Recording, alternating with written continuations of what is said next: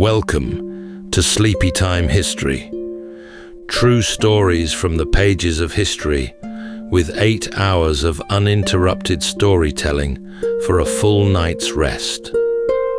Tonight, we're going to be exploring the remarkable true story of the earliest natives of Japan.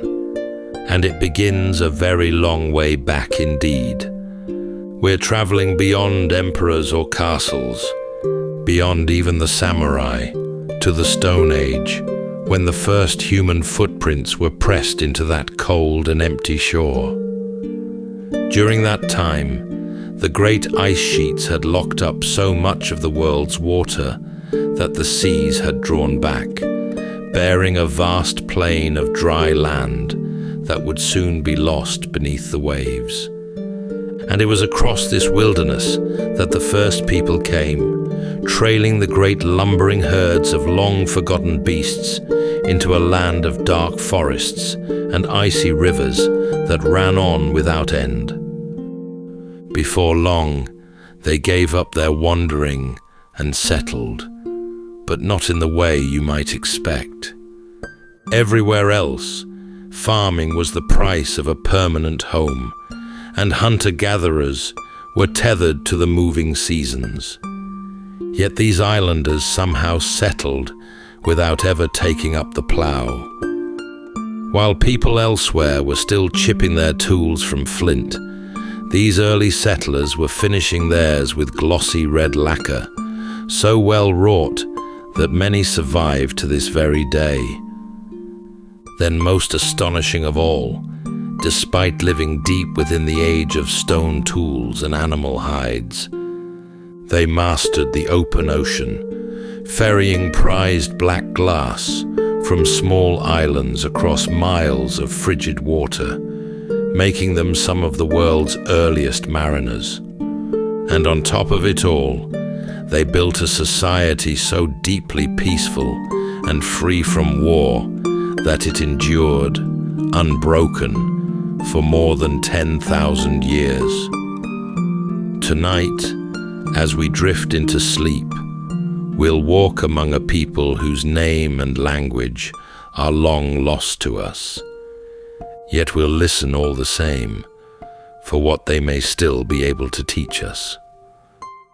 So settle in, take a deep breath, and we'll begin with a full 8 hours of uninterrupted storytelling after this short break.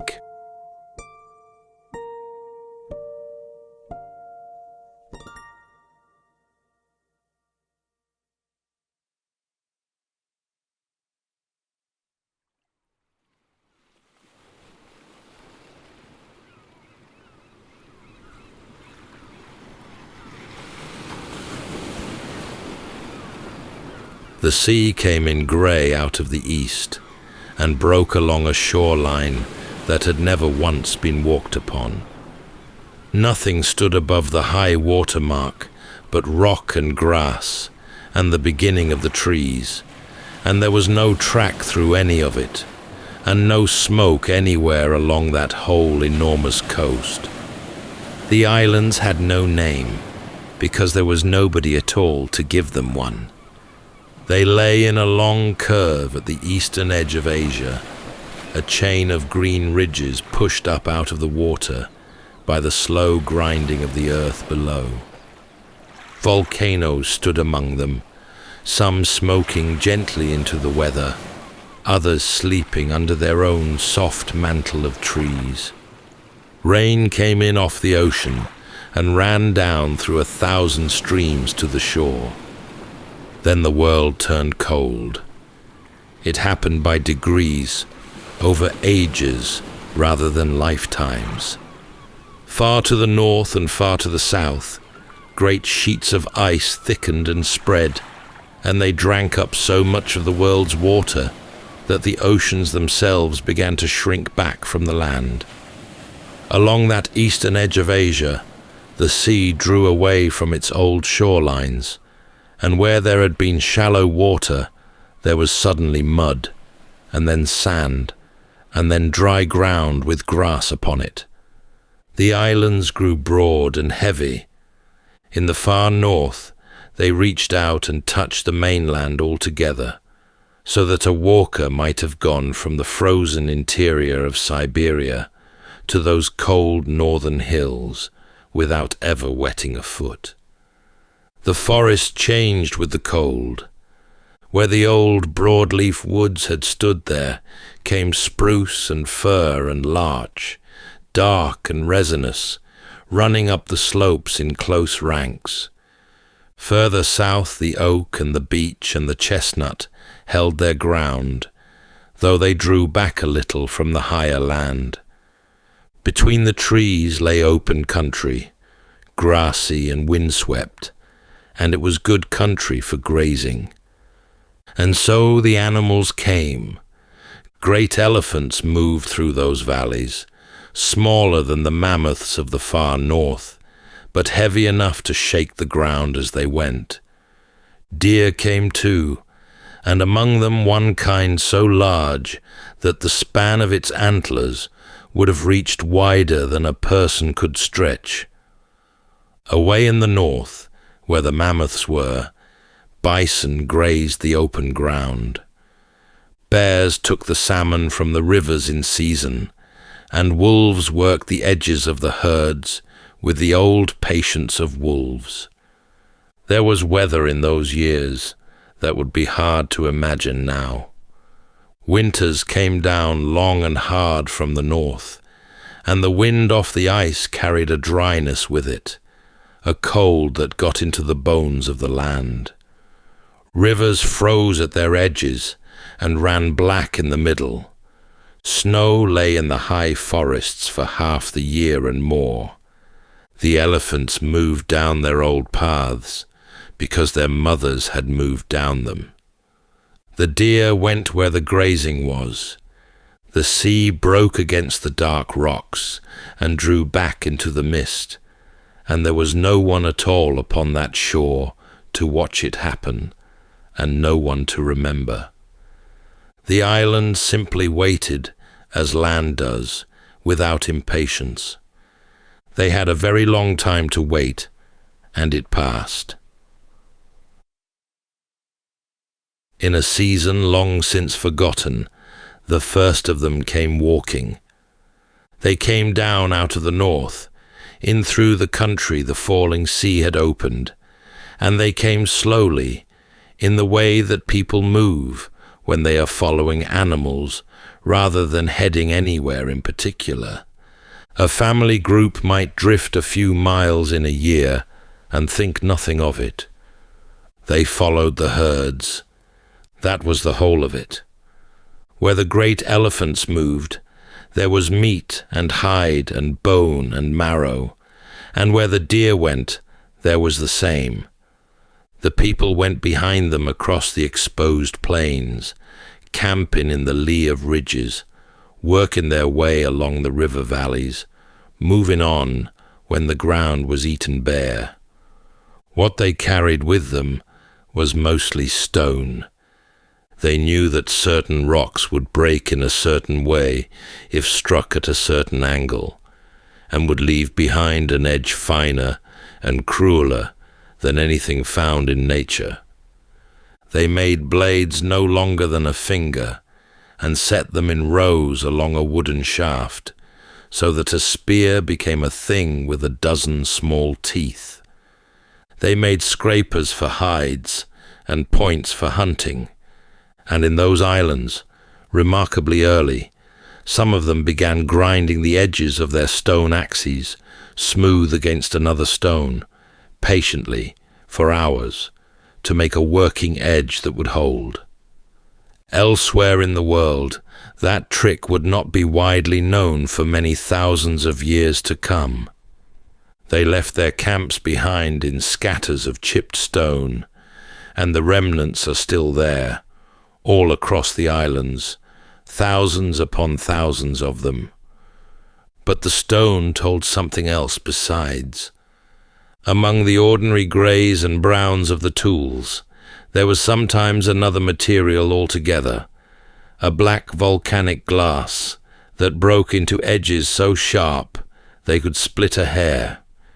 It was prized above all other stone, and it came only from certain places, and those places could be identified afterwards by the particular chemistry each one had locked inside it.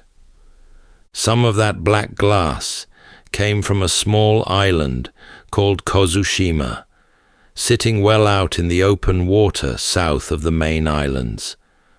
And that island had never been joined to anything.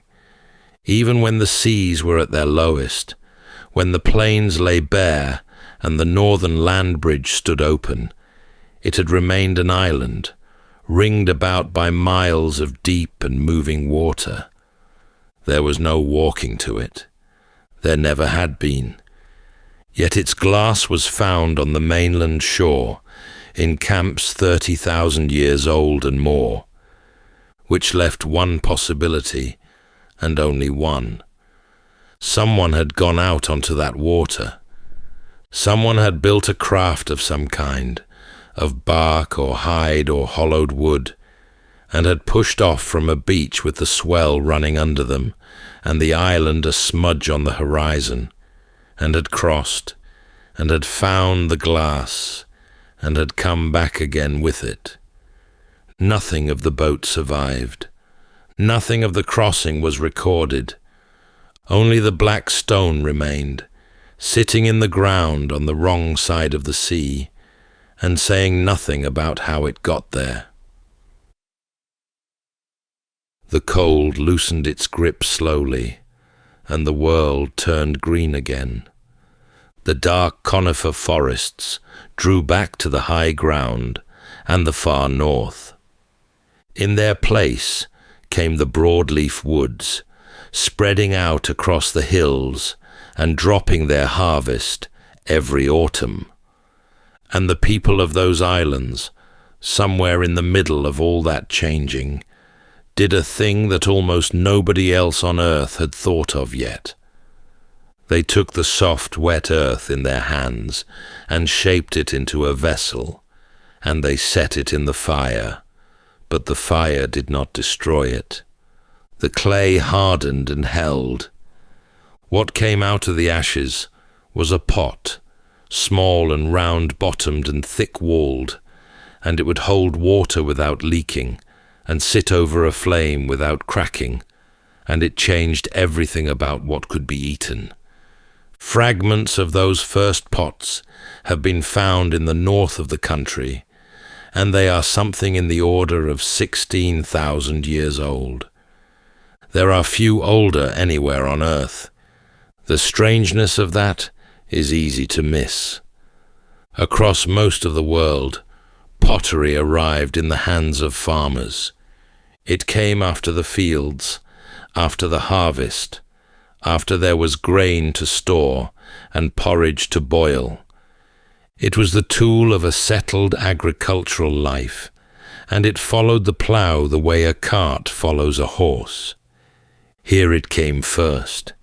It came thousands of years before anyone in those islands broke ground for a field, into the hands of people who still lived entirely by hunting and gathering and fishing. The order was reversed, and they went on making their pots, while the map of the world changed underneath them. The ice sheets at the top and the bottom of the world were melting still, and all that locked water went back into the oceans, and the oceans rose. Year upon year, the sea crept up the beaches and took back the plains it had lent out. The land bridge in the north narrowed and then broke. The broad shelves of grazing ground went under. What had been a thick limb of the continent became once more a chain of islands, cut off and alone in the water, with the warm current running up their eastern flank. The great elephants and the giant deer, whose whole world had been the cold, open plains, dwindled and then were gone. In time, the potters began to decorate what they made.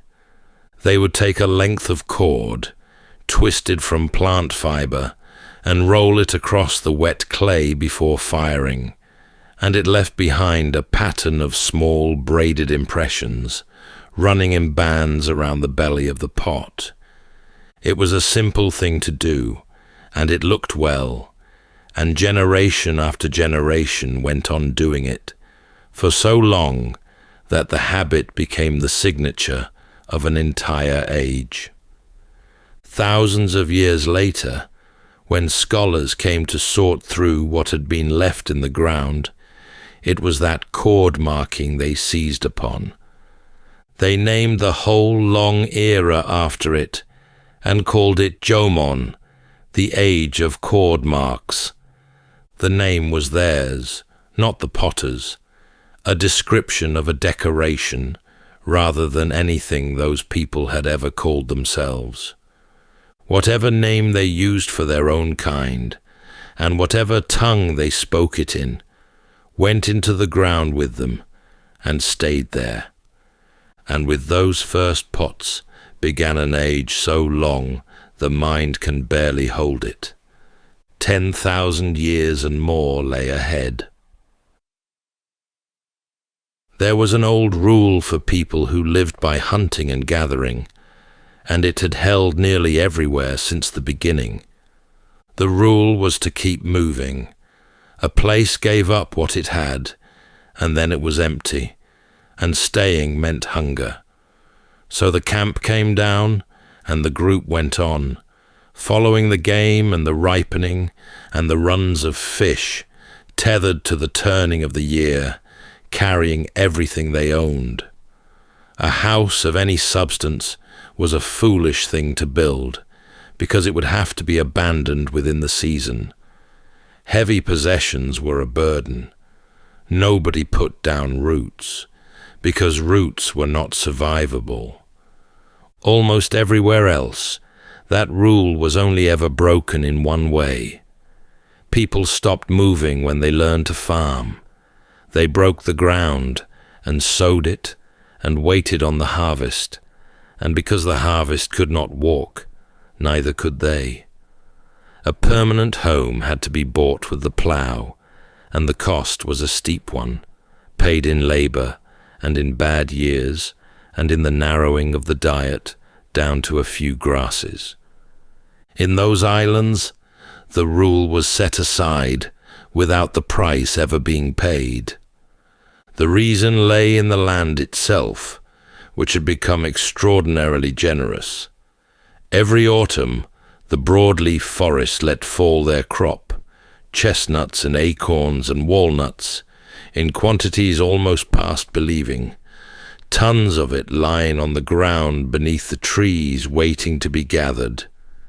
The acorns needed work before they could be eaten, but it was work that could be done at home, and the pots made it possible. The rivers filled with salmon in their season. The shellfish beds along every inlet were there even in winter, when little else was. So there was food in the spring, and food in the summer, and food in the autumn, and food stored against the winter. And when a place will feed a family from one year to the next without ever emptying, there is no reason on earth to leave it. They began to build properly. They dug down into the earth to knee height, set posts in around the hollow, raised a frame, then thatched it over with reed or bark or grass. Sunk into the ground like that, a house held its warmth through the coldest months and stayed cool through the wet heat of summer. A hearth sat in the middle of the floor, and the smoke found its way out through the thatch, and the roof timbers grew black and hard with it over the years. Around the houses the ground filled up with the evidence of staying. Rubbish heaps grew, and among them the shell mounds, great pale banks of discarded shell, built up handful by handful across so many generations that they became landmarks in their own right. The people had stopped moving, and they had not needed a single field to do it. The year came round in the same order every time, and life came round with it. Spring arrived first at the shore and worked its way up into the hills. The cold went out of the water, and the shellfish beds were at their best, and the tide drew further out that month than at any other time of the year. Whole families went down onto the flats with baskets and dug for clams in the wet sand, working fast while the water stayed away, coming back up the beach as the water turned. The mounded shells behind the village grew a little higher that month than any other. In the woods, the new shoots came through, bracken and bamboo and 100 other green things, and the young leaves came out on the trees. Fish moved up into the rivers. The nets and the traps and the fish spears came out from wherever they had been stowed since autumn. Summer brought the heat and the wet.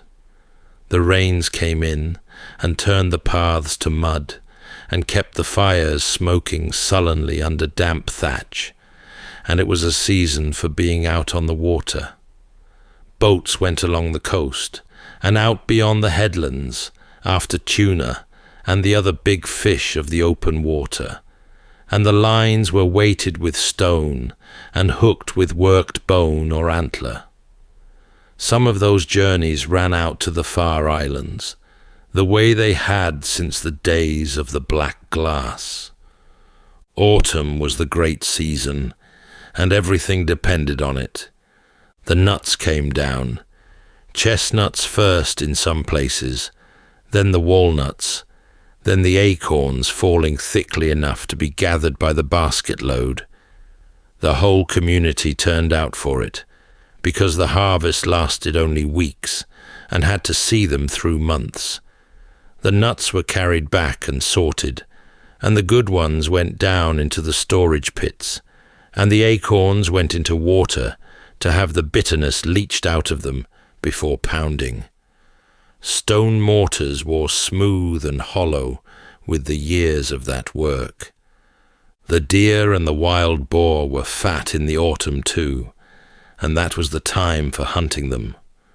Dogs went out with the hunters, and those dogs were valued, and when they died, they were often buried with the same care given to a person, laid in the ground curled as if asleep. Then the cold came, and the work of the year turned inward. Winter was for what had been put by. Fires burned low in the sunken houses, and outside the woods stood bare, and the sea ran grey and hard. That was the season for the making of things, for the mending of nets, and the working of stone, and the shaping and firing of pots. It was a season for sitting close in the warm dark of a pit house, with the wind going over the roof. And then the light came back, and the shellfish beds opened again, and the whole round began once more. It went on like that for a very long time. For all that long stillness, the people of those islands were never a simple people, and the things they left in the ground gave them away. It began with the pots, which had done their work over the fire for thousands of years without asking much notice. Then, somewhere in the middle stretch of that long age, the potters began to lose their restraint entirely. The rims came up first. A vessel that had been a simple bowl grew a crown, and the crown grew arms, and the arms curled and doubled back on themselves and reached for the sky. Clay was worked into ridges and hollows and rolling coils until the whole upper half of a pot seemed to be in motion, leaping the way flame leaps or turning the way water turns in a race. Some of them stood as tall as a forearm and could hardly have been easy to carry, let alone to cook in. Nobody knows what possessed them. The pots still held food, and still sat over fires, and still cracked, and were thrown away. But for a few centuries in the river valleys of the Central Hills, the making of a cooking vessel became something closer to sculpture, and the results are counted among the treasures of the country to this day. The clay went into other shapes too. They made small figures of it, a few inches to a foot in height, and they made them by the thousand. Most were female in form, with the swell of a belly or the fullness of a hip worked into the clay. The faces are the strange part. Some are little more than a suggestion, a pinch of clay and two holes. Others are elaborate beyond any need, with patterned bodies and heart-shaped heads, and in the later ones from the north, huge slitted eyes bulging out of the face, like the snow goggles that Arctic peoples cut from bone against the glare. A great many of them were found broken, and broken in ways that looked deliberate, a limb snapped away, or a head parted cleanly from the body. Some think of them as figures of birth and healing, the sickness of a living person passed into the clay, and then the clay destroyed. Others think of them differently. The figures themselves have kept their own counsel for thousands of years, and show no sign of giving it up. And then there was the lacquer, which was the finest trick of all. At some point, they learned that the sap of a particular tree, cut and gathered and left to settle, could be brushed onto wood or clay or basketry in the thinnest of coats. Left in the damp and the warmth, it hardened into a skin that was glossy and tough and would not let water through. Mixed with red earth, it came out a deep and glowing crimson. The work was slow. The sap raised an angry rash on the skin of anyone careless with it. Coat had to be laid over coat, with drying between, and a single object might take weeks. They did it anyway, and they did it around 9,000 years ago, which is earlier than anywhere else in the world. Combs came out of that work, and bowls and beads and baskets, and hunting bows finished in red lacquer along their whole length. Most of the world at that time asked nothing more of a tool than that it should cut.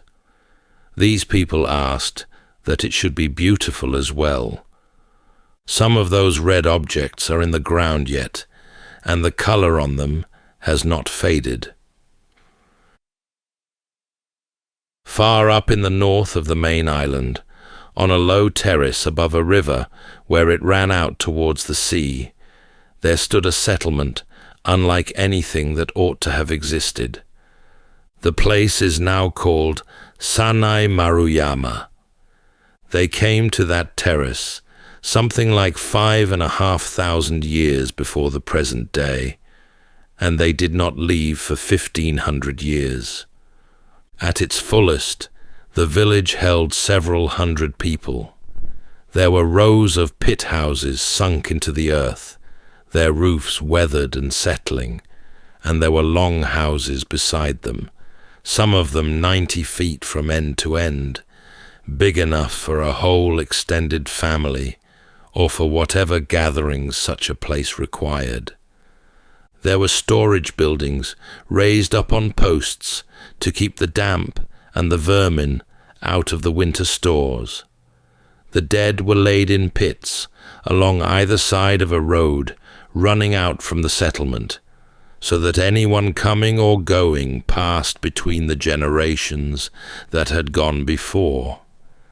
And at the heart of it stood the towers. 6 great holes were dug in 2 rows of 3, each one 4.5 feet across and nearly as deep, and into each went a chestnut trunk near enough 3 feet through. The posts were spaced with a precision that has not gone unremarked, the same measure repeated between each one. How high the structure rose above the ground cannot be known for certain, but timbers of that size, sunk that deep, were not put there for a small frame. It was several stories at least, standing over the roofs of the houses and visible a long way out across the water. No one has ever established what it was for. A lookout, perhaps, a marker for boats coming in, something to do with the turning of the sun through the year, or with whatever ceremonies filled that turning. The bottoms of the posts survived in the waterlogged ground, and the rest is gone. The other wonder of the place was quieter and took longer to notice. Chestnuts came out of the ground there in enormous quantities, and when the trees they had come from were examined closely, something odd emerged. Across the centuries, the variety in them narrowed. Wild woodland throws up chestnut trees of every kind and quality, all mixed together. The chestnuts of that terrace grew steadily more uniform, generation after generation, as though the good trees were being kept and encouraged, and the poor ones cleared away. The people there had been tending a forest, not sowing a field, and not breaking the soil, but working on the woodland around them across so many lifetimes that the woodland itself began to change to suit them. One tree gave them nearly everything. It framed their houses, it fed them through the autumn, and it stood in those great posts at the center of the village. They also had gardens of a sort near the houses, patches of burdock and beans and gourd, and they gathered a small grain from the grasses. It was not farming, as the rest of the world would come to know it. It kept several hundred people fed in one place for 1,500 years. What the ground gave back was mostly the shape of ordinary lives, and there was more of it than might be expected. A child born into one of those villages came into a crowded, warm dark, a sunken room with a hearth at its center, and the smell of wood smoke in everything. If the child lived past the first hard years, and a great many did not, there was a long apprenticeship ahead in the gathering of shellfish, and the setting of traps, and the leaching of acorns, and the working of stone, learned by watching rather than by telling. Then, somewhere on the edge of adulthood, came the ceremony. The teeth were taken out, not teeth that had gone bad, and not teeth loosened by any injury, but sound, healthy ones, chosen deliberately and removed. Most often, it was the eye teeth and the front teeth of the upper jaw, sometimes a matching pair below. The jaw bones show it plainly, the sockets closed over and healed smooth in the years afterwards, which means whoever it was had lived a long time with the gap. Different regions did it in their own way, and the patterns meant something. Certain arrangements of missing teeth seem to have marked the passage into adult life, and others may have marked a marriage, or a coming into a family from outside it, or a bereavement. Anyone meeting a stranger on a path could read a good deal in a smile. It was done everywhere, for thousands of years, by people who had every reason to want their teeth. The living went about heavily ornamented. There were earrings of clay and of stone, some of them so large they must have stretched the lobe over years of gradual enlargement. There were bracelets cut from thick shell, and combs worked fine enough to have taken days, and beads of green jade that hard, bright stone which came from one river valley on the western coast and was carried from there to the ends of the islands. They wore the marks of the living too. Some of the clay figures show patterning across the face and body in lines and swirls that look very much like tattooing, though skin does not survive to prove it. And when a life came to its end, the dead were laid in the earth with care. Often they were placed on their sides, with the knees drawn up towards the chest, the position of sleep. Around them went the things they had used, and the things they had been given, the beads and the shell bracelets, and sometimes one of the clay figures. Children who died very young were sometimes buried in pots beneath the floors of the houses, kept close. In one settlement after another, the graves lie in rings or in rows near the houses, so that the dead stayed among the living rather than being sent away somewhere else. What remains are the objects and the bones and the careful arrangements, and a strong sense of people who took considerable trouble over one another. Of everything those islands gave up out of the ground, the strangest thing was what was missing from it. Thousands of skeletons have come out of the burial pits and the shell mounds across the length of the islands, spanning that whole enormous stretch of time. When they were examined for the marks that violence leaves, the marks that any burial ground anywhere tends to carry, hardly anything turned up. A little over 1 in 100 showed a wound that had come from another person. Set beside almost any other ancient population, that figure is remarkably low. The settlements told the same story. There were no ditches thrown up around the villages, and no walls of sharpened stakes. Nothing was built on a hilltop for the sake of the view down the valley. The weapons that were made for deer and boar and fish, and no one seems to have spent much effort improving them for other purposes. There was no arms race in those islands. It was not an easy life. There were hard winters and thin harvests, and a great deal of early death from illness and childbirth and accident. A cooling climate in the later centuries pressed the northern villages badly and shrank the population by a great deal. Quarrels there must have been. But for something on the order of 10,000 years, across an entire chain of islands, people worked out how to live alongside one another without organized killing. Nothing else in the human record runs like that. Then, slowly, it ended. It came from the west, across the strait from the mainland, and it came first to Kyushu, the southernmost of the big islands, something like 3,000 years ago.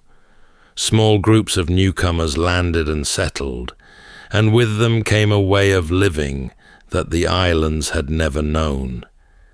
They brought rice, not the scattered small grains of the old gardens, but rice grown in flooded paddy fields, laid out and banked and channeled, worked hard in the spring, and harvested in quantity in the autumn. It fed more people from less ground than anything the forests had ever managed. They brought bronze and then iron.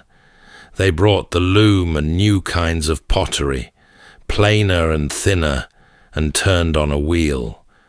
And they brought, in time, the things that come with fields. Because a paddy field is a made thing, and a made thing can be taken. Grain can be stored, and a store can be stolen, and land that has been banked and levelled and irrigated by one family is worth fighting another family for. Within a few centuries of the newcomers arriving, the settlements in the west had ditches around them, and then palisades, and then watchtowers. and the dead began to be buried with wounds in them that no animal had made. The old people did not vanish. In the west and the south, they mixed with the newcomers, generation after generation, until the two were one people who were neither. The old world did not disappear. It went north, and it went into the blood, and it stayed. In the far north, on the island of Hokkaido, and on the cold islands beyond it, the rice never really took. The summers were too short, and the ground too hard, and the people there went on much as their ancestors had, hunting and fishing and gathering, taking salmon from the rivers and deer from the woods and sea mammals from the water. The paddy field stopped at the strait, and the old way of living carried on above it for 2,000 years and more. Out of that northern continuation came the Ainu, the northern people of those islands, who were still living there when the rest of the country was building castles and fighting the wars of the samurai. They had their own language, unrelated to anything else on earth. They had their own gods in the bear and the owl and the fire. They had patterns they wore and patterns they carved, curling and doubling in ways that anyone who had looked closely at the old pottery would have found oddly familiar. When the bones and then the blood came to be studied, the northern connection showed up plainly.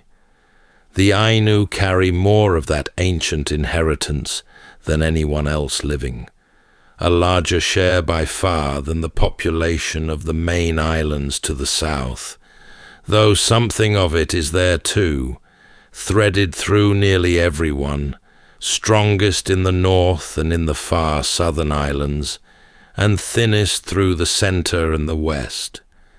Some who study these things hold that the ancient islanders came in one great wave, and the newcomers in another, and the two simply blended in different measures in different places. Others suggest more waves and more complicated mixing, and point to the deep genetic strangeness of those first people, who had spent 10,000 years and more cut off from every other population in Asia. The question drifts on, unhurried and unresolved, and there is no great harm in that. What is certain is that nothing was entirely lost. The cord-marked pots are in museums now, and the flame-rimmed vessels stand in glass cases under careful lights, and the clay figures with their wide goggled eyes stare out at the people who come to see them. At the great village in the north, the posts have been raised again on the old foundations, and the terrace above the river is looked after now, and visitors walk between the reconstructed houses in the northern weather. And the shore is still there, unchanged in the ways that matter. The waves come in off the ocean, break against the dark rocks, and draw back into the mist. They broke against those same rocks when there was no one upon the beach to see them, and they will be breaking there for centuries more, long after everyone now living has gone.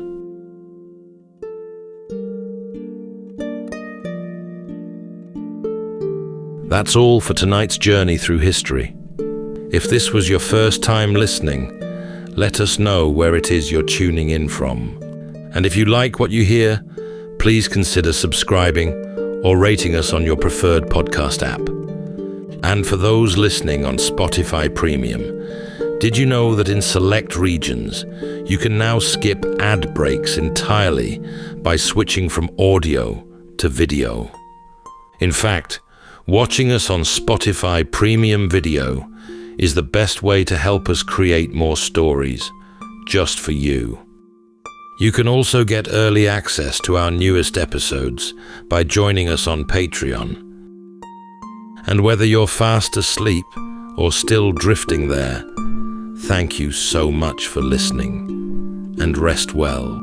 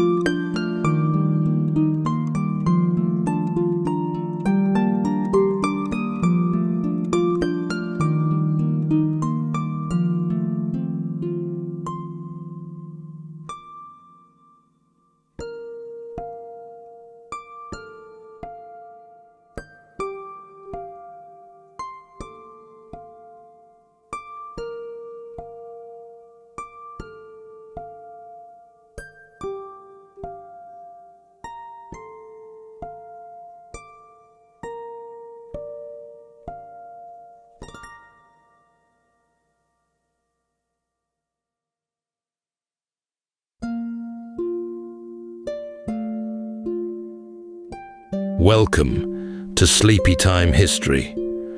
True stories from the pages of history, with 8 hours of uninterrupted storytelling for a full night's rest. Tonight, we're going to be exploring the remarkable true story of the origins of the dragon. For some, the name conjures a fire-breathing reptile coiled upon its golden hoard. For others, it's a leviathan rising from the black of the sea. And for others still, the dragon is a celestial bringer of good fortune, drifting across the heavens into eternity. Of all the mythical creatures throughout history, the dragon stands alone as a singular obsession that has gripped the collective imagination of humankind for thousands of years. The people of ancient China imagined a vast benevolent serpent, long and sinuous as a river, bearded and antlered, coursing through the clouds without a single beat of a wing. The Vikings carved theirs onto the very prows of their longships, their dragons riding out ahead of the oars, first over the horizon and first onto hostile shores. The Aztecs raised great temples to a feathered serpent who had given mankind the gift of knowledge and wisdom, while those who settled ancient Scotland carved twisting dragon runes into their standing stones. And all of this, remarkably, conjured by strangers, isolated from one another by oceans and continents, ages and generations, languages, cultures, and religions. But why should a creature that never existed leave such a consistent impression? Or is it simply a case of mistaken identity? A crocodile in the shallows, a python in the underbrush? Or is it possible that an ancient beast, something like a dragon, once shared the earth with us? Tonight, as we drift into sleep, we'll wander through flame and flood water, earth and sky, to uncover the origins of the dragon. So settle in, take a deep breath, and we'll begin with a full 8 hours of uninterrupted storytelling after this short break.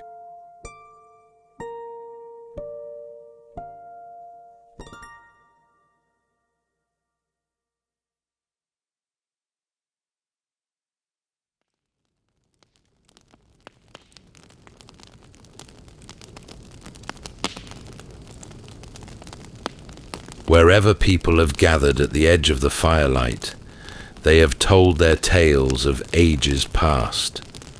Time and again, the same enigmatic vision has taken form in the darkness beyond and come gliding into the glow. Among the frozen fjords of the north, it lay heavy and cunning upon a deep bed of gold, a hoard no living hand had touched in an age. Far to the east, over the misted mountains of China, it wound bright and weightless through the clouds, trailing the soft grey rains behind it, gentle as a summer shower. And on the far side of the world, above the green forests of the Americas, it shook out a crown of shining feathers and climbed, slow and unhurried, into the open sky. The northern lands held it most strangely of all. There the Norse settlers came across the sea and made their homes among the standing stones of a people long gone. These newcomers loved to carve, and knotwork most of all, and so they set their runes winding down the long stone bodies of serpents. Some of those carved stones were standing yet, weathered and grey, and still legible after more than 1,000 years, across the north of Scotland and out among the low green islands of Orkney. Some of the beasts upon them had been cut by an older people still, long before the runes were ever added, so that two different hands and two different ages met upon the same grey stone. Then, in the mountains of Wales, there was a story told of a king and a hill that would not bear the weight of a castle. However high his men raised the walls by day, the whole of it lay tumbled by morning, again and again, until the king was near to despair. His wise men told him the remedy was a grim one. He must find a boy who had no father, and sprinkle that boy's blood upon the stones. So messengers went out across the land, and in time they found such a boy, fatherless and strange, and far too clever for his years, whom the old stories would later come to call Merlin. But the boy was not afraid, and he did not go meekly to his fate. Instead, he put to the king's wise men a question they could not answer. He asked what lay beneath the hill, and when they had no reply, he told them himself. Deep under the foundations, he said, there was a hidden pool, and in that pool 2 dragons slept, one of them red and one of them white. The king set his men to dig, and it was exactly as the boy had promised. The pool was there, and as the water drained away, the 2 great beasts woke and rose and fell upon one another, the red against the white, tearing at the roots of the hill. The white dragon had the better of it at first, but the red one gathered itself and drove the white one back, and that, the boy said, was the shape of things to come, for the red dragon was the people of Britain, and the white was the invader, and one day the red would prevail. And long afterward, the red dragon of that hillside was raised upon the banner of Wales, where it remains to this day.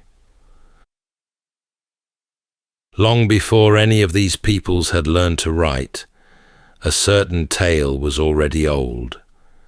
A hero went out alone against a great serpent, and the serpent was no common beast, but something far older and far worse, a coil of pure chaos, and the enemy of every living thing. And though there was little reason to hope, the hero won. In the hot river country of Babylon, they told of Marduk, a young god who rose against Tiamat, the vast saltwater serpent, out of whose body the whole world had first been shaped. She was the deep itself given form, and the mother of monsters besides. Marduk went out to meet her with the 4 winds at his back, and a great net in his hands, and when she reared up against him, he loosed the winds into her open mouth, and struck, while she could not close it. When it was over, he split her body in 2, and made of one half the dome of the sky, and of the other the floor of the sea, and out of the ruin of the old dark he set the world in order. Far to the north they told of Thor and the great worm that lay coiled about the whole of the world, down beneath the waves. It was a meeting long foretold and long dreaded. On the last day of all, when the world itself was burning, the 2 of them would come face to face at last. Thor would strike the serpent down and walk 9 steps and fall. In the old hymns of India, sung and kept in memory long before they were ever written, it was Indra who took up his thunderbolt against Vritra, a serpent who had wound himself about the mountains and swallowed all the waters of the world, so that the rivers stood still and the land cracked and dried. Indra struck him open, and the waters came roaring down out of the hills, and the people who had thirsted drank once again. Closer to our own age, a soldier on horseback rode toward a walled city in what is now Libya, where a dragon had held the people in terror for years. The people there had given up first their flocks and then their youth to keep the beast at bay, until at last the lot fell upon the king's own daughter, and she was led out in her turn. St. George came between her and the dragon, and freed her, and freed the whole town at a single stroke, and his name was carried afterward across half the world and painted onto 1,000 walls. Different lands, different weapons, and different gods, and yet the tale beneath them scarcely changed at all. It may be that all of them flowed from a single spring, that once, many thousands of years ago, before these peoples had scattered across the earth and lost all knowledge of one another, someone sat beside one fire and told, for the first time anywhere, of a hero and a serpent. And everything that came after, all the gods and all the weapons and all the long ages of the world, was the echo of that one night, carried outward and outward down the generations, changing its name at every telling, and never once its heart. There was one dragon among all the rest that came to stand for the whole kind. It was enormous. It slept upon a deep bed of gold and jewels, and old forgotten crowns. It breathed fire, and it was almost always undone in the end by the smallest and most human of things, which was that someone could not resist carrying off a little of its treasure. But not every guardian of a hoard was a fiery thing grown monstrous from its own greed. The Greeks kept dragons of a wholly different temper, set to their watch by the gods themselves, breathing no fire at all, and their whole virtue was that they never slept.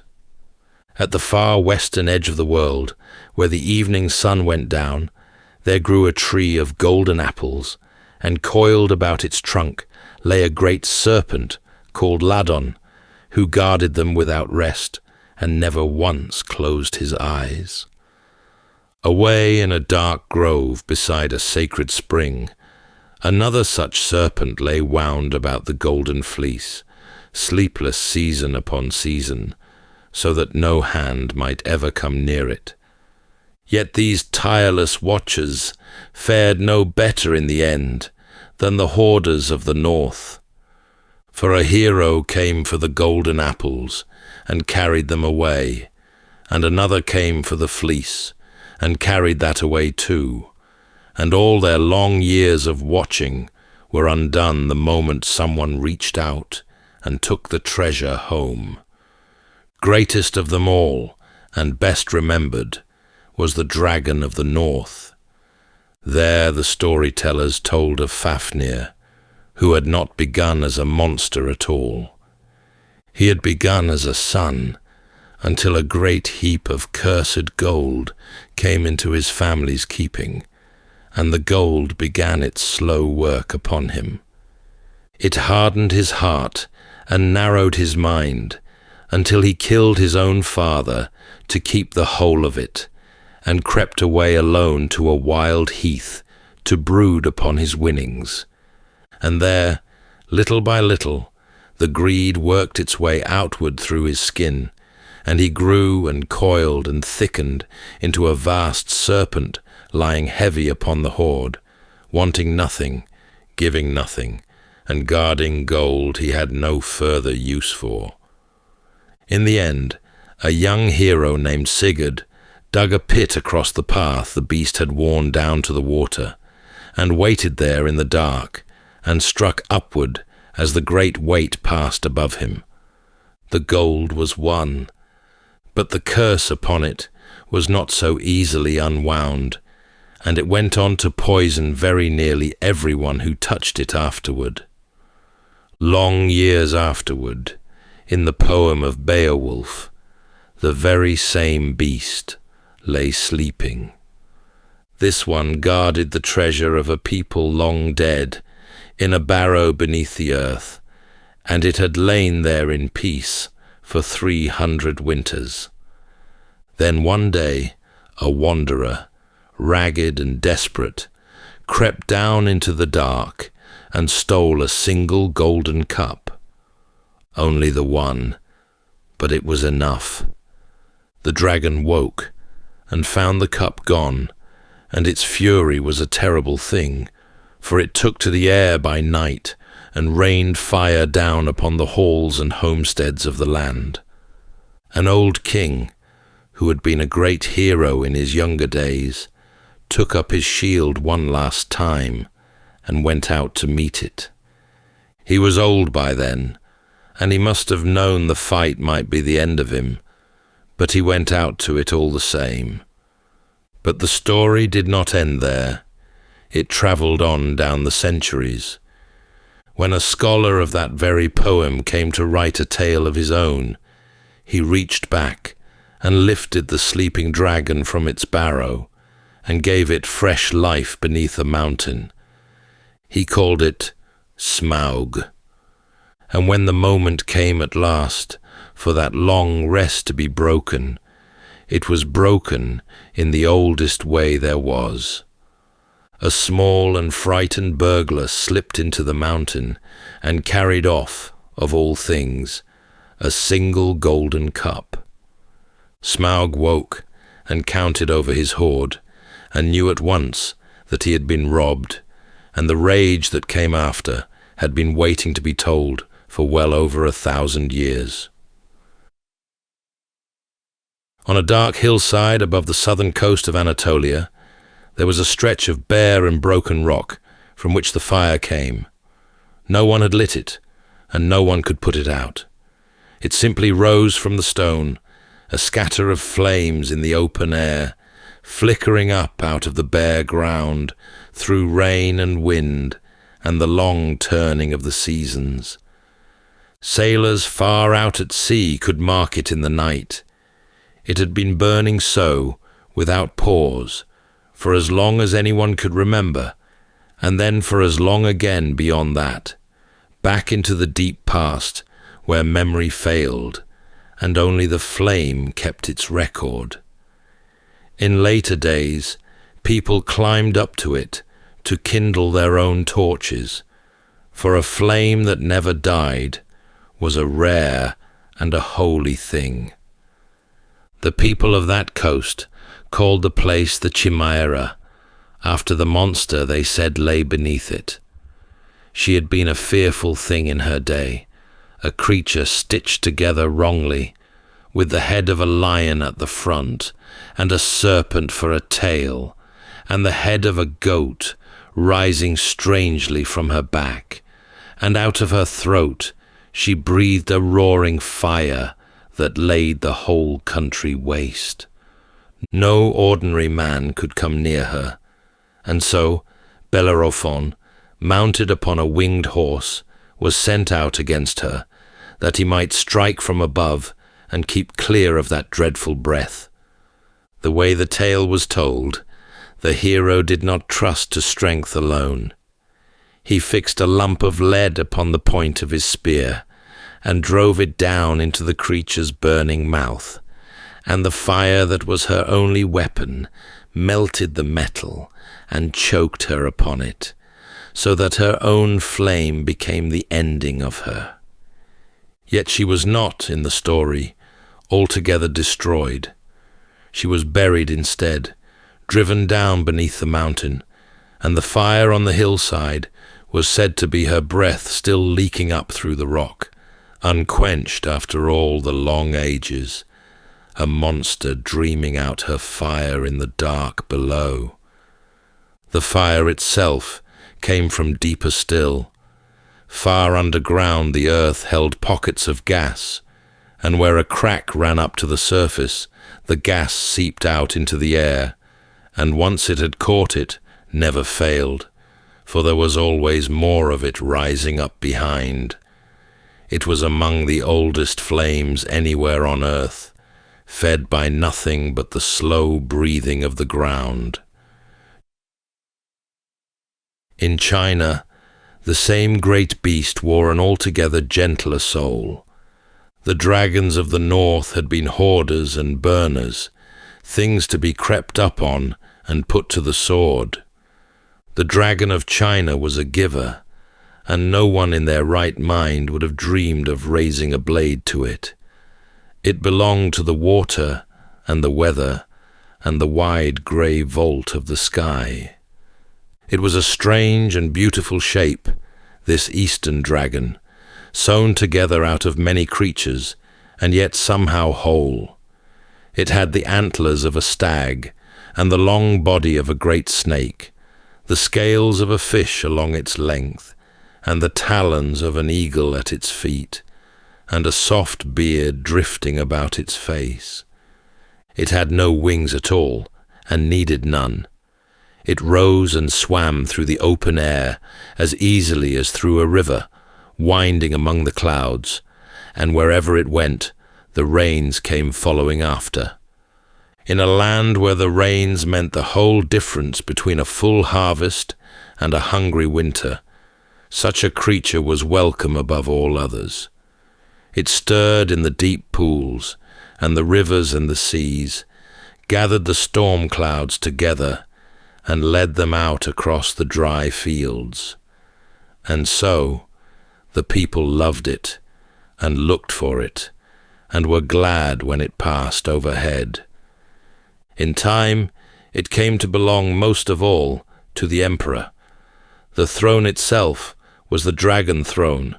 The emperor's own face was called the dragon face, and the beast was worked in gold thread upon his robes, coiling and clawed, a sign that the man who wore it ruled with the blessing of heaven. The emperor was, in his way, a dragon walking upon the earth. Even the wisest of men bowed to the creature. There was an old story, set down by the historians, of the day the teacher Confucius went to seek out the sage Laozi. Afterward, his students asked what he had made of the old man, and Confucius, who was seldom lost for words, confessed himself thoroughly outdone. Birds he understood, he told them, for a bird could be snared, and fish, for a fish could be netted, and the beasts of the field, for they could be trapped. But of the dragon he said, I cannot tell how it rides upon the wind and the clouds, and ascends into the sky. And then, of the sage he had only just met, he added, Today I have seen Laozi, and he is like a dragon. And so, While other lands set out to hunt their dragons down, this one was left to drift overhead in peace, trailing its reign across the fields. Wherever people had settled beside deep water, the serpent had settled there too, and the two ideas had grown so tangled together, serpent and water and life, that no one could quite say which of them had come first. In the old stories of India, the rivers and the underworld belonged to the Nagas, a race of great serpents, part snake and part something wiser, who guarded the springs and the deep pools and hoards of treasure in the cool dark below. Greatest of all of them was Shisha, so vast that his coils held up the whole of creation. He floated upon the endless milk-white ocean that lay between one age of the world and the next, and there, cushioned upon his own loops, with a canopy of serpent hoods spread above him, the god Vishnu lay asleep. The world rested while the god dreamed, and when at last the god awoke, a new age began, and the serpent bore it all upon his back, and never once complained of the weight. Off the shores of Japan, the sea itself answered to a dragon. Ryujin was his name, and he lived in a palace built of red and white coral, far down on the floor of the ocean, with fish for his courtiers and turtles for his messengers. In his keeping he held two great jewels, and by them he ruled the tides. When he raised the first, the sea drew back and left the wet sand bare for miles, and when he raised the second, the water came rushing home again. The fishermen and the sailors, whose whole lives rose and fell upon those tides, spoke his name with care. Across the great dry heart of Australia, a story so old its beginnings are lost was being told and told again. In the time before time, when the land lay flat and unformed, an enormous serpent woke beneath it and began to move. Where it pushed up through the ground, it raised the hills, and where it dragged its long body along, it carved out the beds of the rivers, and where it sank down at last, to rest it left the deep water-holes behind. It carried the rains upon its back, and after the storm, it arched across the sky in bands of colour, and in the dry season, it lay watching from the green pools, and was best left undisturbed. And in the cold north, in the dark peat-brown water of a long highland loch, the very same shape was said to move. The oldest telling of it went back more than 1,300 years, to a life written of a wandering holy man called Columba. In it, he came down to the banks of the river that ran out from the loch, where a beast in the water had just seized a man, and as it turned back for another, the account said, Columba lifted his hand and commanded it, "Go no further, and do not touch the man." And the beast fled as though hauled backwards on a rope, and sank away into the depths, and troubled that crossing no more. Yet it never truly left the water, and the water never truly gave it up. Across the great western ocean, beyond the last of the islands and the setting sun, the peoples of the Americas had raised up dragons of their own, and theirs came robed in feathers and crowned with wisdom rather than dressed for war. Among the Aztecs, and among the older peoples whose temples they had inherited, the greatest of these was Quetzalcoatl, the feathered serpent, a snake arrayed in shimmering green plumes. He was the breath of the wind and the light of the morning star, and the stories held that he had given humankind its most precious things. He had brought the maize up out of the heart of the mountain to feed the people, and he had taught them the cutting of stone, and the counting of the days, and the making of books, so that a man might set down his thoughts, and hand them on to those who came after. He had opened his hands, and given all of it away. In the green country of the Maya, that same feathered serpent went by the name of Kukulkan, and there the people built him something extraordinary. They raised a great stepped pyramid, and they set its stairs and its angles with such care that twice in the year, as the day and the night came into balance, the falling sun cast a line of light and shadow down the northern stair. Step by step, the shadow joined into the shape of a long serpent's body, and at the foot of the stair a carved stone head lay waiting, so that for a little while the feathered serpent seemed to come gliding down out of the sky to touch the earth, and then, as the sun went down, to slip away once more. Out upon the wide grasslands, the Lakota kept the memory of a very different creature. Unchagila was her name, a vast-scaled monster of the deep water, long and terrible, and where she passed the land was troubled, and people went missing and did not come home. High overhead ranged the thunder beings, the great birds of the storm, and between the monsters of the water and the birds of the sky, there was an ancient and bitter war. In the end, the water monsters were struck down, and their huge bones were left behind, buried in the earth of a strange, broken country of bare ridges and dry hollows.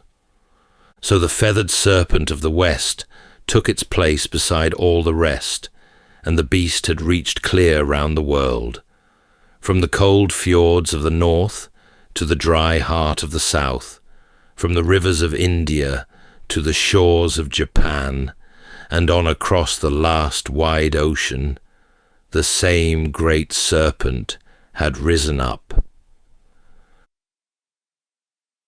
All the while, something had been waiting in the ground. Long before there was any word for a creature such as a dinosaur, and long before anyone had dreamed the world was old enough to have held one, people cut into the earth and brought up bones, enormous bones. A single thigh the length of a grown man, a skull as big as a boulder, teeth that matched no living animal, and ribs that curved like the timbers of a ship. Whoever turned them up drew the one conclusion that made any sense. Something huge and terrible had died in this place, long ages ago, and the shape of what lay there in the soil looked for all the world like a dragon. It happened nearly everywhere the ground gave up its ancient dead. In the dry hills of Greece, great bones were taken for the remains of giants and monsters slain by the heroes in the first days of the world. Along the northern coasts, a strange skull might be hung above a church door as proof that a dragon had once been beaten there. The bones were real, solid, and heavy in the hand, and a dragon seemed the plainest reason for them. Nowhere was that belief older or more settled than in China, where such bones had a name and a use. They were dragon bones, and ground fine into powder, they were reckoned among the most valuable of all medicines, sold across the counter in the apothecaries of every town. For hundreds of years, the farmers gathered them from the hillsides and the riverbanks and carried them in to be sold, and no one thought to ask too closely what manner of animal had left them behind. Then, well over 100 years ago, a scholar in the north fell ill, and dragon bones were brought to him as part of his cure. He was a learned man, deep in the study of the most ancient writing of his country, and as the bones were set before him, his eye was caught by something upon their surface. Marks and faint scratches, ordered and deliberate, and to his practiced eye plainly a kind of writing, stranger and older than any he had ever seen. He began to buy up every dragon bone he could lay hands on, and other scholars followed after him, and the trail led back in the end to the fields above an old and long-buried city. The inscribed bones, as it turned out, had never been any giant's remains at all, nor any medicine either. They were the shoulder blades of oxen and the shells of turtles, and more than 3,000 years before, the diviners of a forgotten dynasty had scratched their questions into them and held them to the fire and read the answers in the way the surface cracked. The questions were still upon them all that time later. Questions about the harvest and whether the days ahead would go well or badly. It was the oldest writing anyone in that land had ever found, older by far than any memory of it, and it had lain forgotten in the medicine drawers under the name of the dragon. Some of the dragons had needed no dreaming at all, for they were flesh and blood and already walking the earth.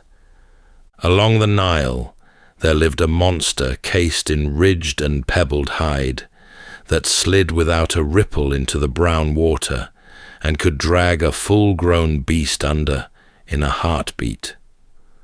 The people of Egypt knew the crocodile far too well to doubt it, and so they made a god of it and set its likeness in their temples.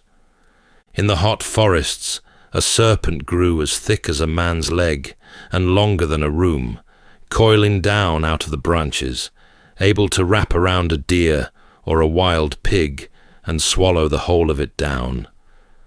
Out of the deep sea, a stranger thing would sometimes rise, a fish all of silver, thin and flat as a ribbon, longer than several men laid end to end, with a red crest running the length of its head.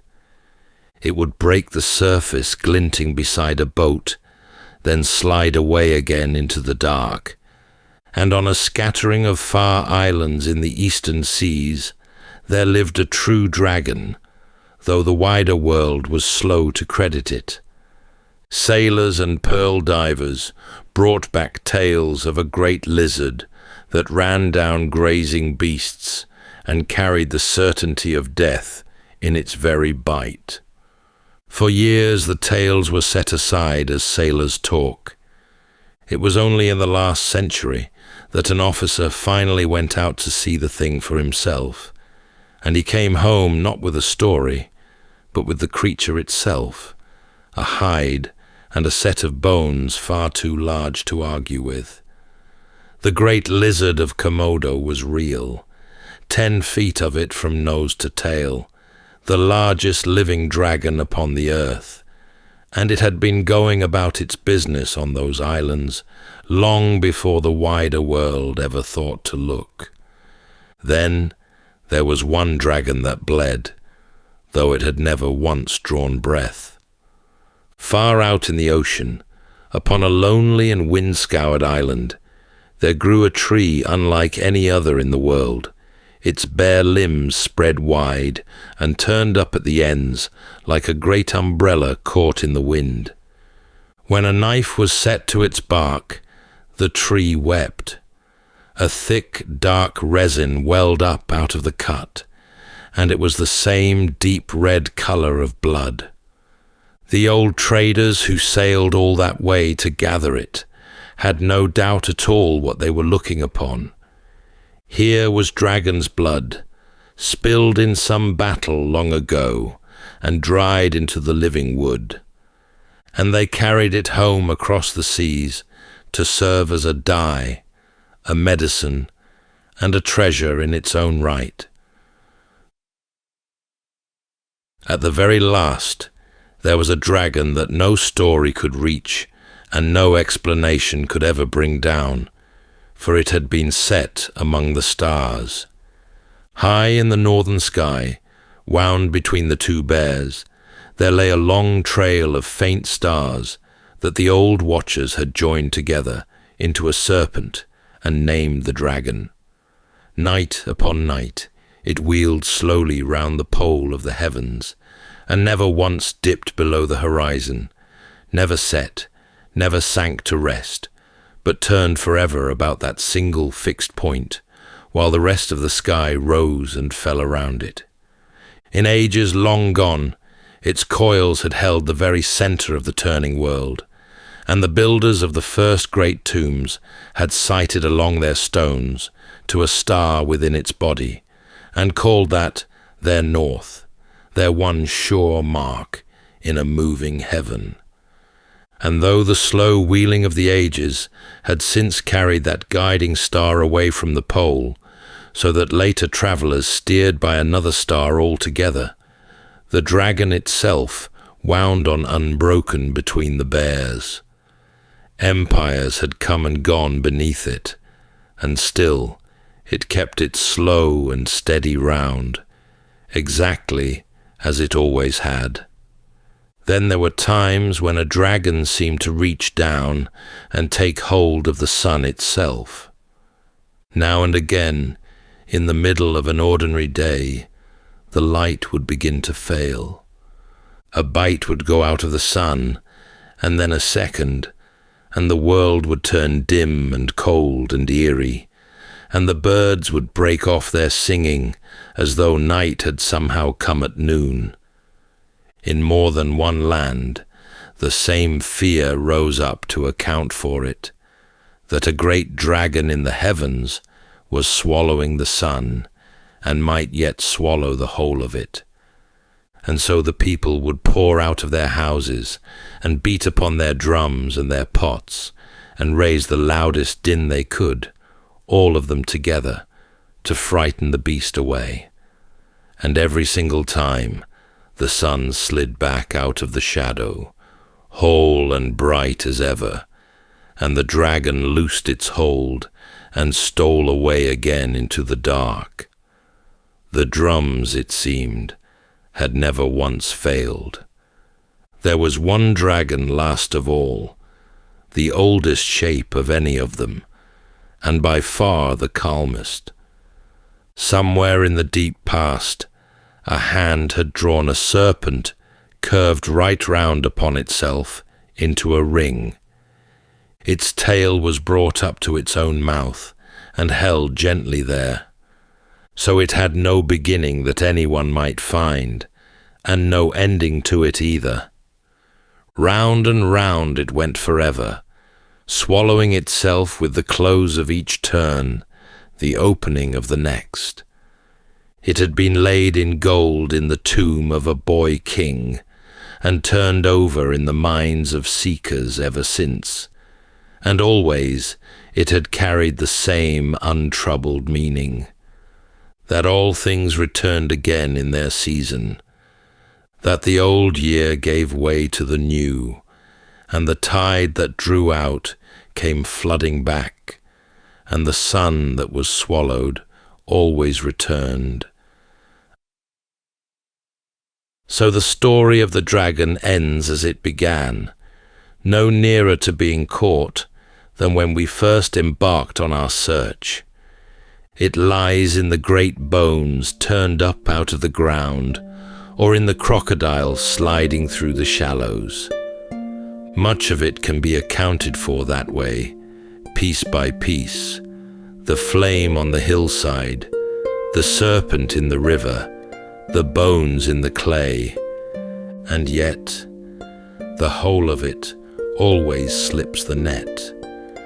So the dragon remains where it has always been, vast and half-glimpsed, somewhere out in the dark, and as far from being captured or understood as ever before.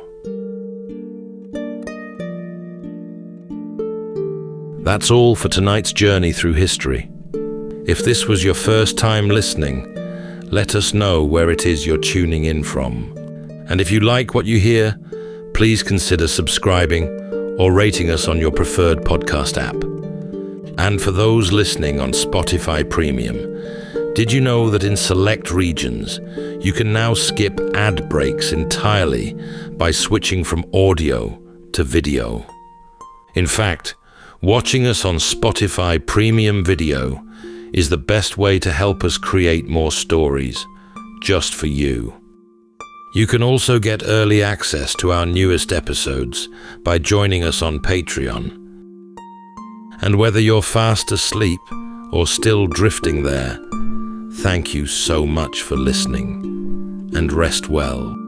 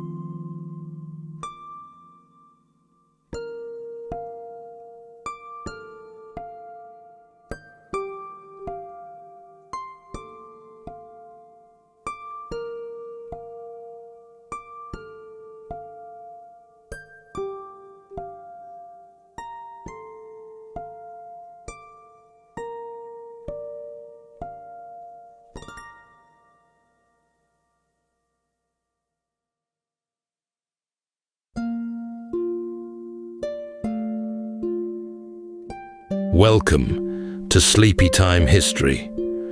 True stories from the pages of history, with 8 hours of uninterrupted storytelling for a full night's rest.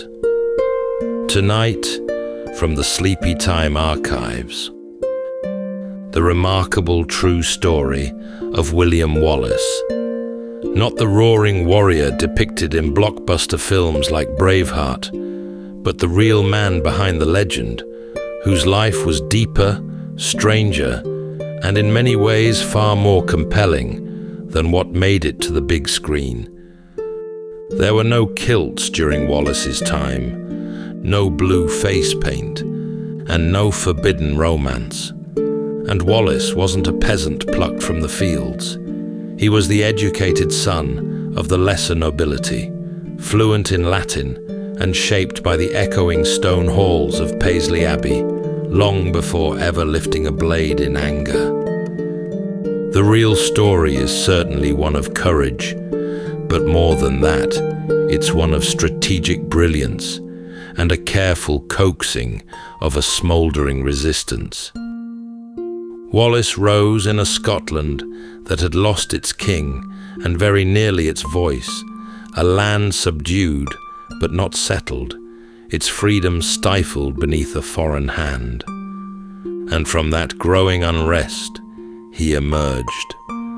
First as an outlaw, then as the leader of a growing rebellion. During that time, Wallace would defeat a far larger English army at Stirling Bridge, and for a brief while hold the title of Guardian of Scotland, ruling in the name of an imprisoned king.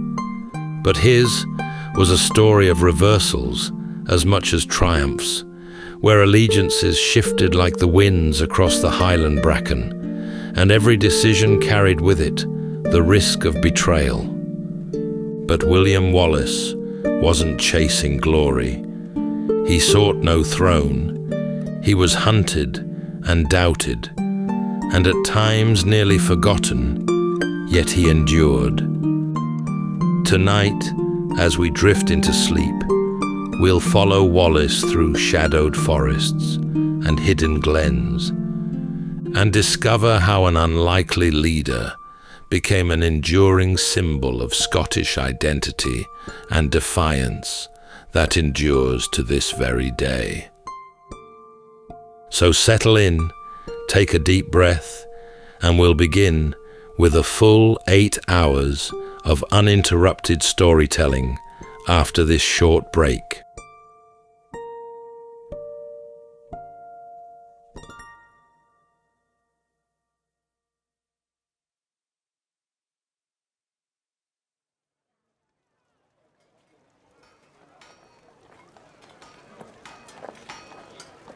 In the waning years of the 13th century, Scotland was a kingdom without a centre. Its previous king, Alexander III, had died suddenly, falling from his horse down a steep embankment on a coastal road one dark and storm-blown night. With no adult heir to follow him, and only a young granddaughter in distant Norway left to inherit the throne, the country slipped into uncertainty. And it was here that Edward I, King of England, saw his opportunity. Not at first with open force, but with the weight of paperwork, envoys, and promises. He offered to judge Scotland's succession dispute, to help her choose a new king from the competing claimants, which he did. Selecting John Balliol, a noble of good blood but uncertain backbone. Balliol, now seated but not sovereign, found himself bound to Edward by terms that weakened his every move. Scotland had a king once more, but one who ruled with Edward's hand on his shoulder. The mood across the lowlands and borderlands grew colder. Edward's sheriffs enforced foreign laws with unfamiliar accents. Nobles were asked to send men and coin for English wars abroad. And in villages, where the church bell had always been the loudest sound, now came the tread of foreign boots and strange new banners. People carried on, of course, but a sense lingered that something had tilted beneath their feet, and not in their favour. Among the smaller estates west of Glasgow, near the village of Elderslie, lived the Wallace family. They were not peasants, despite what many have claimed. They held land and bore a modest coat of arms, a white lion on a red field. William Wallace was the second son of Sir Malcolm Wallace, a minor landholder. This placed him in that curious space between the powerful and the poor, educated enough to read and write, trained enough to carry a blade, yet far enough from real authority to know its limits. His older brother was set to inherit the estate. William, by contrast, would be sent to the abbey. He grew up in a land full of murmurs. Elders whispered about kings who were no longer kings. Traders brought stories of new taxes, missing cattle, letters that now required seals from both Scottish and English courts. And Wallace, tall even as a boy, observed everything with a keen, restless mind. He was a child of a Scotland not yet at war, but already weary of being watched. Before he ever held command or bore the title of rebel, William was simply a second son, shaped by the slow rhythm of bells and parchment. He studied at Paisley Abbey, a sprawling stone complex, just a half-day's ride west of Glasgow. It was a place where candlelight flickered over carved arches, and scripture echoed softly beneath vaulted ceilings. Here, boys of good, respectable families, though not necessarily nobles, were given the tools of a different sort of power. It was expected that someone like Wallace might train to become a clerk, perhaps even take minor orders. The abbey taught him Latin, almost certainly, and possibly some French, the language still used in royal courts. He would have learned to read the Gospels, to recite prayers by heart, and to write in the careful, looping hand of monastic scribes. But beyond the lessons, Paisley offered something subtler, a sense of structure, of discipline, yes, but also of layered authority. Yet even in such a place, the outside world pressed in. Letters arrived bearing news of levies demanded by the English crown. Priests spoke openly of the weakening of Scotland's independence. And while Wallace took in his lessons, he was also absorbing the growing discomfort of a land slowly being hemmed in by foreign will. Though obedient in many respects, Wallace did not take easily to deference. What little survives hints at a young man who questioned more than he was meant to. Some sources speak of him leaving Paisley earlier than expected, whether by choice or persuasion. In either case, this much is clear. Wallace learned much from the Abbey, but he would not be moulded by it. When he returned home, he did so as a young man able to read the laws imposed on his people, and able to see when those laws were not just. He had the words now, not just the feelings. He knew how power cloaked itself in process, how rules could be used to serve the strong while binding the weak. And perhaps more importantly, he had begun to understand something else, that if he were to have any future in a land where inheritance and titles meant everything, he would have to make it for himself. The road to open resistance does not often begin with fanfare. For Wallace, it began with damp weather, a restless mind, and a single act that would ripple across the kingdom. The town of Lanark, nestled where the Clyde runs narrow and cold, was little more than a market town, modest dwellings clustered around a wooden bridge and stone parish church. It was here, under the watchful gaze of an English-appointed sheriff, that Wallace made his first decisive move. By now, the young man had already been marked, not yet famous, but known. He had refused to swear fealty to Edward I when other landholders bowed. He had been seen arguing with tax collectors, skirting the roads less travelled, and speaking carefully in public, but with fire behind the eyes. There were rumours he had already struck out at soldiers along the western marches, small, isolated encounters dismissed as thuggery by English chroniclers. But it was seen differently by those who lived beneath that rule. In Lanark, Wallace killed William Heselrigg, the English sheriff of the town. Some say it was in revenge for the killing of Wallace's betrothed. Others suggest it was less personal, more political, a deliberate challenge to English authority. The truth may lie somewhere in between. This was no fit of rage. Wallace did not linger after the act. He disappeared into the surrounding woods before reinforcements could be summoned. To those in power, it was murder. But to many Scots watching from behind shuttered windows, it was something else entirely. It was the first breath of open defiance. In the days that followed, patrols doubled and proclamations were issued. But Wallace was gone, riding through the wet fields and low wooded hills of Clydesdale.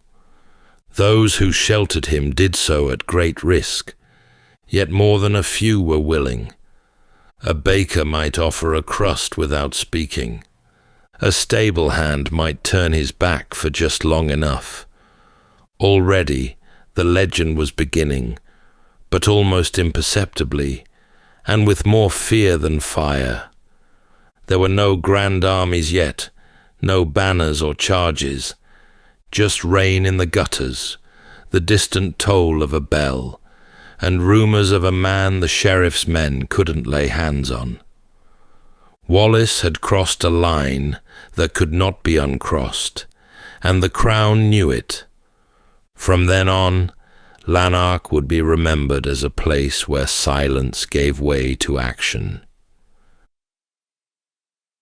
From this point onward, his life became a pattern of evasion and emergence.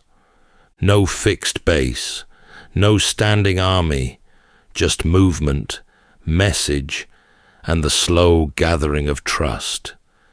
If rebellion was to grow, it would do so carefully, under the cover of deep forests and ancient stones. Much of Wallace's early organizing took place not in halls or castles, but in the open. Forest clearings served as council chambers, and those who joined him were not mercenaries, but farmers or tradesmen with little to lose. They came in twos and threes, some on foot, others leading worn horses. Many brought weapons handed down by fathers or fashioned by local smiths after dark. Few had matching arms or formal training, but they had purpose. Camps were set near ancient standing stones or deep within familiar glens, places where stories already held power. What drew them was steadiness, a man who did not blink under pressure and did not need to raise his voice to be obeyed. As word spread, raids grew bolder, targeting supply convoys, outposts, and tax depots. English officials responded with warrants and patrols, but Wallace remained one step ahead. At times, his men would vanish for days, only to strike suddenly miles away. These were not victories won with numbers, but with precision and daring. It was around this time that Wallace joined forces with Andrew de Moray, another leader rising in the north who shared his cause. Moray had led his own rebellion near Inverness, and their combined strength was now drawing attention far beyond the borders. Their forces were still uneven, their resources thin. The English crown dismissed them as rabble. But then came Stirling. The bridge at Stirling was narrow, just wide enough for two to pass abreast, and flanked by marshy ground. It was here, in the late summer of 1297, that Wallace and Moray chose to make their stand. English forces under John de Warenne and Hugh de Cressingham approached with heavy cavalry and supplies. Wallace, studying the lay of the land, saw what others did not, that this bridge, not the battlefield beyond it, would decide the day. As the English began to cross, Wallace waited. Only when a portion of their forces had moved past the halfway point did he strike. The trap was swift, brutal, and strategically flawless. Those caught on the bridge had no room to maneuver. Many fell into the river, others turned back too late. The rest never crossed at all. Moray fell wounded in the fighting, and within weeks he was dead, leaving Wallace to carry the cause alone. The victory at Stirling was not just a blow to English arms, it was a message.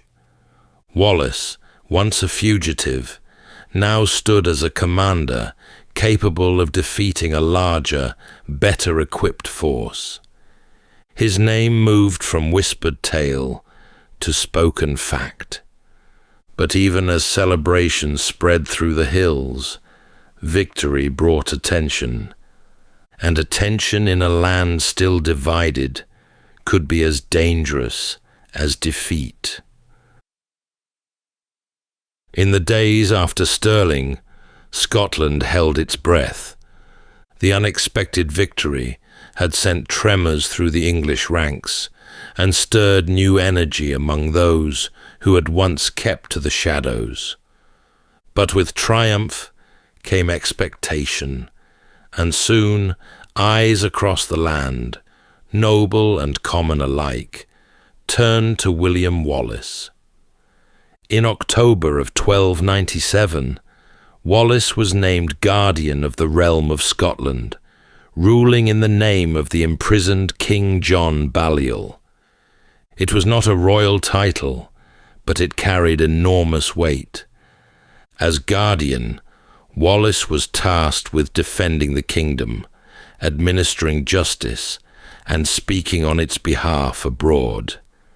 It was a role usually reserved for high-born nobles, men with lineage, influence, and deep political ties. Wallace had none of these. What he did have was momentum and clarity.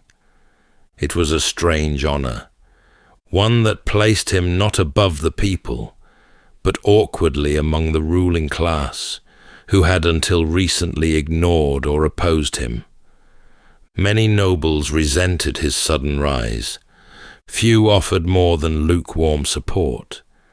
In meetings of the realm's council, Wallace often stood alone, surrounded by titles, but lacking allies.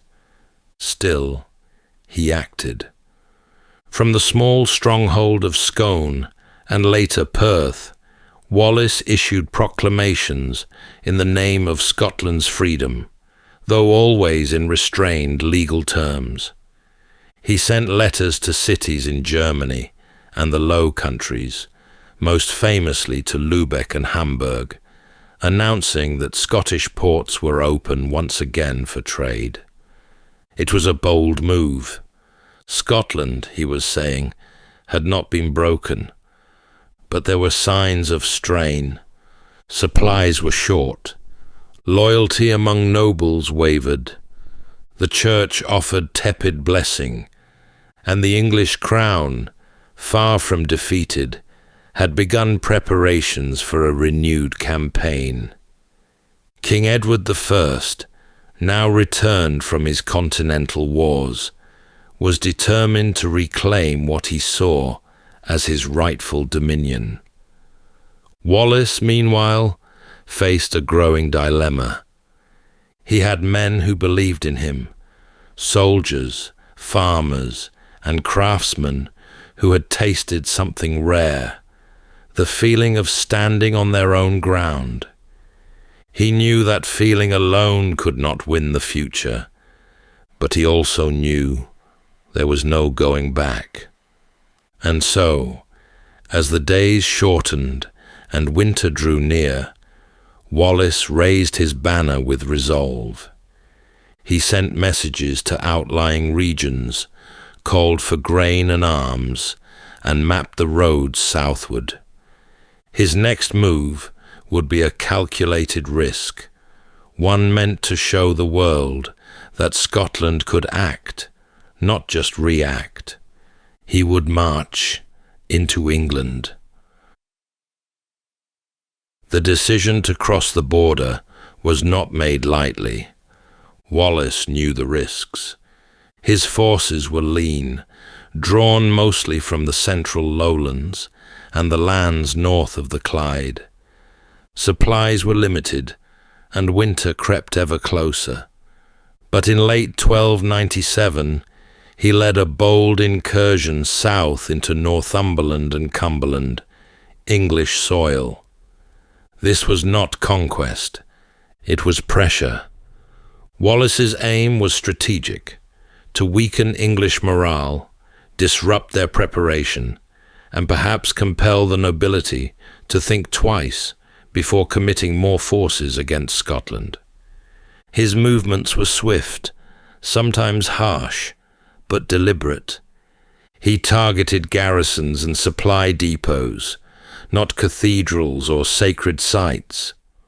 While chroniclers in England described burning towns and desecration, this was not the reckless pillaging of a marauder, but the deliberate work of a commander who understood battle tactics. Hardship followed them all the same.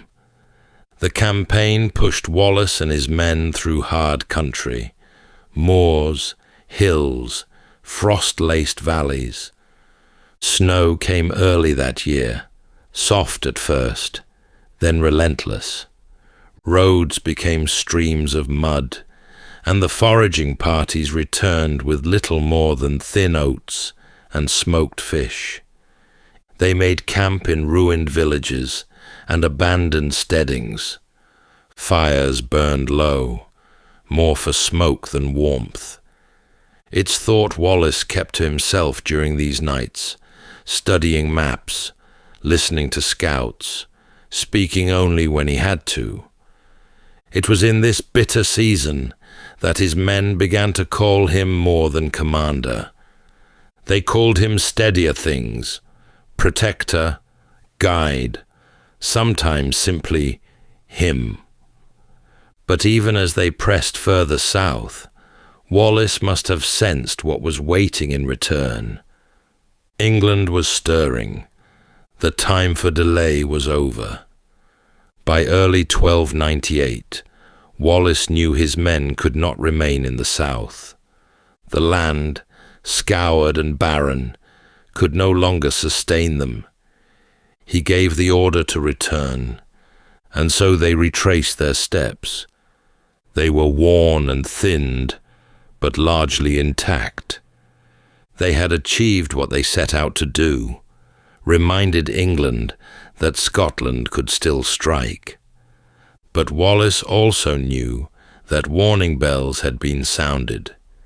The next time he faced the English, they would come in force. As he crossed the border once more and rode back toward the lowland farms, Wallace must have felt a strange sense of foresight. He had bought time, but he had also invited the full weight of the crown. The fields around Falkirk were soft in the early summer of 1298, grass just tall enough to sway in the breeze, the ground firm from weeks without rain. But beneath that calm surface, something heavier hung in the air, an unease that had nothing to do with weather. Wallace knew the English were coming. More than that, he knew Edward was coming. The king himself had crossed the border with one of the largest forces Scotland had yet faced. In the weeks prior, Wallace had tried to prepare. He issued fresh calls to arms, re-established field positions, and watched for movements in the south. Yet the deeper challenge lay not in the enemy's might, but in Scotland's own fractured leadership. He chose his ground near Falkirk carefully, placing his infantry in schiltron formations, tight circles of spearmen designed to hold firm against cavalry. His men dug shallow ditches, drove wooden stakes into the earth, and prepared for the worst. The English arrived in overwhelming force. Knights in armour, archers from Wales, foot soldiers hardened by years of campaign. Edward had brought nearly 2,000 cavalry alone. It was, in every sense, a reckoning. The battle, when it came, did not last long. The English archers broke the schiltrons from a distance, their arrows finding the gaps that even the tightest ranks could not fully seal. Cavalry surged in, cutting through the weakened lines. The Scottish nobles, many of whom had held back at the rear, gave little support. Most fled early, the rest simply watched. Wallace's forces held as long as they could. There was no collapse, only erosion, a slow, tragic unraveling of men, outmatched and under-supported. When retreat became the only option, Wallace withdrew his remaining forces in order, protecting as many lives as he could. He did not die at Falkirk, but something else did. In the aftermath, Wallace resigned as Guardian of Scotland. It was not a gesture of defeat, but of clarity. He had seen the limits of his position, the ceiling placed upon him not by the enemy, but by his own countrymen.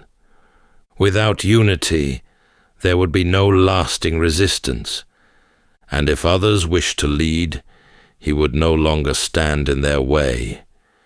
He withdrew from public life without ceremony. Only the fading sound of hoofbeats and the long quiet that follows a cause, caught in the hands of too many. Falkirk was not the end, but it was a turning point. The legend might live on, but the man, now stripped of title and command, would continue his journey alone. When the dust of Falkirk settled and Wallace relinquished his role as guardian, he did not return home, because in truth, he no longer had one.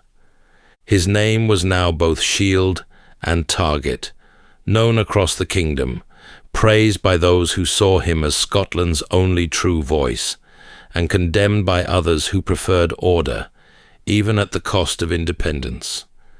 What followed was not well recorded. These years of Wallace's life slip through the grasp of history, mentioned only in fragments, stray letters and vague reports. And yet, it is in this absence, this misted chapter, that we find perhaps the truest version of him. A man moving by instinct, never staying long, always watching. He passed, it is believed, from glen to glen, taking shelter in the hills above Loch Lomond, the pine woods near Tindrum, and the twisting paths of Glen Nevis.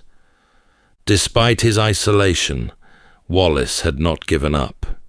He travelled beyond Scotland, perhaps even to France, seeking support from King Philip IV.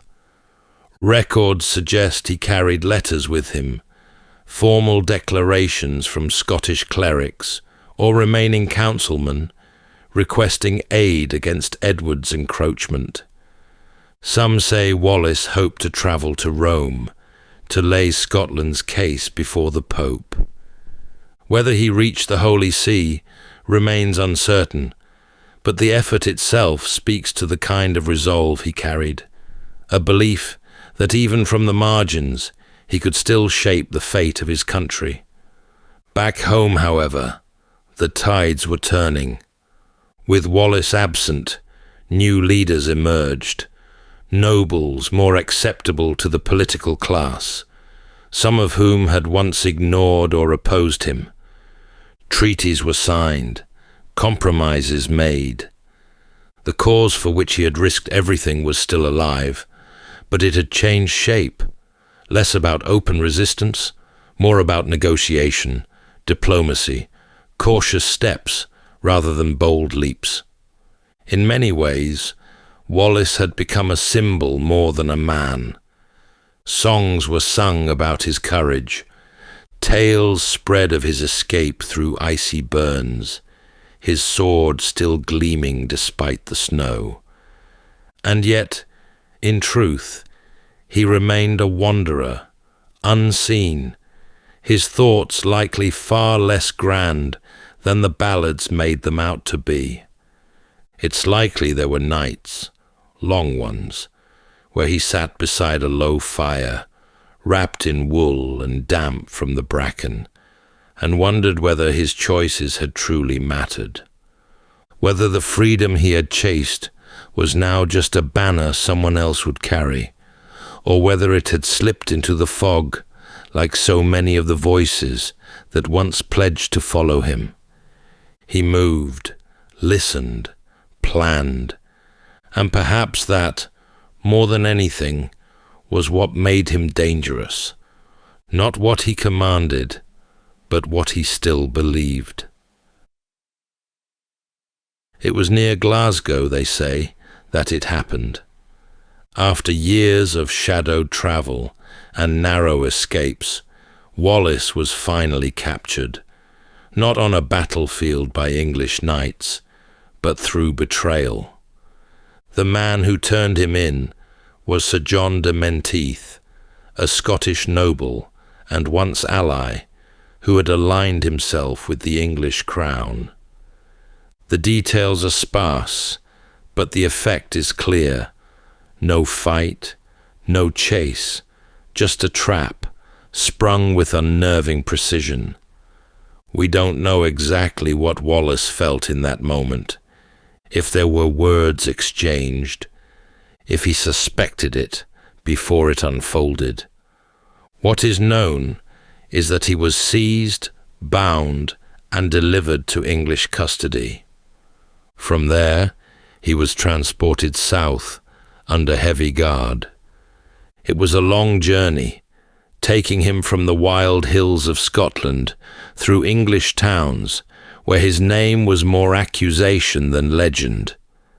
He passed through Carlisle, then through smaller villages, the faces at the roadside curious or hostile, depending on what they'd heard. Wallace bore no crown, no banner, no parade of loyal men. He was chained, cloaked in the dust of the road, and stared down by those who had once feared the mention of his name. When he arrived in London, the city was swollen with the heat of summer. Its streets were loud with commerce and rumour.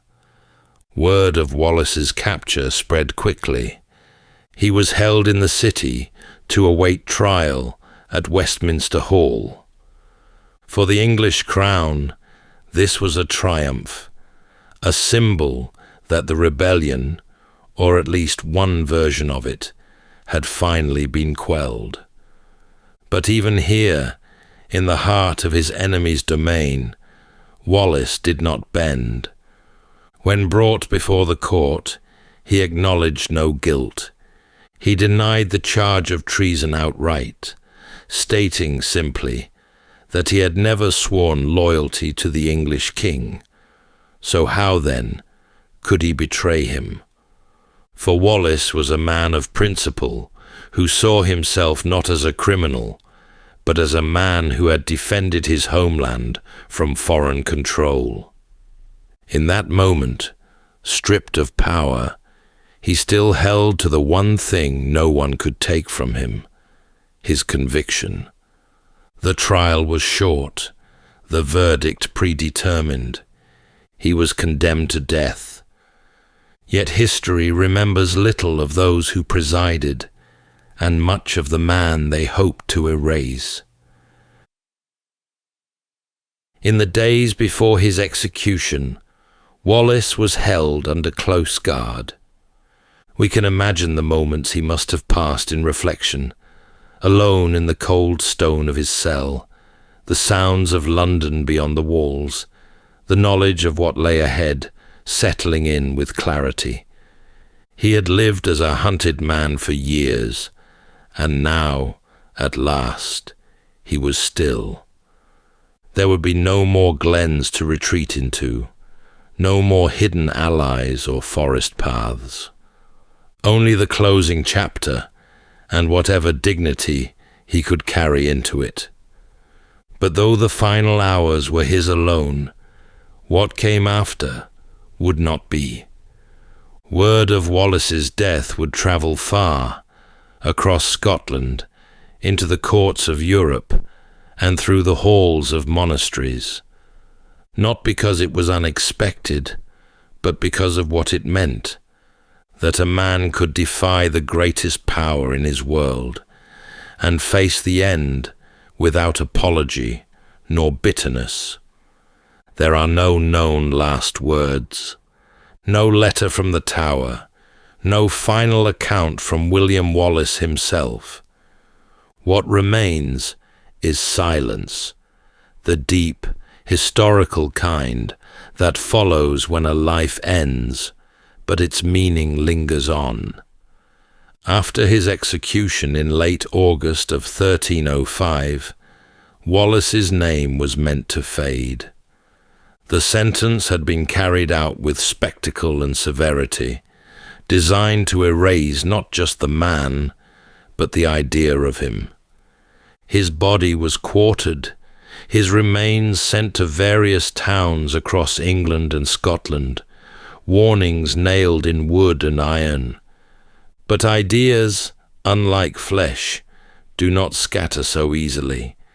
And in Wallace's case, it was not just the idea of resistance that survived. It was the idea of endurance, of a man who stood not because he believed he would win, but because he refused to kneel. Within Scotland, his legacy took root unevenly at first. The nobles who had once distanced themselves from him found his absence a useful symbol.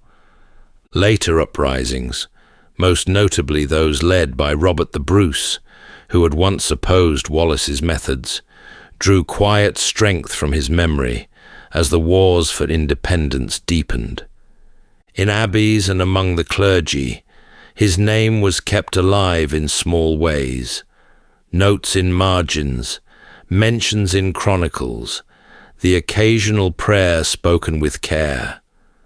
Across Europe, the letters Wallace had once sent from his position as guardian were preserved in archives, rarely studied at the time, but not discarded. The Hanseatic ports of Lübeck and Hamburg still held his letters in their archives.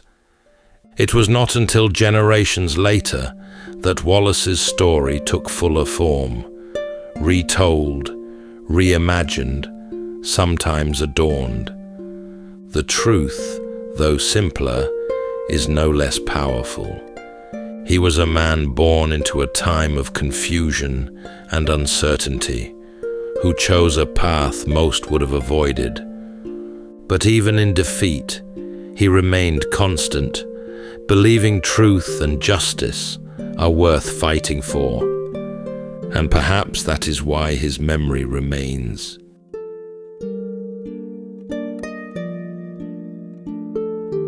That's all for tonight's journey through history. If this was your first time listening, let us know where it is you're tuning in from. And if you like what you hear, please consider subscribing or rating us on your preferred podcast app. And for those listening on Spotify Premium, did you know that in select regions, you can now skip ad breaks entirely by switching from audio to video? In fact, watching us on Spotify Premium Video is the best way to help us create more stories, just for you. You can also get early access to our newest episodes by joining us on Patreon. And whether you're fast asleep or still drifting there, thank you so much for listening, and rest well.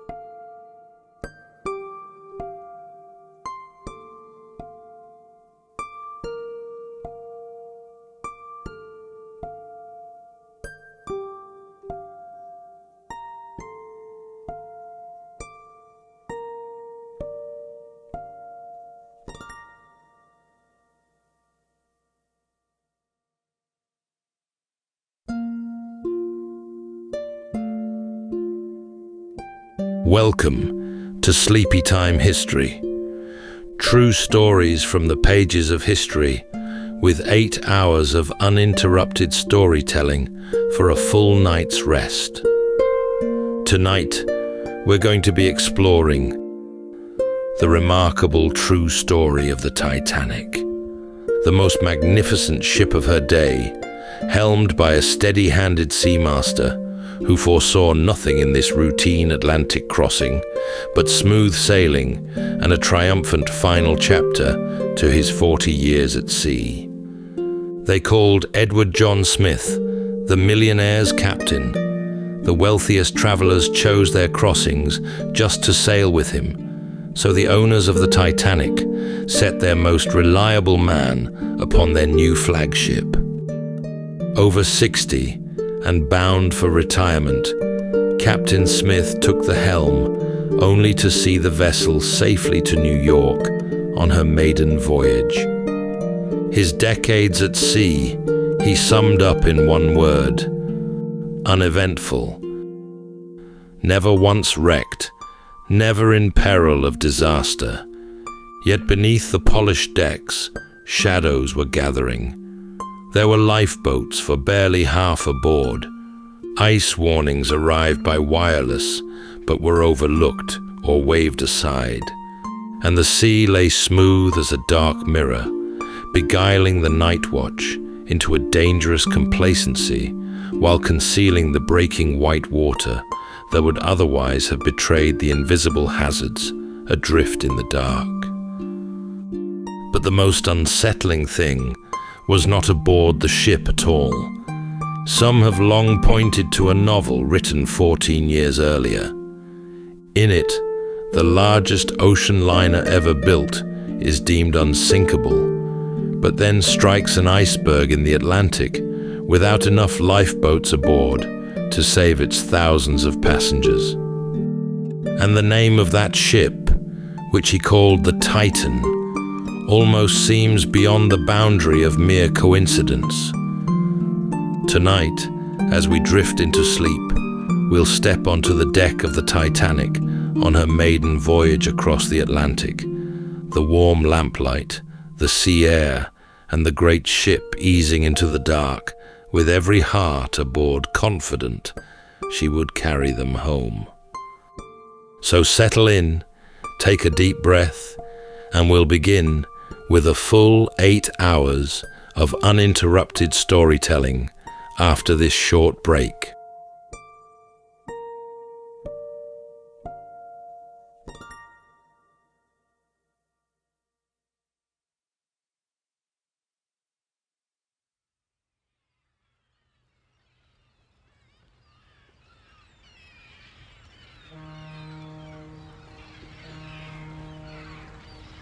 The morning came bright and ordinary over Southampton, the sort of April day that promised nothing but blue water ahead. Along the quayside, the crowds gathered thick, craning their necks, for the ship at the dock was so vast that no single glance could take her in. She rose above the sheds and the rooftops like a moving piece of a city, her 4 great funnels set just so against the sky, and the people who had come to see her off fell rather still at the sight of her. On her bridge stood the most trusted man in the whole company. Edward Smith was his name, though the wealthy who booked their passages around him knew him more fondly as the millionaire's captain, for they liked to cross the ocean in his care and no others. He had a white beard and a steady, unhurried way about him, and a reputation for safety that had followed him for years. There was a pleasing tale hidden beneath all that gold braid. He had been born far inland, the son of a potter, and from those modest beginnings he had risen, ship by ship, all the way to the grandest vessel ever to leave an English port. This crossing was to be the crown of the whole long climb, the last voyage of his career before a well-earned retirement ashore. And then, Before the great ship had even cleared the harbour, the sea offered a small and almost comic warning of its own. As she moved slowly out along the water, her enormous hull pushed aside such a weight of the harbour that the sea itself went sliding after her. Nearby, tied snug at her berth, sat a smaller liner called the New York. The sudden pull of all that shifting water snapped her mooring ropes one after another, the heavy cables parting with a crack that carried across the docks, and the stern of the New York began to swing loose, drawn out into the channel and turning slowly toward the passing giant. For a long moment, the two ships drifted closer together, and the watching crowd held its breath. A collision right there in the harbour, before the voyage had truly begun, seemed almost certain, but quick work by a nearby tug and a timely order to the great ship's engines checked her motion just enough. The gap held. The New York was brought back under control, and the two hulls slid past one another with only a narrow stretch of water to spare. It had been the near miss of a few feet, and no more. The passengers at the rails laughed it off, as people often do in such circumstances. A band was playing somewhere below. Stewards moved along the corridors with their trays and their warm smiles. The whole floating world of her went on about its comforts, certain of a smooth passage home. The word followed the ship wherever she went. It was printed in the papers and murmured along her promenades and set down in the trade journals, and that word was unsinkable. Not merely strong or grand, but unsinkable, as though the sea had been asked its opinion and had agreed. There was iron beneath the word, and that was what gave people such comfort. Far down inside her, below the chandeliers and the grand lounges and the wide staircases, the ship was carved into 16 great rooms, one behind another, the whole length of her, and between each room and the next stood a heavy door of steel. A man on the bridge had only to turn a single handle, and all through the depths of her, those doors would come sliding down together and seal each room away from its neighbours. Let the sea break into one of them, or two, or even four, and the ship would ride on as though nothing had happened, holding the water in its box and carrying everyone home to tea. Passengers were shown the trick of it and went away delighted. The comfort had a small shadow in it, though few noticed and fewer minded. The steel walls between those rooms did not climb all the way up. They rose a little above the waterline, and then simply ended, open at the top, and any water that ever filled one room past the brim would spill over the wall and slide down into the next, the way water tips from one hollow of an ice tray into the one beside it. On a flat and easy sea, there seemed no way on earth for such a thing to happen. So the shadow lay where it was, unregarded, and the ship went on being unsinkable in everyone's mind.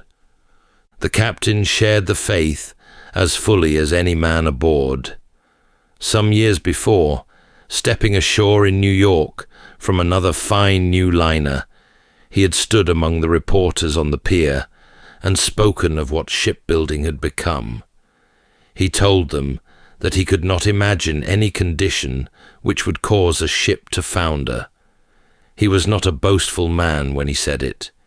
He was white-bearded and courteous and careful, the sort of captain who had grown old at sea without ever frightening a passenger, and he simply believed, as nearly everyone believed, that the days of ships being lost had passed into history.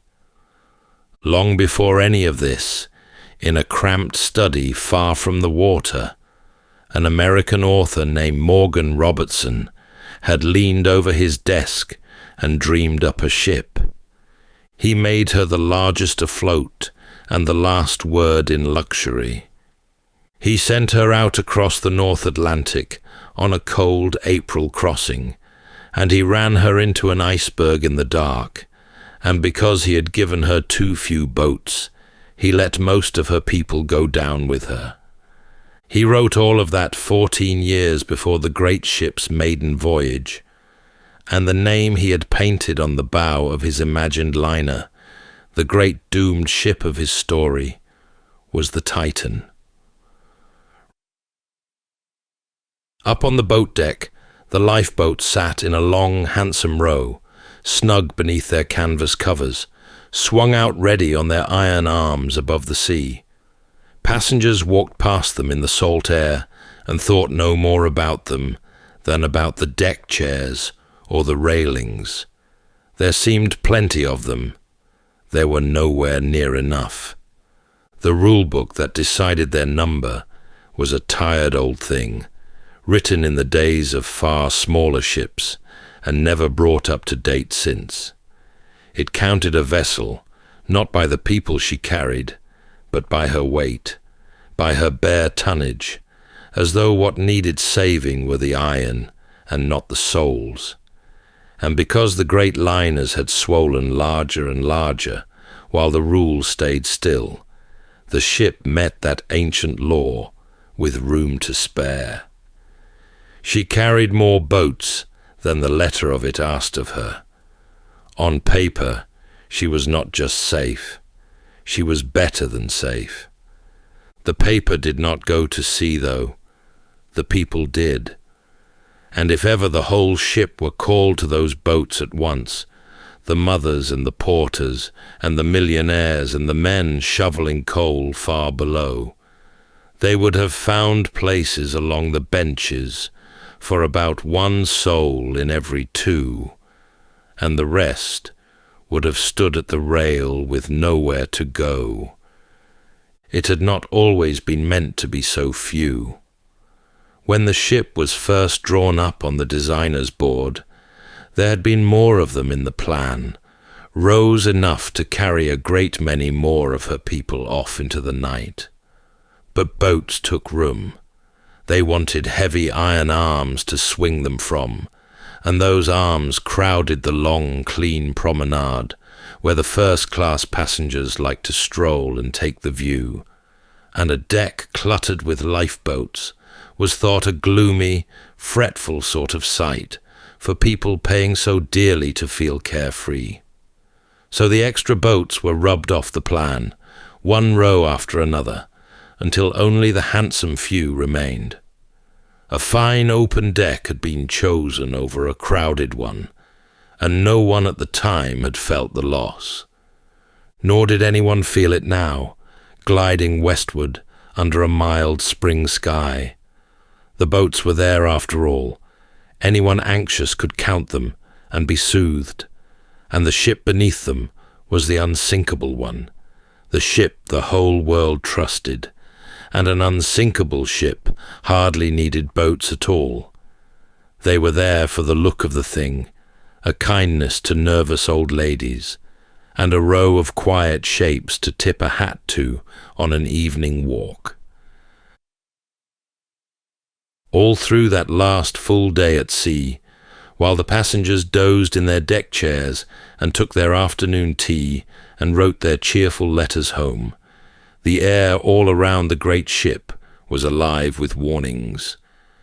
They came in the crackle and stutter of Morse code, tapped out by the wireless men of other ships scattered across the same cold waters. Vessel after vessel had met the ice, great fields of it drifting down from the north, and pale mountains of it riding low and dangerous in the dark. One after another, they sent word of what lay ahead, the positions of the bergs and the reach of the drifting pack, a steady scattering of caution passing invisibly through the air. Some of those messages reached the great ship. Several of them did not travel on to where they were most needed. For the two young men who worked the wireless set aboard were not, strictly speaking, the ship's own men at all. They were employees of the Marconi Company, and their true trade was a commercial one.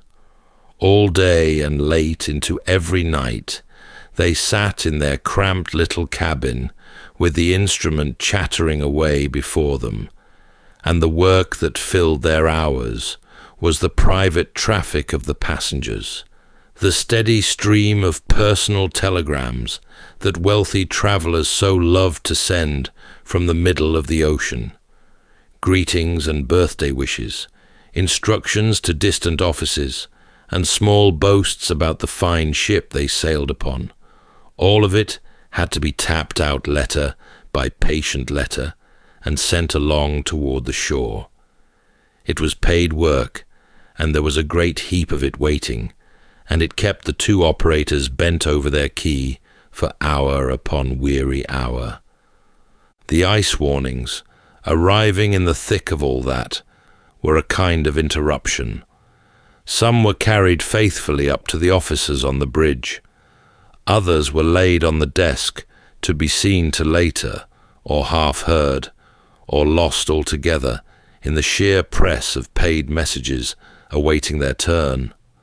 There was only a young man now bent over his key, hour after hour, his partner asleep in the bunk beside him, sending on the messages he had been set to send, the wires humming, and the heap beside him never going down, and no earthly reason yet to feel afraid. And late that evening, one more warning came, from very close at hand. A ship not far off, stopped for the night amid the very ice that lay ahead, tried to break in to say that she was surrounded by it, and had halted where she stood.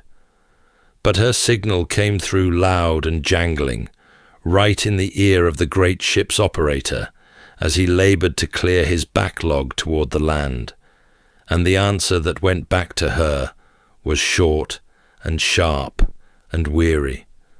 The other man was told, in so many words, to keep out and cease his chatter, for the operator was busy. Stung, or perhaps simply obedient, the wireless man on the nearby ship set down his headphones a little while later and took himself off to bed. The sea went strange and beautiful that night. The wind fell away to nothing, and the long ocean swell sank down and smoothed itself until the water lay flat and black and still as poured ink, without a ripple anywhere upon it. There was no moon. The stars came out in their thousands, hard and bright and doubled in the glass of the sea, so that the ship seemed to be sailing through the middle of the heavens. Far up the forward mast, in the little iron nest where the lookouts kept their watch, two men leaned into the cold and searched the dark ahead. They knew what they were hoping to catch.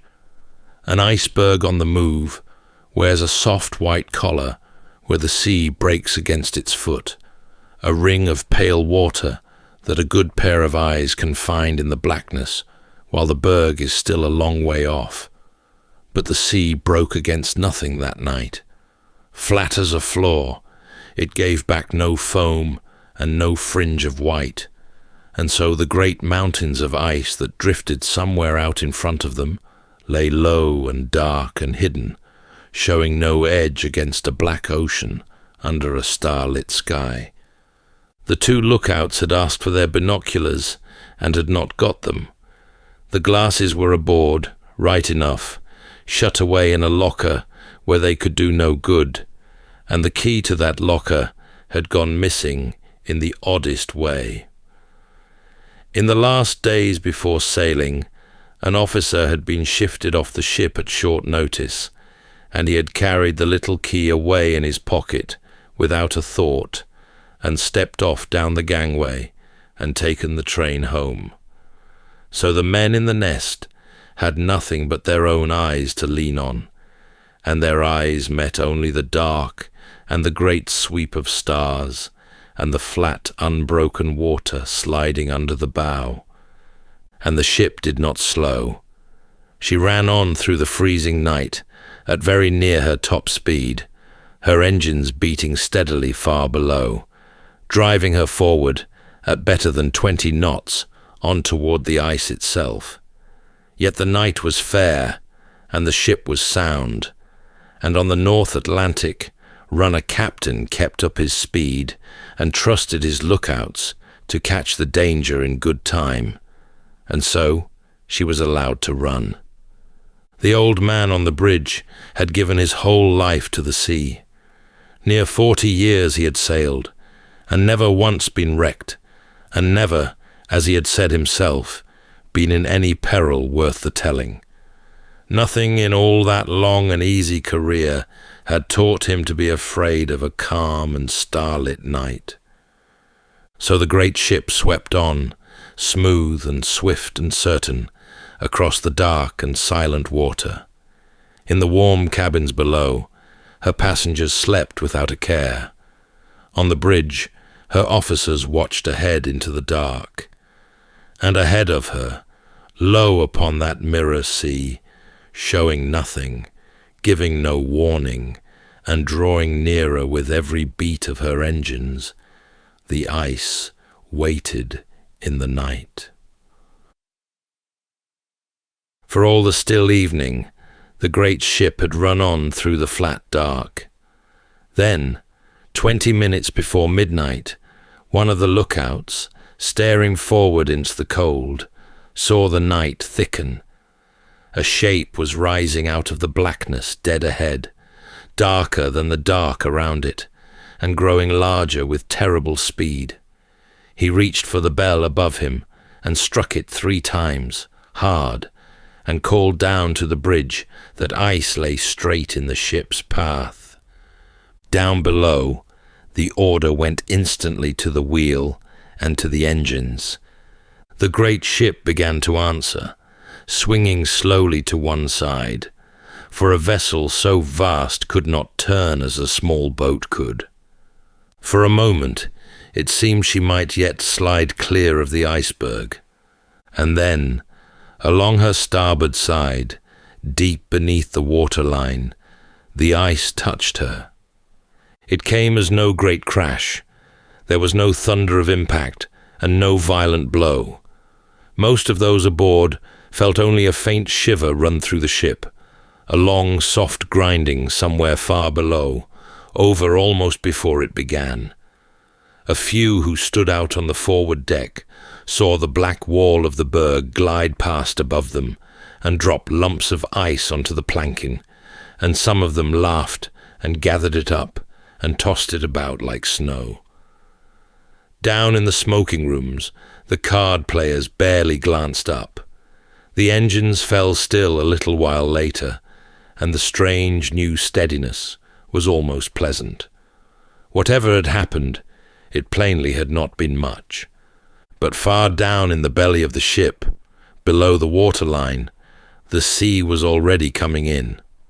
The ice had opened her along a long seam in her side, a scattering of gashes rather than one clean wound, and through those openings the cold Atlantic was pouring into room after room in the dark.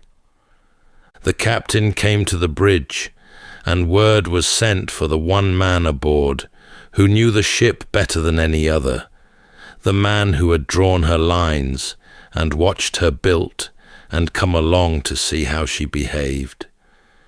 He went down into her with a few others to look, and he walked back up knowing. The great ship had been made to live through a good deal. She could carry on with the first of her rooms open to the sea, but too many had been torn at once, and the water pouring into them would soon rise to the tops of those low walls and spill over, room into room, forward and down, and nothing that any man could do would hold it back. He said it plainly to the captain. She had only a few hours left in her, and no more. Not many miles off, another ship lay stopped for the night. She was a smaller vessel called the Californian, and her captain, wary of the same ice floes, had halted her there to wait for morning rather than risk the dark. Her single wireless set stood silent, for that same operator had gone to bed an hour before and now lay fast asleep.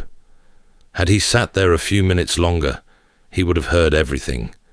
He did not, and so the Californian lay there deaf. Up on her deck, though, her officers could see. Out across the still water, there stood the lights of a great liner, and as they watched, a curious thing began. Rockets rose from the distant ship, one after another, climbing high and bursting into white stars that drifted slowly down. The men of the Californian looked on and puzzled over them. They tried their signal lamp, flashing across the dark, and made nothing of the answer. Some thought the stranger was merely showing off, firing off company signals for the fun of it. No one aboard guessed that a great ship was dying out there under those falling stars, and calling with every light she had for someone to come. And so, the Californian watched the rockets fade, and turned in, and did nothing at all.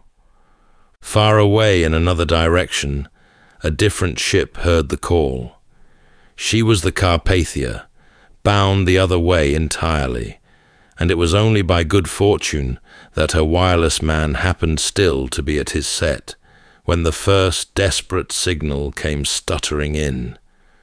He carried it at once to his captain, who was roused from his bed and needed only a moment to decide. What that captain did was a fine and daring thing. His ship was far off, a good 4 hours steaming away, and the sea between was strewn with the very ice that had done the harm. He turned her about all the same, and drove her north as hard as her engines would run, faster than was safe. He set extra lookouts along her rails to watch for the bergs looming up, and he swung the ship this way and that as they were sighted, threading her through the dark at speed. All the while he made her ready. He had the doctors standing by, and every hand aboard readied to receive the cold and the exhausted and the frightened. Through the small hours she ran on like that, a single ship racing across a black and dangerous sea toward a light that was slowly going out. Her people worked and waited and watched the horizon for the first sign of the stricken liner.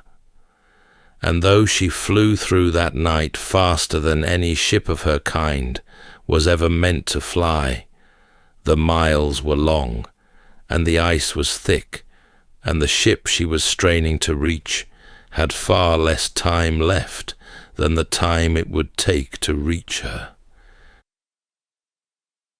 Back on the great ship, the covers came off the lifeboats, and the crew began the strange work of handing the living down toward the sea.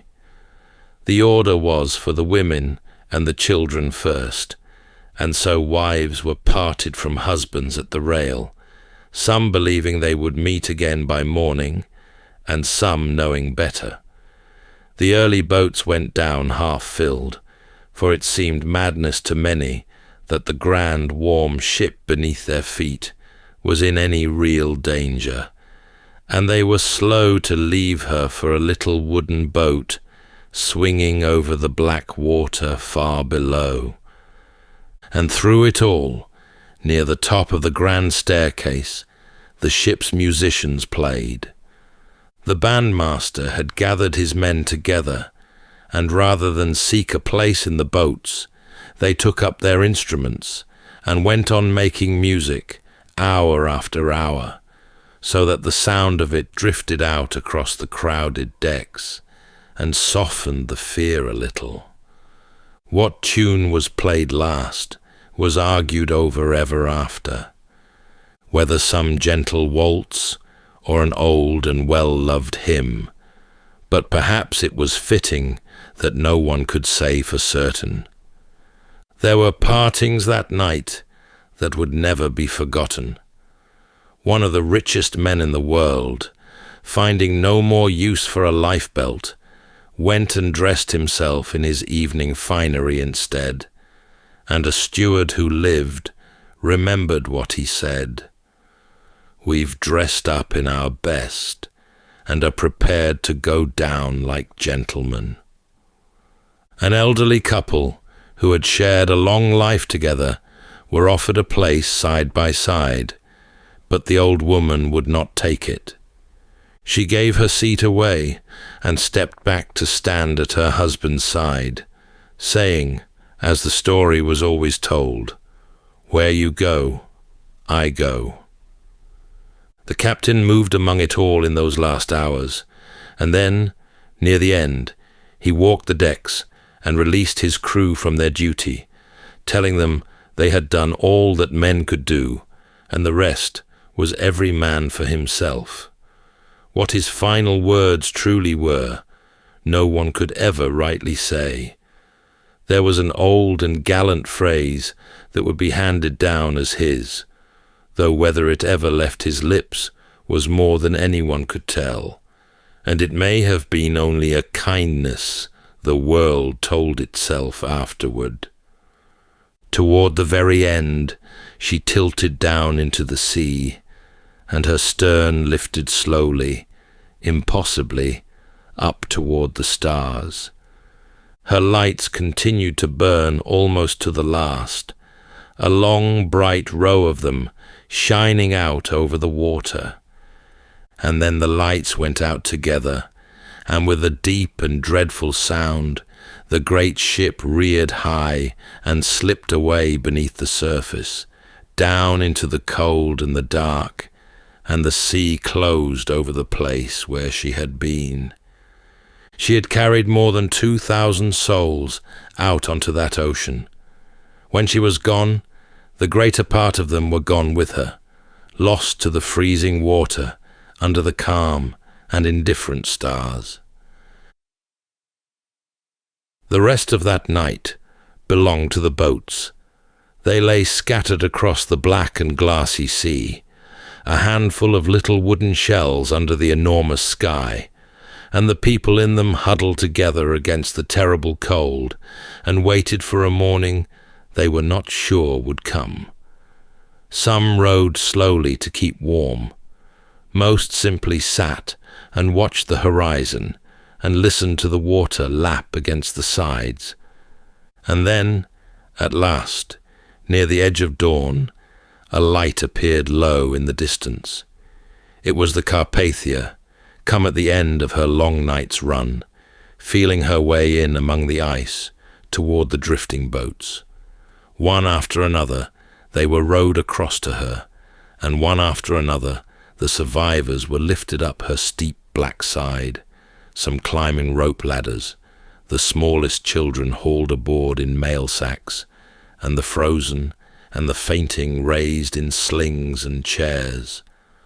On her decks, they were wrapped in blankets and pressed with hot drinks and gathered in, while she searched the sea for any boat still out there in the growing light. Among the passengers of the first cabins, the great majority of the women and children had been saved. Among the men who had travelled in the crowded quarters far below, only a small handful ever saw the Carpathia's decks. The sea had made its choices that night, less by courage or by chance than by where a person had slept, and how near they had been when the moment came to the boats and the open air. Some who lived carried the strangest stories of all. There was a young stewardess who seemed almost beyond the reach of the sea. She had already been aboard this ship's elder sister when that vessel was struck by a warship and came limping home. She was aboard the great ship that night and went down into a boat and was saved. And some years afterward, she was aboard the third sister of the three when that ship too was lost, and once again she came through alive. 3 great ships, near enough identical, 3 disasters, and 1 woman who walked away from every one of them. In time, she was fondly nicknamed the Unsinkable One, which she wore with good humor to the end of a long life. And there was the smallest survivor of all, a baby girl of only a couple of months, carried down into a lifeboat, wrapped against the cold, while her father stayed behind. By the time the Carpathia turned at last for land, she carried some 700 souls, wrapped and warmed and safe upon her decks. Behind her, the sea lay smooth and empty and blue under the morning sun, giving back no sign at all of the great ship that had passed that way, or of the many who had gone down with her into the deep.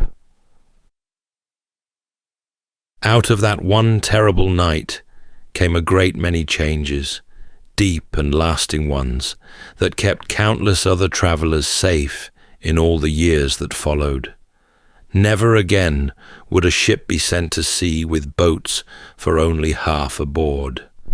From then on, there had to be a place for every single soul who sailed, no matter the weight or the grandeur of the vessel.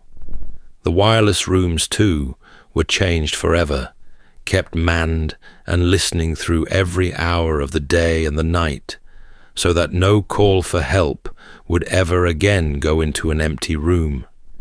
And out upon the northern ocean, a patrol was set. A watch kept season after season over the great fields of drifting ice, charting the bergs and warning the ships away. That watch was being kept there still, far out on the grey Atlantic, through all the long years that followed. The ship herself passed out of the world and into legend. For more than 70 years she lay where she had fallen, lost and unvisited, far beyond the reach of any diver, and the sea kept her secret well. People wondered where exactly she rested, and whether she had gone down whole, and no one living could say. Then, at long last, she was found. Deep in the darkness of the sea floor, more than 2 miles down, where no light had ever reached her, the beam of a small exploring craft picked her out of the black at last. For a long while, the little craft moved over her in the blackness, its small lamp sliding along the vast rusted flank of her, past the rails where the passengers had once stood, and the great anchors still resting in their places. Everywhere about her lay a deep and perfect stillness, mile upon mile of dark water pressing gently down, and nothing stirred but the slow drift of specks caught in the light like falling snow. And there, an old mystery was answered. The great ship had not come to rest in one piece. In her final hours, she had broken in 2, and her bow and her stern had drifted down separately through all that cold water to settle a good distance apart on the ocean floor, still and silent, slowly becoming part of the sea. She lay there still, tended by nothing but the deep. And though it was a sad place, there was something gentle in it too, for she had found a kind of peace at last, and the sea that took her had folded gently over her. Every ship that had crossed those waters safely since, and every family carried home to harbour who might once have been lost, owed some small debt to her, and to the souls who went down on that April night, whose loss had taught the whole world to take better care.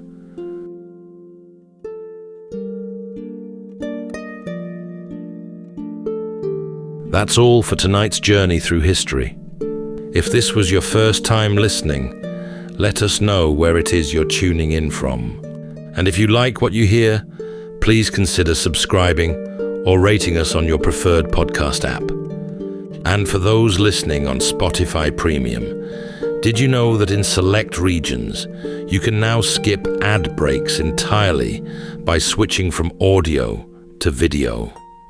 In fact, watching us on Spotify Premium Video is the best way to help us create more stories, just for you.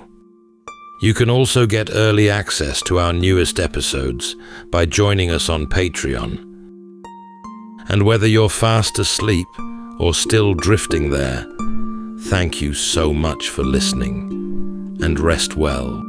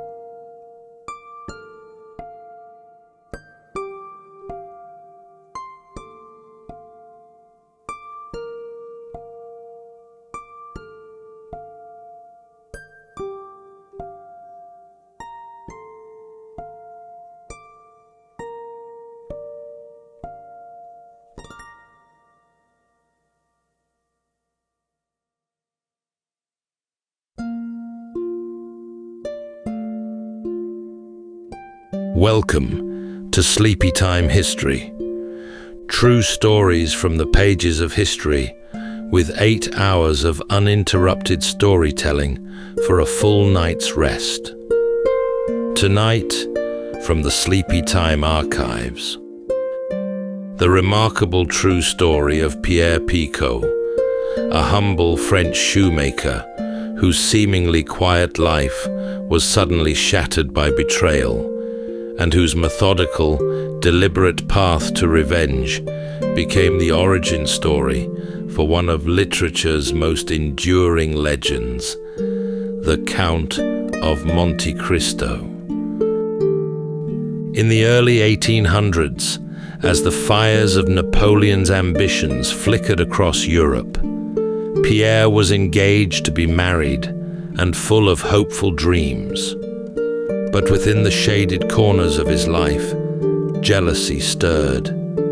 Pierre was falsely accused by trusted friends, who out of envy denounced him as a spy for England. Picaud was arrested and left to languish in the shadowed depths of a remote fortress, high in the Italian Alps. His sentence would last for nearly a decade. His beloved fiancée would not wait for him, and though the world outside the prison forgot all about him, Pierre did not forget. He remained waiting and vigilant. But inside that cold stone prison, a chance meeting with a fellow prisoner, an ailing old priest, changed everything.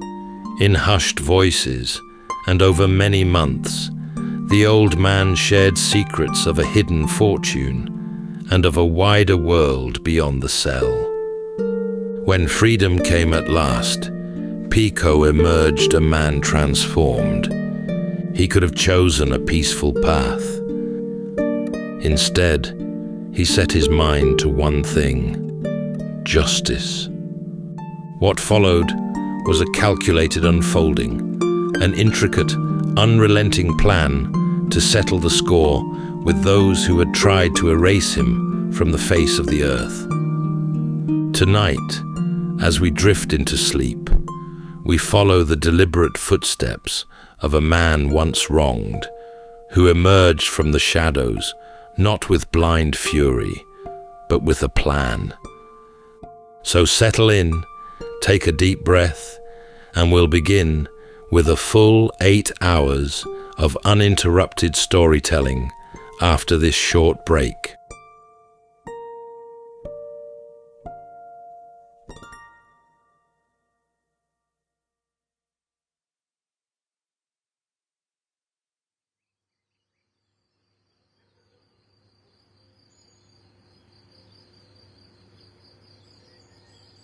Pierre Picaud was born in the southern city of Nimes. It was a place of Roman ruins and sun-washed stone, nestled between low, sun-baked hills and the Mediterranean winds. He came from modest roots, neither rich nor desperate, the son of an honest tradesman, raised among the narrow lanes and limestone facades of a city that valued hard work, diligence, and strong hands. From an early age, Pierre followed in his father's path, learning the gentle craft of shoemaking. His work was careful, his manner steady, and he moved through life with the simple grace of a man at ease in his station. But fortune, it seemed, had chosen him for more than tools and leather.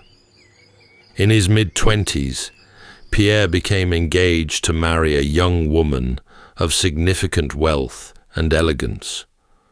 Marguerite Vigarou was spoken of in her day with admiration, beautiful, poised, and from a family of far greater means than Pierre's own. And yet, she had chosen him, not for his coin, but for his kindness. The match surprised many, but it was genuine. Love in its rarest form had found them both, and for a time, life bloomed. Picaud's days were filled with gentle routine, shaping fine shoes for wealthier residents in Nimes, tending to his modest home, and preparing for the life he would build with his beloved. Friends gathered often, sharing wine and conversation beneath the stone arches of the town's arcades. Pierre was well liked, trusted, admired, and considered fortunate by many. But even then, threads of envy had begun to curl through the edges of his happiness. Not everyone rejoiced in his good fortune. Among his circle were 3 men he called friends, men who had stood beside him through the years, whose smiles now masked something darker. Their names would soon be etched into his memory with unshakable weight, for in hushed conversations behind closed doors, they began to speak his name with suspicion, and imagine what it would mean to bring him down. Pierre, for all his sensitivity, did not see it. Or perhaps he saw and chose to believe otherwise. That friendship, once forged, could not so easily turn. And so, as the sunlit days of Nimes carried him gently toward a future he could nearly touch, Picaud remained unaware that the world he'd built so carefully was already beginning to fracture. The men who would destroy Picaud's life had once shared his wine, his laughter, and his trust. There was Lupien, a fellow tradesman, bold, confident, and outwardly charming, yet restless in Pierre's shadow. Then Solari, the innkeeper's son, clever but always watching from the edges, where envy brews without noise. And finally, Chaubard, quieter than the rest, but no less moved by the slow, smouldering pull of resentment. All 3 had walked beside Pierre in easier times. They had dined at his table, toasted his engagement, and offered congratulations with smiles that were beginning to crack. To them, Pierre's engagement to a wealthy heiress felt like a leap too far, a challenge to the natural order. They did not see love or virtue in his success.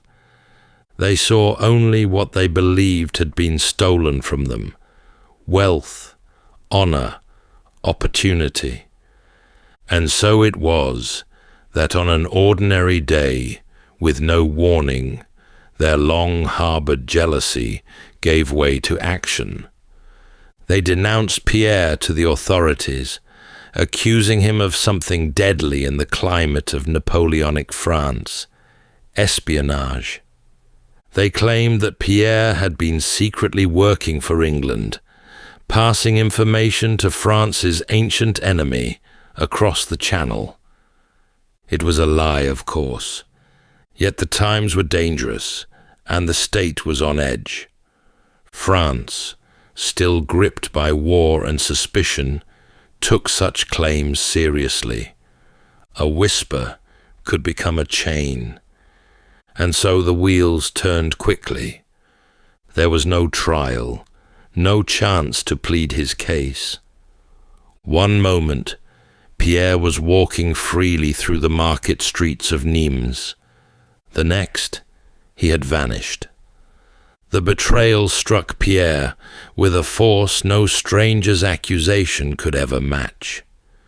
To be accused by strangers would have been one thing, but these were friends, men he had trusted with his time, his thoughts, his loyalty.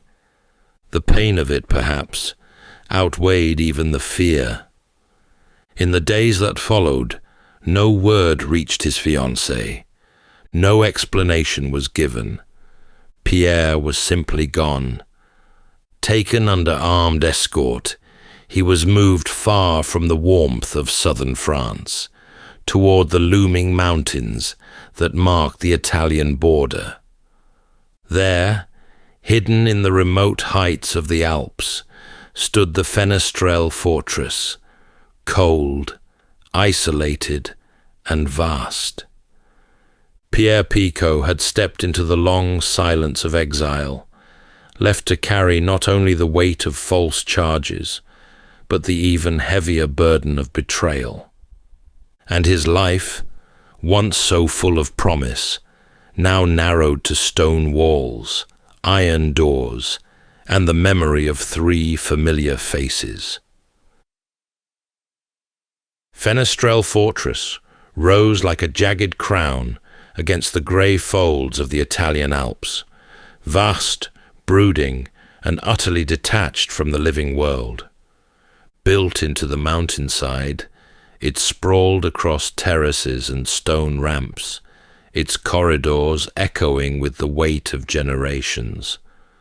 For Pierre, it would become his entire horizon.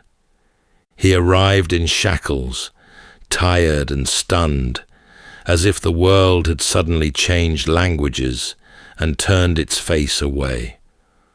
The fortress held no comfort, not in its stone cells, nor in the cold that seeped up through the walls at night. The seasons passed with little distinction. Summer's warmth barely reached the mountain heights, and winter came early, biting at the fingers and lungs of those trapped within. His cell was small, more hole than room, with only a narrow slit for light and a straw mat that smelled of damp years.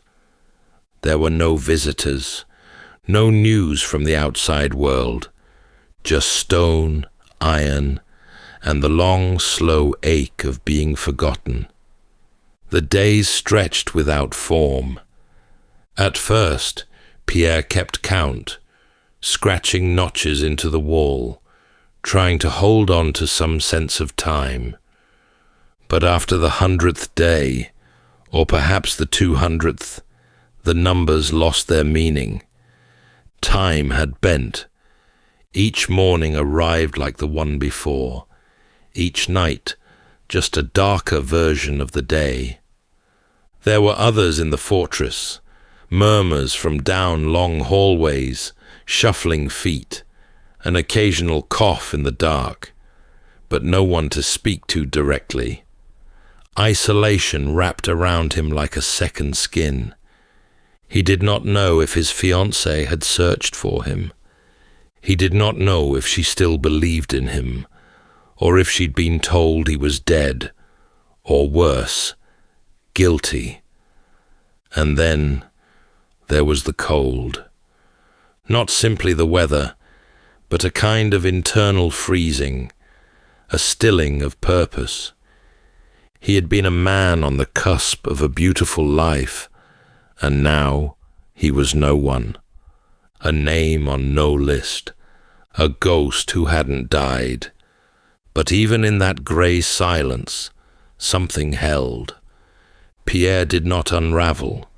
He endured. He turned inward. Memory became both wound and anchor. He thought often of the faces of the men who had accused him.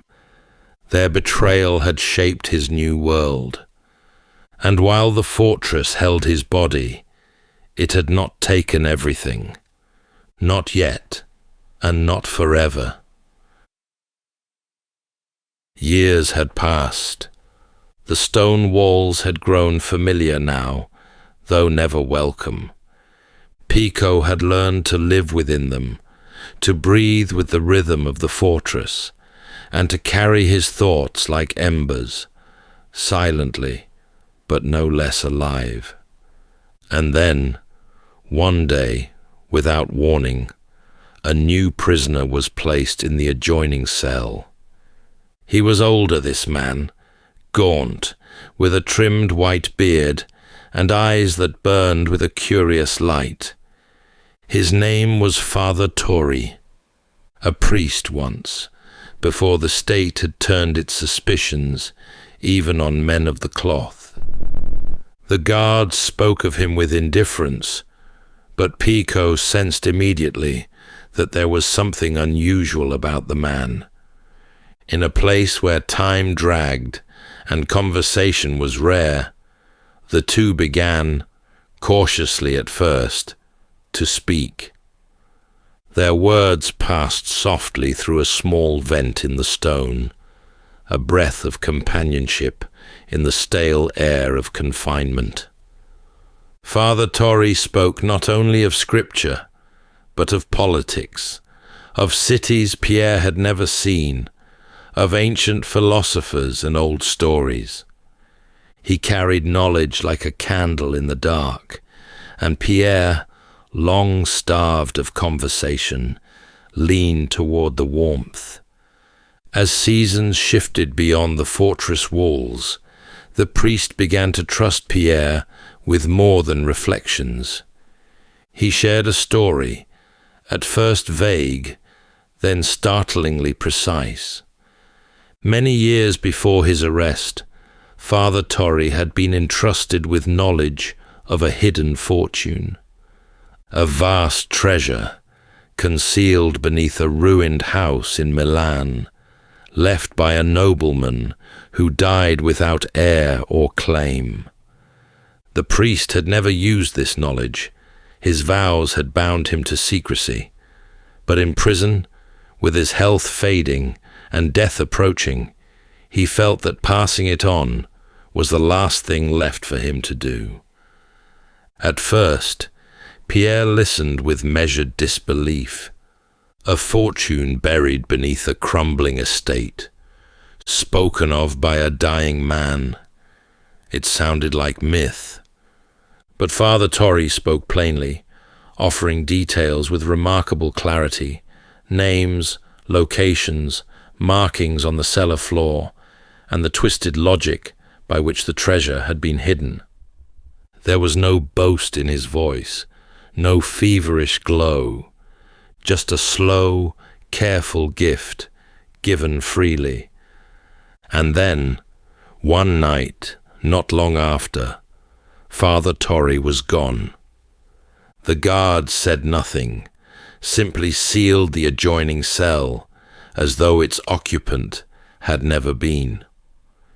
Pierre sat awake in the dark for many hours, repeating the priest's words over and over, fixing them in his mind like sacred scripture. It was then, perhaps, that the shape of a new life began to form, not as a plan, not yet, but as a seed. He had lost nearly everything, but now he held something more than memory. He held a secret. By the time the 10th year neared its close, Picaud was no longer the man who had once walked the warm streets of Nimes, whistling as he stitched fine shoes, or smiled beneath the stone arches with his bride-to-be on his arm. That man had vanished with the first clank of the prison gate. What remained was leaner and more inward. Not broken, just changed. The years moved slowly in Fenestrelle. Some prisoners aged fast, worn thin by despair. Others faded in silence. But Pierre had found something else. A reason, however distant, to keep himself whole. With every passing day, the memory of Father Torre's words deepened their hold.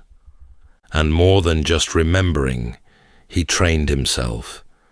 Not physically, the cramped cell allowed little movement, but in mind and spirit. He began to recall every detail of those who had betrayed him, the words they'd spoken, the tone in their voices, their habits, their vices, their weaknesses. He imagined the world outside, where they still walked freely. He did not hate them loudly. He simply studied them. He also listened. To guards, to snatches of conversation between cells, to footsteps and patterns and silences. He became part of the stonework, unseen, unnoticed, but watching. Time for Pierre was no longer an enemy. It was a tool. He had no calendar, no clock. But somewhere in the back of his mind, he sensed the slow accumulation of years. A growing certainty told him that his release would come, perhaps by decree, perhaps by oversight. And when it did, he must be ready, not just to survive, but to become someone altogether new. Someone with a name no longer spoken in grief or pity, but in wonder, perhaps even fear. He began to plan, and while the guards believed he sat idle in his cell, wasting away in obscurity, Picaud was building something, quietly and in the dark, planning his every move. After nearly 10 years behind stone and iron, the world beyond Fenestrelle had become, to Pierre, half myth and half memory. But one cold morning, without ceremony or explanation, the gate clanged open, and he was told he was free. The guards offered no reason. Perhaps the charges had been suddenly dropped, or lost in the shuffle of changing administrations. Perhaps someone in Paris had finally questioned the length of his detention. But no apology came, no compensation, just release. He stepped beyond the fortress walls, with little more than the clothes he wore, and the weight of years behind his eyes. The light hurt at first, not just the sun, but the color of things, the sky, the moss, the distant pines. Everything looked unfamiliar, as though the world had kept moving without him, leaving him to catch up at his own pace. The journey southward was long and solitary. He traveled on foot at first, avoiding major roads, taking work where he could, laboring under false names, listening more than speaking. The priest's map, etched into his mind, remained unshaken. The memory of Milan pulled at him relentlessly. When he finally arrived in the city, it had changed. Buildings stood where fields once were. Faces had turned, but the streets still bent in the same crooked lines, and he found, eventually, the neighborhood the priest had described. At the edge of the city, shaded by tall trees and flanked by walls grown over with ivy, sat the old house, now abandoned, its shutters weather-beaten and crooked, its gate rusted nearly shut. Pierre waited until nightfall before slipping through. The house groaned with age. He moved slowly, not out of fear, but reverence. Every creak beneath his foot was part of the priest's story unfolding. He found the cellar door beneath a cracked stone in the kitchen floor. The hinges protested, but it opened. In the flickering light of a single candle, Pierre descended into the damp, earthen dark. The air was thick with mildew and dust, and there, just as Tori had described, behind a false wall of rotting wood and loose stones, was a small, iron-banded chest. He paused. After all the years, the hunger, the silence, the betrayal, this moment should have felt grand. But it didn't. It felt quiet, certain, as if the world had simply kept its promise. He broke the lock. Inside were golden coins, fine jewels, silver plate, and scrolls of noble lineage, wealth that could carry a man into any life he chose. But Pierre did not smile. He only exhaled, long and slow, and sat there a while, his fingers resting on the edge of the open box. This treasure was not the end of his story. It was the beginning of something far more deliberate. In the months that followed his discovery, Pierre Picaud vanished, not in body, but in name, in trace, in presence. In his place, a new figure began to form, cultured, refined, and impossibly wealthy. He now had the means to re-enter society, not as a shoemaker, but as a gentleman of fortune. He moved like a chess player, thinking many moves ahead, patient with every piece. From Milan, he traveled north, adopting a new identity, drawn from the noble documents buried with the treasure. Titles once forgotten were revived. A name with roots in Italian aristocracy, not Picaud, gave him entrance into drawing rooms, banks, and business affairs. He acquired property under aliases, developed partnerships, wrote letters in fine hand to officials who never knew they were replying to a man once left to rot in a fortress cell. All the while, he gathered information. His betrayers had not scattered.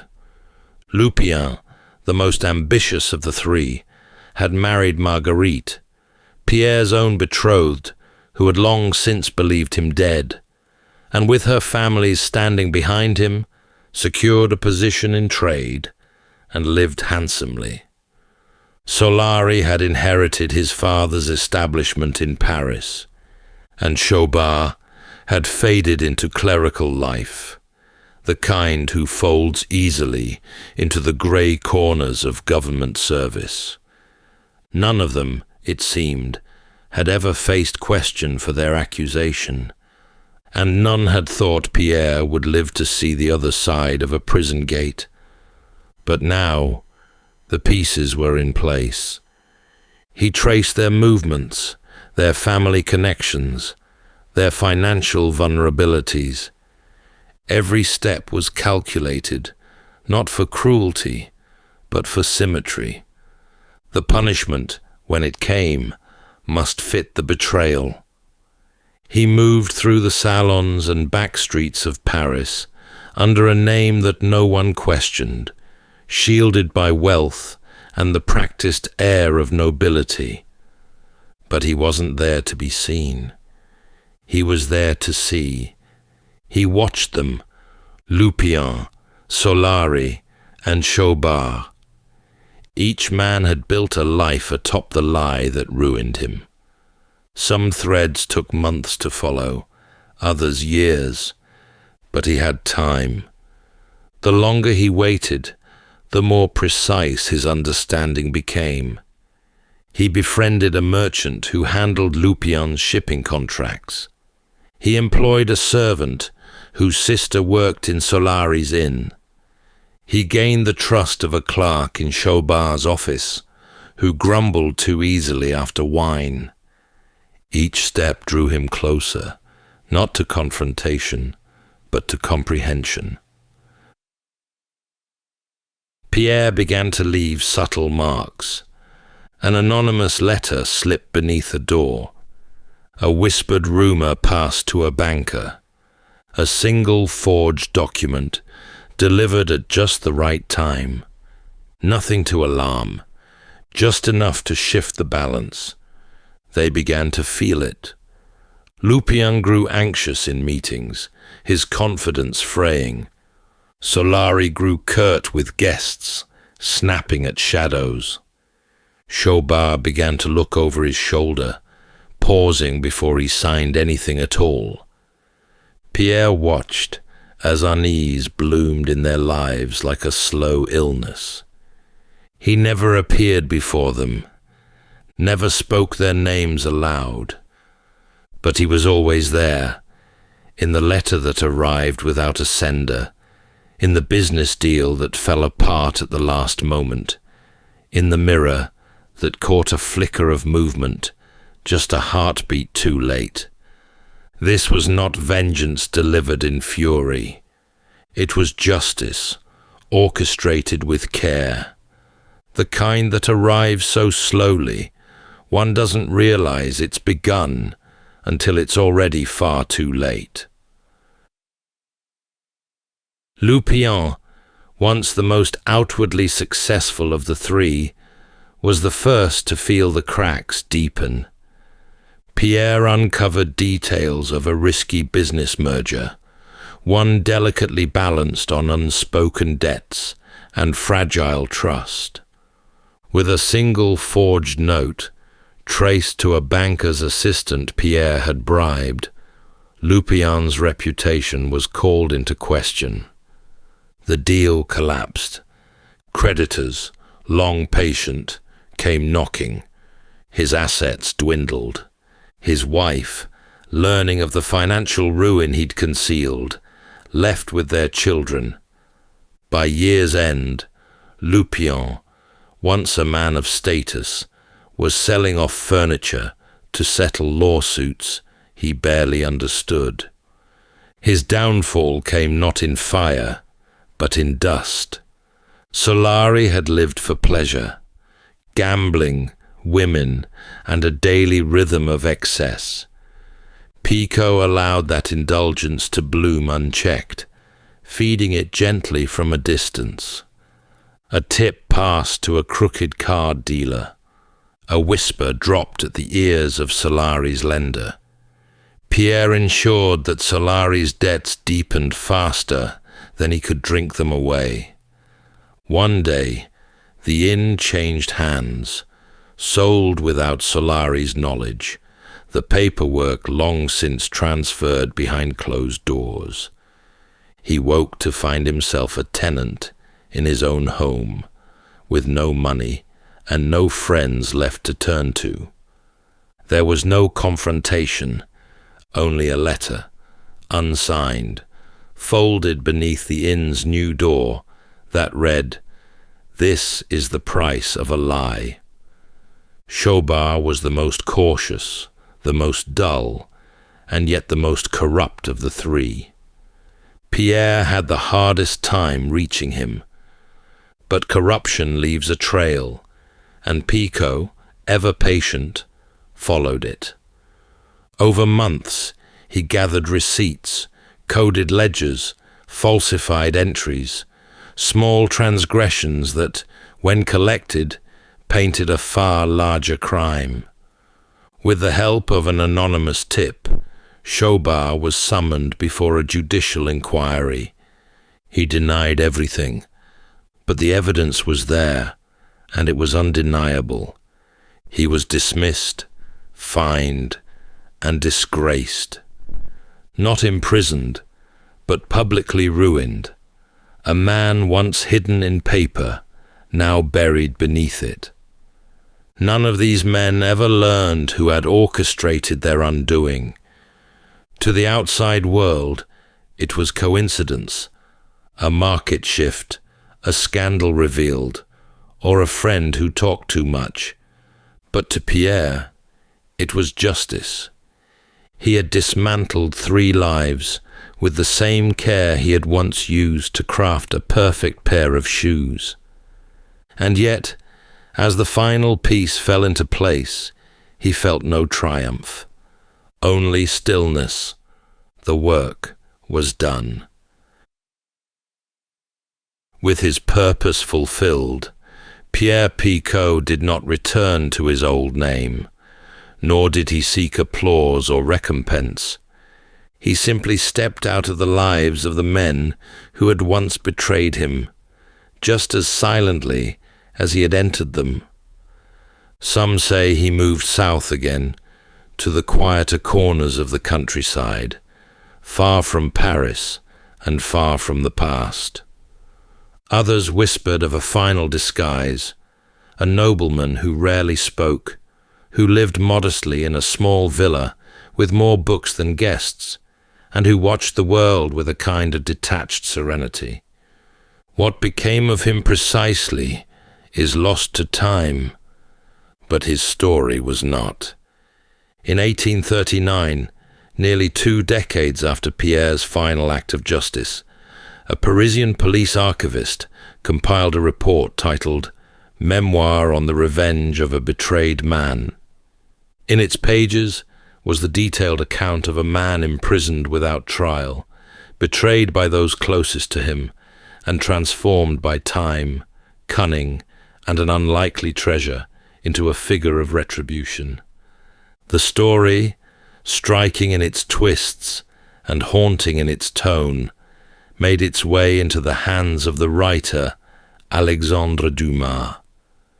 Dumas, known for his appetite for adventure and deep curiosity for stories of transformation, was immediately taken by the tale.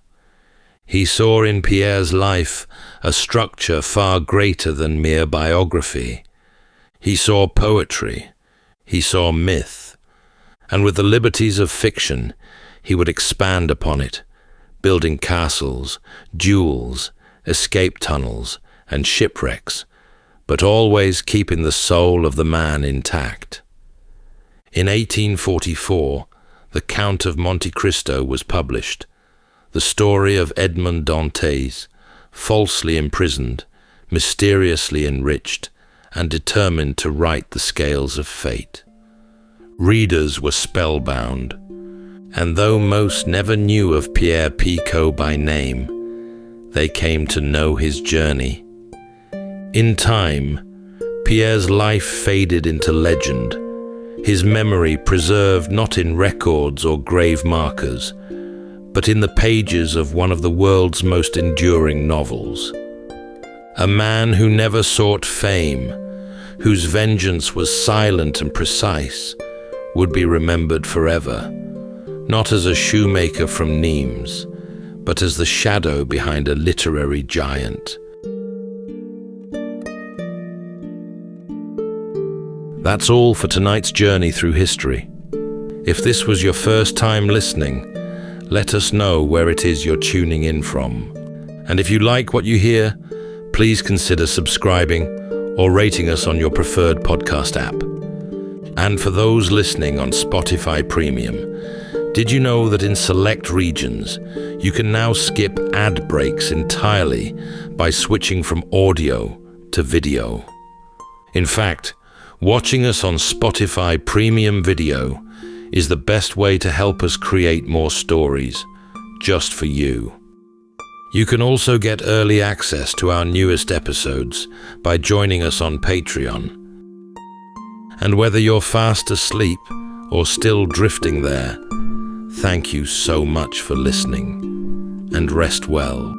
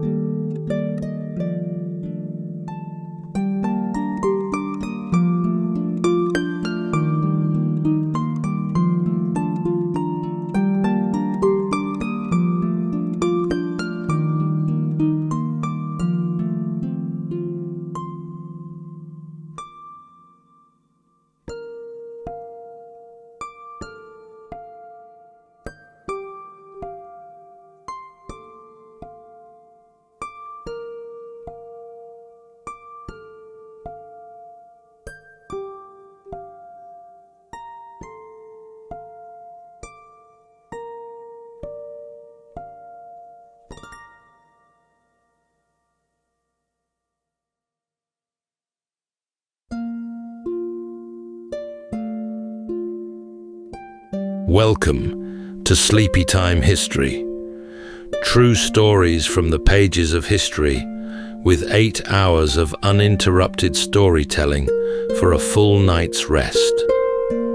Tonight, we're going to be exploring the remarkable true story of Stonehenge, an ancient megalithic monument whose creators and their purpose for building it have remained shrouded in mystery since these massive stones were raised to the heavens many thousands of years ago. Our story begins with a grieving king called Aurelius, lamenting over the graves of his noblemen, all murdered under a broken truce. A wizard called Merlin tells him of a collection of great stones in Ireland that would make a monument worthy of his fallen warriors, for the stones were carried out of Africa by giants in the deep past and held miraculous healing powers. These are just stories, of course, though the truth is much stranger, because the sick really did come for healing. Dig up the bones of the people who traveled here, and you find the lame and the ailing. All around the monument, the ground is scattered with chips hacked from the stones by desperate hands obsessed with whatever lay inside. But they were not the only ones who believed it. The 6-ton altar stone at the heart of Stonehenge came from the far north of Scotland, much further away than the legends suggest, and brought to Stonehenge by ancient methods that predate the wheel and remain unsettled to this very day. Then there are the Druids, those robed figures with their fire-lit solstice rituals and white beards, their mistletoe and magic. Hold on to this imagery if you like, but know these supposed sorcerers came along thousands of years after the stones were already raised, and their association with this sacred ground is one of the strangest turns in the whole story.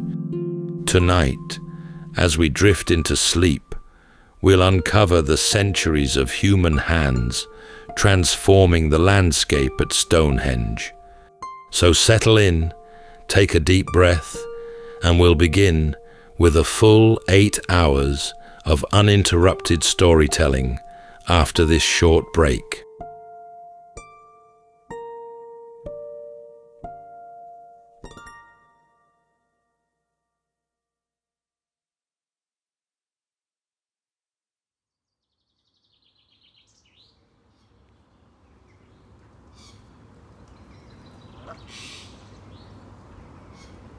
Under a wide, pale sky, the plain lay open, the new grass coming green over the mounded earth, and the wind moving across it in slow waves like ripples on a pond. The larks came back to that plain before the king did, and they were singing over the 460 men who lay beneath the sod, as though the ground held nothing but roots and stones. His name, as the old legend goes, was Aurelius Ambrosius, and the men in that ground had been his. They had gone up onto the chalk unarmed, under a flag of truce, to sit down with the Saxons and talk terms. The Saxons had come with long knives in their boots. It was finished before the British lords understood what was happening. But before it was over, they all lay dead. The king had spent the years since taking the country back, and he had taken it. The Saxons were beaten. The crown sat steady on his head, and he stood over the burial ground, with none of it worth anything to him, and he wept, and he asked how a man might mark such a thing, so that it would never be forgotten. The masons had nothing for him. The archbishop had nothing either, though he had a name. There was a young prophet in the west, known as Merlin.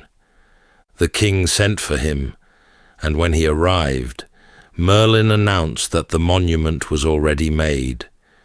It only needed fetching. There were stones in Ireland, on a mountain called Killaraus, standing in a ring that was old before anyone alive could remember it. Giants had brought them up out of Africa and set them where they stood. There was a power in them.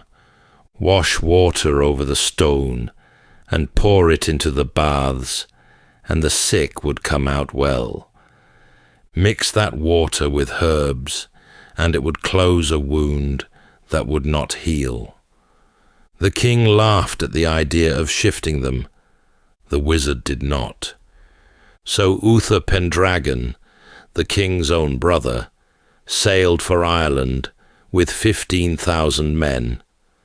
The Irish king met them in the field, but it was over before the afternoon met evening. So the road up the mountain lay open, and there, in the grass in front of the ring, these 15,000 men came to a full stop. They ran cables round the uprights. They raised scaling ladders against them. They built winches and hung their whole weight on the ropes, and hauled and swore and hauled again, but the stones sat exactly where the giants had put them. They simply would not budge. The wizard stood at the edge of the field and watched an army fail and laughed at them. Then he had them stand aside and took the stones down as easily as a man lifting plates from a shelf. Then they sailed home. On the plain above the graves, he raised them again in the same pattern and the same order they had held on the mountain, and it was done. In time, the king was buried inside the ring, then his brother. Then, long after Uther's son Arthur was gone, a king called Constantine, laid in the same ground within the same ring of stone. A churchman called Geoffrey of Monmouth wrote all of that down about 900 years ago, and every serious man who came after him called it a fairy tale, and they were right. He invented the wizard. He invented the giants and the 15,000 men, and nearly everything the king ever did. And then he put 4 things down about those stones that no man alive in his century had any way of knowing. He said they came out of the west. He said they were lifted from a ring that already stood. He said people believed the stones healed the sick. He said kings were buried inside them. And the strange part, The part that comes later is how much of it turned out to be true.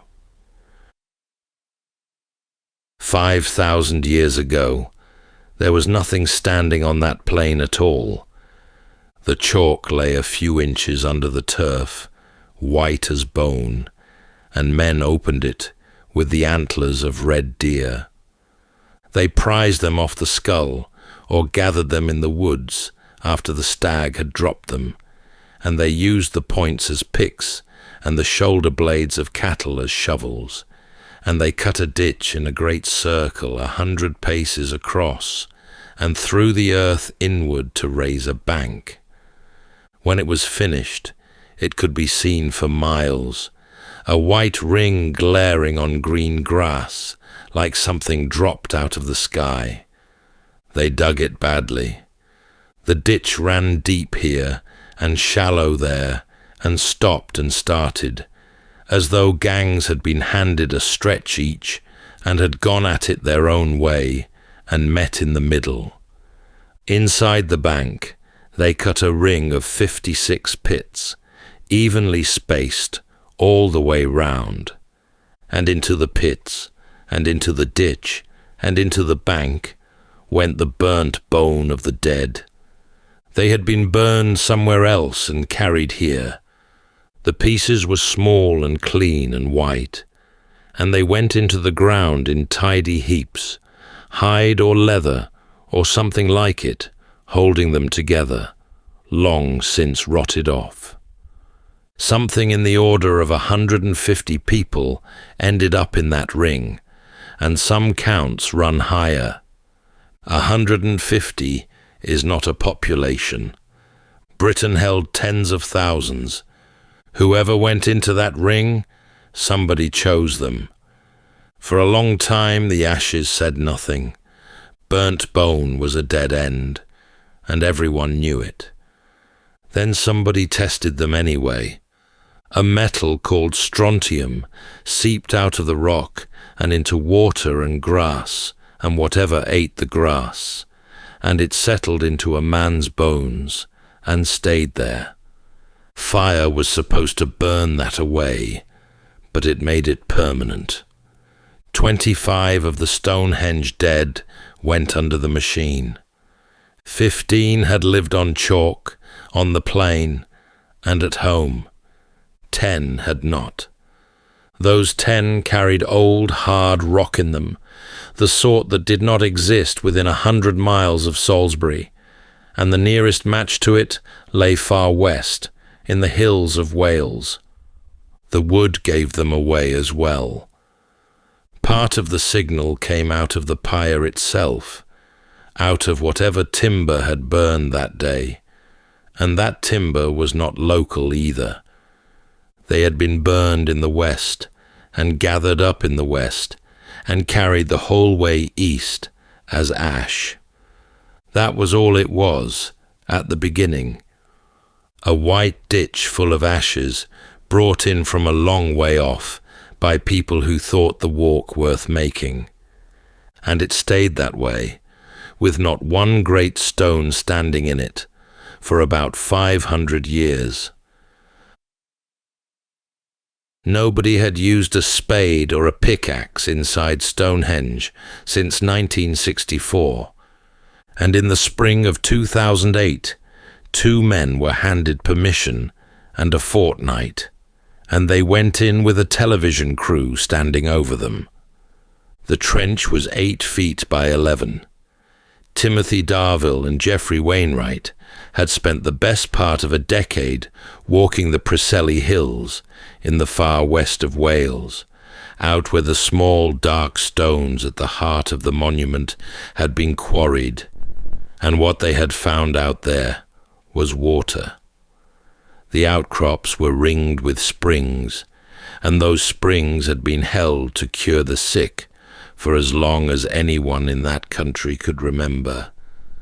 The rock and the healing came up out of the same ground. The blue stones were easy to miss in a photograph, and so named because when wet or freshly broken, they turned a deep blue-grey with white flecks all through. Smaller than the great grey Sarsens around them, darker, and standing in the middle where the eye slid past them.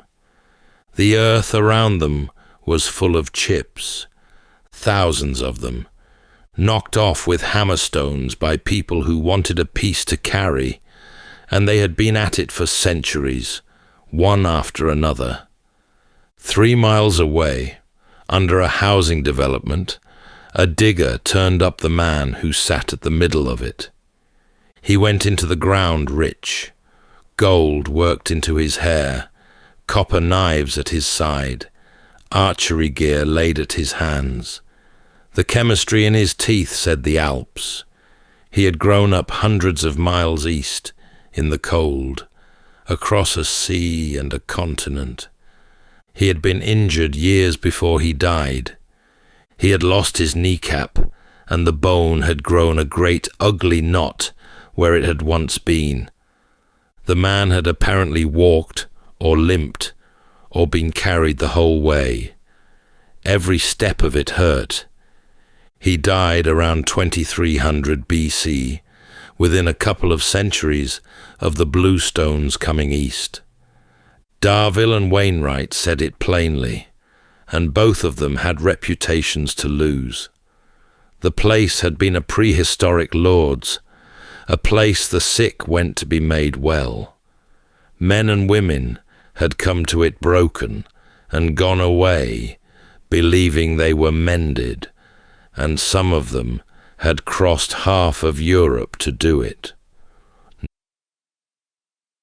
80 stones came out of the Preseli hills, the lightest of them a ton, and every one of them had to cross 150 miles of Britain to reach Salisbury Plain. There was no wheel on the island, no horse to pull anything, no metal at all. Between the hills and the plain lay rivers, estuaries, marsh and hill country under heavy forest, and however it was managed, on sledges and rollers overland, or by boat around the Welsh coast, or by some mixture of the two, it was managed roughly 80 times, and whoever did it walked home afterwards and went back for the next one. There is a hollow up in those hills called Wan Morn, and 4 stones lie in it. They lie on the arc of a circle that is not there any more. Dig round them, and the sockets come up empty, evenly spaced, running out on a ring 100 paces across, near enough to the pace, the same ring as the white ditch on Salisbury Plain. One of those sockets was cut to take a stone with an odd 5-sided foot. There is a blue stone standing at Stonehenge with an odd 5-sided foot. The shape fits. The rock, when they went back and tested it, did not. They did not quarry a monument. They pulled one down. Whether these particular stones went east is still fought over, and the men who dug the hollow now say probably not. But somebody up in those hills was taking a circle to pieces in the same century Stonehenge went up. The great grey uprights had a shorter road and a heavier one. 15 miles north, up on the Marlborough Downs, in a wood, and nobody knew which wood until 2020. They only found out because a man had drilled a core out of one of the stones during the repairs in 1958 and kept it and carried it to America and handed it back 60 years later. They read the chemistry off that core, and it came up westwards. 25 tons apiece and 15 miles of it, and nothing to pull with but people. The blue stones were the light ones. Then there was the slab in the middle. 16 feet of grey-green sandstone, 1.5 feet thick, 6 tons of it, lying flat on its face and pinned under a fallen upright, so battered and so plain that a man could stand on it without knowing. Somebody in the 17th century looked at it and guessed it was an altar, and the guess stuck, and it was the altar stone from then on. For 100 years, everybody agreed it was Welsh. It was in the books. It was taught. In 2024, a doctoral student in Perth, Australia, got hold of 2 small fragments of it and had the grains dated. His name was Anthony Clark, and there was a nice piece of chance in him, because he had grown up on a farm in southwest Wales, in the country the bluestones came from. Sandstone was built out of the wreckage of older rock, and every grain in it carried the age of whatever it had broken away from. The grains came back staggeringly old, well over 1 billion years. Nothing in Wales looked like that. Nothing in England did either. The match was a red sandstone that ran from Inverness up to the top of Scotland and out under the sea beyond it. The team said afterwards they had not believed it. The numbers did not move. 430 miles in a straight line, and no stone was ever known to have travelled further to any monument in Neolithic Europe. A glacier could have dragged that slab south and dropped it in a field, and then it wanted nothing more than somebody finding it lying there. 2 years later, they tried this theory. They fingerprinted the mineral grains washed down by the rivers around Salisbury Plain, hunting for the mark a glacier left after it had ground a country flat, and the mark was not in them. Then they built the ice sheets inside a computer and ran them, and watched where the ice went. It reached a drowned country out in the North Sea. It could have carried the stone that far. It could not carry it 1 mile past. It never came near Wiltshire, not once, and not in any run of it, which left men, on foot or by boat or both, the length of an island, hauling a thing that weighed as much as a lorry. Nobody did that for a calendar. Whatever they believed was inside that rock, they believed it hard enough to spend lives on. 2 miles from the stones, on a slope above the river, 38,000 animal bones came out of a rubbish heap. 9 in every 10 were pig. Most of the rest were cattle. There was next to nothing else in there, hardly any deer, barely a fish out of a river running past the door, and very little grain, and none of it was the leavings of people getting on with their lives. It was meat, in a quantity that only made sense if an enormous crowd had arrived at one moment and eaten. They had lived on top of the heap while they did it. Hundreds of small square houses with chalk floors packed along the hillside. More people gathered in one place than anywhere in Northern Europe at the time, thrown up and gone again inside a generation. It rose while the great stones were rising. The people in it were the people who put them up. The pigs gave up the season. A pig's teeth came through in a known order at known ages, and a jawbone would tell the animal's age at death within a month or 2, and almost every jaw in that heap said 9 months. Pigs were born in the spring. 9 months on from spring was the black of the year, and it was the same answer in jaw after jaw after jaw for centuries. They came in the dark. That was the point of it. And the pigs had not been reared on the plain. Their teeth had grown on rock that was not the plains, north and west and north again, to Wales, to the northeast of England and to Scotland. Some had come the better part of 500 miles. Somebody drove a herd of pigs the length of Britain in winter, and a pig did not drive. It wandered, it rooted, and it lay down in the road and declined. Every family that came brought its own regardless, on foot, in the cold, because it mattered enormously that the animal was theirs and had walked from home. The fires went up on the bank, and the feasting went on for days. Then they came down off the hill and along the river and up the avenue and stood at the ring. In 2022, engineers built Stonehenge, a 1/12 of full size, every stone printed and set where it had stood when the ring was whole, and they put it in an acoustic chamber and made a noise inside it. The ring held the sound. Voices came back off the uprights stronger and clearer than they went out, and hung in the air a moment, and made a small warm room out of open ground. And none of it got away. It did not carry to the bank. It did not carry to the field. It did not carry to the crowd.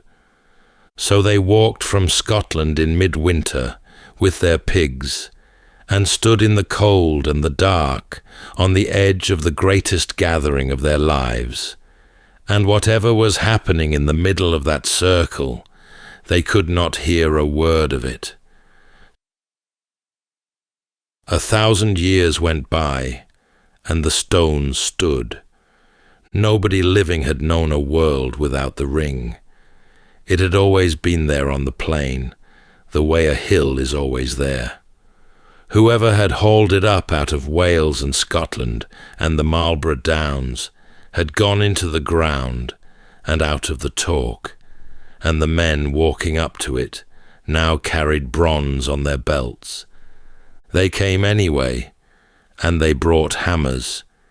Into the face of the Sarsens they cut axe heads, the flat-bladed sort, wide at the mouth and narrow at the handle, the shape a man saw every day of his life hanging at another man's side. Over 100 of them, and daggers among the axes, hammered into the grey stone by hand until the outline sank clear into the surface. Weather closed over the marks, and lichen came in behind, and the whole thing went flat to the eye, and men leaned on those stones and photographed them and wrote books about them and never knew. 3,500 years, and one man ever caught them, a dagger, on stone 53 in 1953. The other 100 stayed in the rock for another 60. Then lasers went over the surface, reading it down to fractions of a millimeter, and the axes came up out of the rock, like writing coming up in a fire.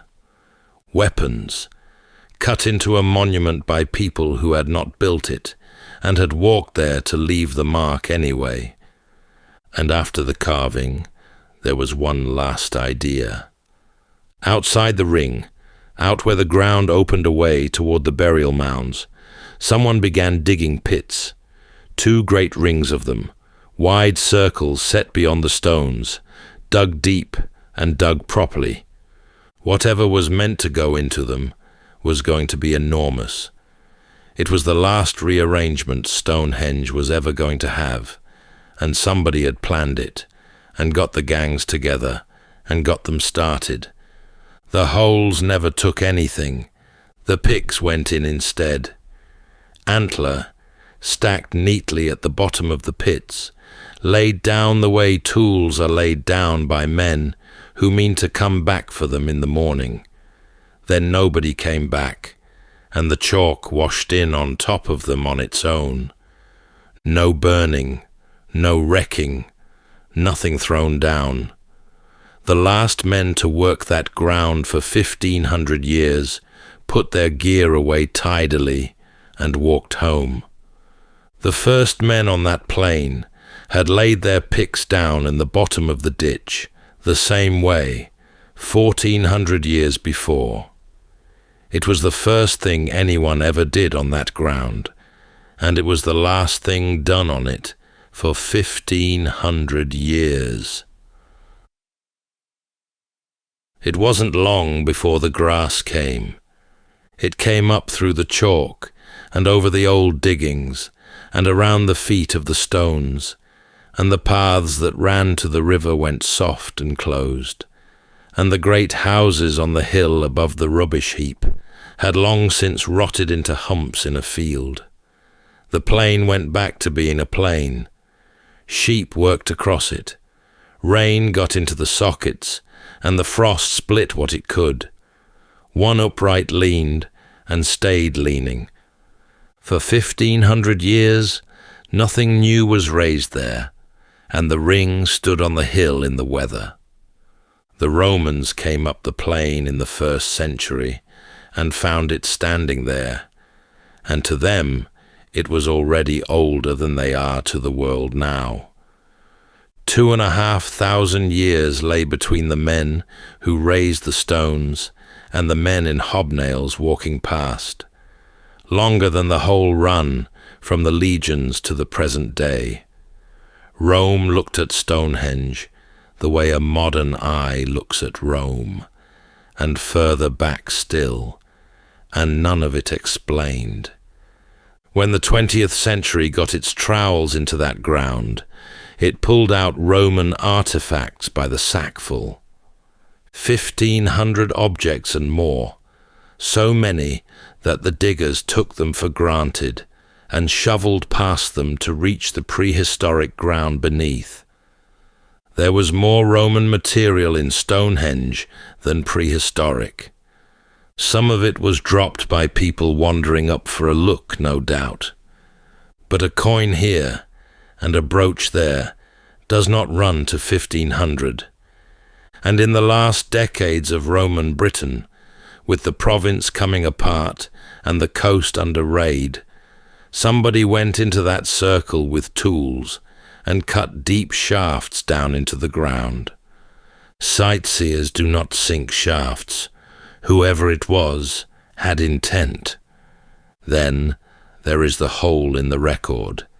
Every age at Stonehenge left something: Neolithic ash and antler, Bronze Age carvings and abandoned pits, Roman coins by the 100, Saxon graves, medieval breakage, Georgian souvenir hunters with hammers hired from the village.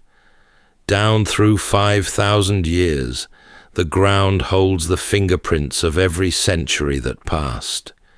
There is always something, that is, in all but one. Several centuries of nothing, not a shard, not a coin, not a scrap of charcoal, not a single object anybody has ever pulled out of that chalk. The record goes clean and stays clean, and then it picks up again, straight through the age of the Druids. Whatever those priests were doing in Britain in those years, they were not doing it here. These Druids, the one people in all of history whose name is welded onto these stones in the popular mind, are the only people who left no trace at them whatsoever. The Saxons came, and they looked at it, and what they saw was a hanging. The upright stood in pairs with a beam laid flat across the top, and any man who had watched a criminal go up at a crossroads knew that shape at once. 2 posts and a lintel. They called it, after the thing it resembled, the stone hangings, and the word went into the language and stuck fast, and it is the word still, worn down by 1,200 years of tongues into Stonehenge. The name was not idle. In the 7th century, they brought a man up onto that plain. He was in his early 30s. He had grown up on the chalk of southern England, near enough that somebody had walked him there rather than shipped him in. He was put on his knees inside the earthwork with his head forward. One blow did it, from behind, and it was clean, which says something for the man swinging it, and there was no second cut, and no sign of any struggle before it. Then they buried him badly. The hole they had dug was short. His body would not lie flat in it, so they folded him to make him fit and push the earth in over the top. He came out of the ground in the 1920s and went off to a museum in London, and in 1941 the bombs came down on the store where he was kept, and he was written off as lost with everything around him. He stayed lost for 58 years. Then, in 1999, somebody going through a collection found a box that should not have been there, and the Stonehenge man was in it, and the science that had not existed when he was dug up went to work on him at last, and gave back his age, his home, and the manner of his going. It gave back nothing about why. Whether he was a thief, a traitor, a killer, a man on the wrong side of a bad year, or a man simply owed to somebody, the ground kept that to itself. Only that, for a stretch of years, the Saxons of Wiltshire had a place they took men to be executed, and the place they chose was the old ring on the hill, standing there since before anyone's reckoning, with a name on it that meant gallows. In August 1905, 650 Druids came up the road to Stonehenge in coaches and motor cars, and they meant business. They brought wagons of food, barrels of drink, a tent big enough to hold the lot of them, an anthem composed for the occasion, and they strung barbed wire round the ground and put sentries on it who would not let a man pass without the password. A reporter from the Morning Leader turned up and was refused at the wire. He argued. He was told that the ceremony was for initiates only, and then, after a pause, that if he happened to have the money about him, they might strain a point and initiate him on the spot. 258 novices went in blindfolded that day, led by the elbow into the circle, and one of them was the man who owned the place. 5 years before, he had set the police on the Druids and had them thrown off his land. Ronald Hutton put his finger on it long afterwards. The archaeologists were at that very moment turning the ancient Druids out of Stonehenge for good, and the modern ones walked in through the front gate as it happened. They never left, and 70 years on, a crowd that had never heard of them turned up at the same fence and wanted in too. It became a free festival on the plain, and the free festival became a city, 30,000 people in the fields at midsummer, and the state decided it had gone far enough. On the 1st of June 1985, 1,300 police stopped 600 travellers 7 miles short of the stones in a bean field, and what happened in that field was bad enough that English Heritage's own account of it now calls the policing overzealous. Then came the wire. 4 miles of roadblocks round the monument, every solstice, razor wire, helicopters up, exclusion zone. For 15 years, nobody walked to the stones in June. And for 15 years, every single solstice, one man walked at them anyway and was arrested for it. He had been a soldier and a biker and a builder, and he had legally changed his name to King Arthur Uther Pendragon, and he carried a sword, and he came back every year without fail, and every year they took him away. He took his government to court over it, then to Europe. His argument was that the stone circle was his church, and that a man may not be fenced out of his church, and he argued it in a courtroom in a robe with the sword left outside. The wire came down in the year 2000. They opened the stones at the solstice, and the people walked in, and they have every year since. And now we return at last to where this curious story began, with the wizard called Merlin. He had said Ireland. It was Wales, the wrong island, the right direction, and closer than a man inventing the whole thing had any right to be. He had said the stones were lifted from a ring that already stood, taken down and carried off, and raised again somewhere new. And far out west, in the hills, the small stones came from. The ground still held the empty sockets of an older circle, its stones pulled up and long gone, as though something there had indeed been taken apart and moved.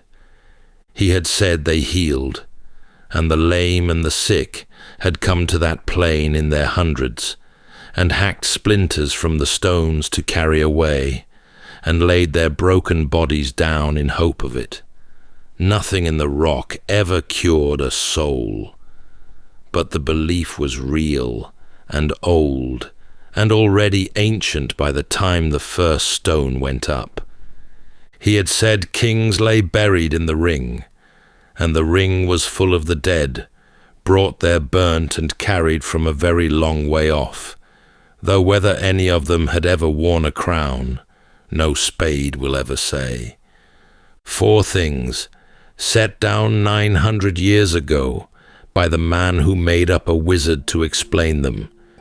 Not one of them quite true, not one of them quite false. And the strangest thing was the one he never claimed at all, that the grey slab lying at the heart of it had come from the top of Scotland, hauled the length of an island by hand, from so far away that the men who finally proved it were sure their instruments had broken. 900 years on, the ring still stands on the plain, and the man who made the whole thing up is still the nearest anyone has come to explaining it. That's all for tonight's journey through history. If this was your first time listening, let us know where it is you're tuning in from. And if you like what you hear, please consider subscribing or rating us on your preferred podcast app. And for those listening on Spotify Premium, did you know that in select regions, you can now skip ad breaks entirely by switching from audio to video? In fact, watching us on Spotify Premium Video is the best way to help us create more stories, just for you. You can also get early access to our newest episodes by joining us on Patreon. And whether you're fast asleep or still drifting there, thank you so much for listening, and rest well.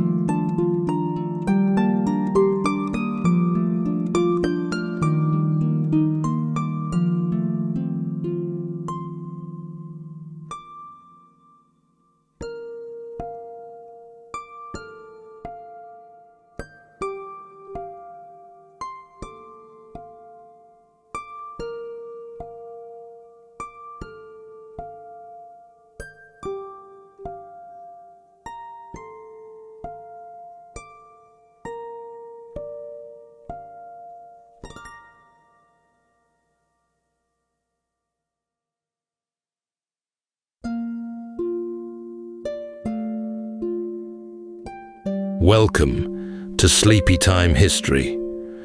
True stories from the pages of history with 8 hours of uninterrupted storytelling for a full night's rest. Tonight, from the Sleepytime archives, the remarkable true story of Álvar Núñez, Cabeza de Vaca, a Spanish nobleman and explorer whose journey across the wild interior of 16th century North America became one of the most astonishing feats of endurance in history. Born 2 years after Columbus first set sail, de Vaca grew up in a world that, for Europeans, was suddenly larger, wilder, and ripe with promise. He began with grand intentions, seeking fortune and fame to claim the vast and uncharted lands of what the Spanish referred to as La Florida. But what was meant to be a glorious conquest unraveled into a nightmare. Storms scattered his ships, starvation set in, and almost all of de Vaca's 600 men were lost to the swamps, the heat, and disease. From the low, marshy shores near present-day Tampa Bay to the rugged highlands of northern Mexico, de Vaca and his 3 remaining companions traveled more than 3,000 miles over 8 long years, unarmed, half-starved, and often at the mercy of strangers who spoke a language they could not understand. Along the way, de Vaca shed the trappings of a conquistador and began to see the world differently, eventually returning to Spain, not as a triumphant conqueror driven by greed, but as a man utterly transformed, humbled, and determined to speak for those whose stories were seldom told. But what did he discover out there, so far from everything he knew, that the conquerors before him never could? Tonight, as we drift into sleep, we'll follow in his footprints, through tangled forests, vast plains, and sun-scorched canyons, tracing the quiet strength of a man who crossed the unknown through patience, learning, and a curious grace. So settle in, take a deep breath, and we'll begin with a full 8 hours of uninterrupted storytelling after this short break.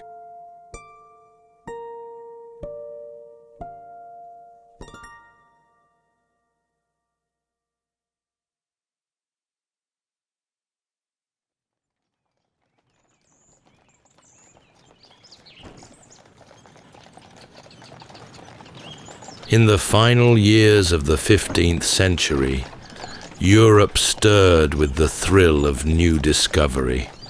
Maps were being redrawn, old certainties were loosening, and rumors of distant shores reached even the quiet stone lanes of Castile. Into this shifting world was born Álvar Núñez, Cabeza de Vaca, just 2 years after Columbus had been commissioned by Queen Isabella and King Ferdinand to sail westward. De Vaca came from a family of modest nobility, proud of its lineage, but not wealthy. His forebears had earned honor on the battlefield, and that legacy followed him throughout his youth. As Spain expanded its reach across oceans and empires, men like de Vaca were taught to believe in their own destiny, as if greatness might be found simply by stepping into the unknown with the king's seal in one hand and a sword in the other. He served briefly in Spain and abroad, learning discipline, gaining rank, and proving himself as both a soldier and a man of courtly bearing. But behind the formal training and polished manners, a restless energy stirred. He was not born to idleness, nor content to wait for glory to come knocking. When an opportunity arose to join an expedition bound for the unexplored reaches of La Florida, he accepted without hesitation. It was to be a grand conquest, a sweeping claim over lands unseen, with riches whispered on the wind and honors sure to follow. Vaca was named treasurer and second in command under the appointed governor. It was, by all accounts, a respectable post for a man of his standing. In 1527, they set sail from Spain with nearly 600 men, several ships, and dreams that gleamed too brightly to question. There were dangers, of course, unknown peoples, treacherous waters, and the ever-looming spectre of failure. But such hunger for glory tends to silence such concerns. The journey was slow. Weeks at sea gave way to months among the islands, repairing and resupplying, until at last they could press on. From the Caribbean, they turned north toward the unsettled lands along the Gulf. Vaca stood on the deck, watching the green ribbon of the Florida coast grow near. If only he had known what lay beyond it. The shoreline was deceptively tranquil as they stepped ashore near present-day Tampa Bay. The sea behind them lapped gently against the sand, but the land ahead breathed a different rhythm, dense, humid, and humming with life. They arrived in early spring of 1528, guided more by royal orders and ambition than by any real knowledge of where they were. They stepped onto the shores of La Florida, a name given years earlier by the famed explorer Juan Ponce de Leon, who had only briefly explored its mist-covered, unfamiliar coast. They expected the land to bow before them, but nothing here would come easily. The landing was followed by confusion and delay.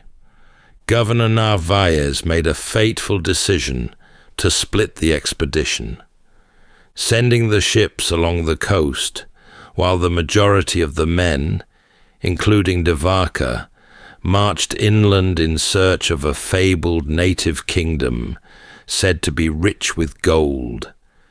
It was a decision that would sever them from their supplies, their communication, and any real hope of reunion. They pushed into the interior, into cypress swamps and tangled forests, through sharp palmetto and ankle-deep mud. The heat clung to them, their food spoiled, and the native communities they encountered did not cower.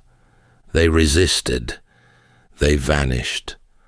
They offered false directions, or none at all.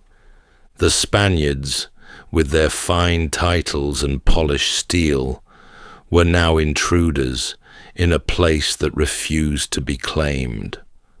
Weeks passed. Their supplies thinned.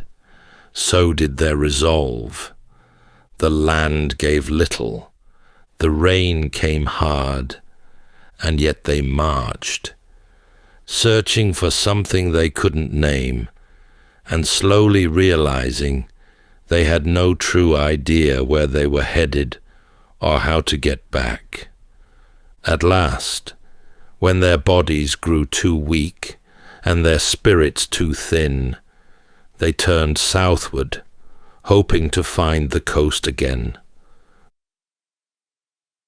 But the sea, like the land, had become elusive. By midsummer, the once proud expedition had become a scattered procession of hollow-eyed men, trudging through knee-deep water and mosquito-thick air. Their polished armor, so carefully strapped on in Spain, now hung rusted and slack. Rations had long since vanished. Horses, once symbols of command and prestige, had been eaten. The forest closed in around them, green, endless, and unforgiving. They had expected resistance, perhaps even battle, but they had not expected this, a landscape so vast and unknowable that it swallowed maps and swallowed men. Each turn led to more confusion. The rivers curved in ways they hadn't imagined, and the inland terrain offered no landmarks they could understand. Vaca kept careful records, trying to impose order where there was none, but even his notes could not hold back the disintegration. Illness soon followed. Fevers rose quickly and took men without mercy. In the morning, a man might march without complaint, keeping pace with the rest. By evening, he would fall wordless and sweating into the muck. Others simply walked away into the trees, silent and lost. Some drowned trying to cross swollen streams. Vaca tried to hold them together. As treasurer, he had little authority, but he bore himself with steady discipline. He knew the cost of letting fear take root. Still, even he began to question whether survival was possible. When they finally stumbled back toward the coast, the ships were nowhere to be seen. The agreed rendezvous had passed. Either the ships had moved on, or they had been lost to the Gulf, and in their place stood only the wind and the rising tide. There was no shelter, no food, and no way to send word. They could not stay where they were, but they could not go forward as they had. They worked in silence, or close to it, bones showing beneath their skin, hands blistered and shaking. Vaca and the remaining survivors felled trees with rusted tools, stripped bark, and scavenged nails from broken gear. There was no true shipwright among them, no canvas and no tar, only desperation and the slow understanding that if they stayed on land, they would perish. 5 rafts were built in total, lashed together from green wood. It was a final gamble. Now they would try the sea. The men had very little food and water, and no real means of navigation. They loaded what they could and pushed off into the Gulf, hoping the current might carry them to Spanish settlements in the west. What followed was a drifting unlike any they could have imagined. The sun beat down during the day, merciless and absolute. Salt dried on their skin, lips cracked. They rationed water in thimblefuls. At night, the wind would rise, and the rafts creaked and groaned as waves lifted and dropped them like toys. One by one, the rafts fell out of sight, lost to currents, to storms, or to the slow collapse of their makeshift frames. Among them was the raft carrying Narvaez himself, swept out to sea and never seen again. On Vaca's raft, they caught fish with bare hands, when they could. They chewed leather to keep their hunger at bay.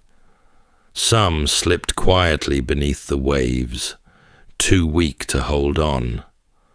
Others whispered prayers and clutched their knees until the sea took them. Then one day, land suddenly appeared. Not the rolling coastlines of civilization, but a thin, low ribbon of sand. The raft broke apart in the surf, and the men dragged themselves ashore with what strength remained. Only a handful were left.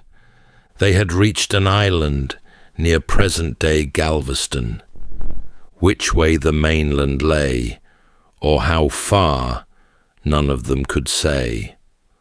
All they knew was that they were still alive, and that this strange new land would offer no welcome. The place was desolate. Low dunes, scattered brush, and the cry of gulls overhead. They had washed ashore weaponless, starving, and lost. They could no longer imagine rescue. The waves had given them back to the land, but at a cost few could bear. Soon they were found. The people who emerged from the forest were cautious, watching the strangers from a distance. They spoke no Spanish, and the men had no words for them in return. But the island's inhabitants knew what starvation looked like. They offered them food and a little warmth, and in return they observed. The Spaniards, proud men who had once marched under the king's banner, now bent their heads and ate without speaking. But survival came with terms.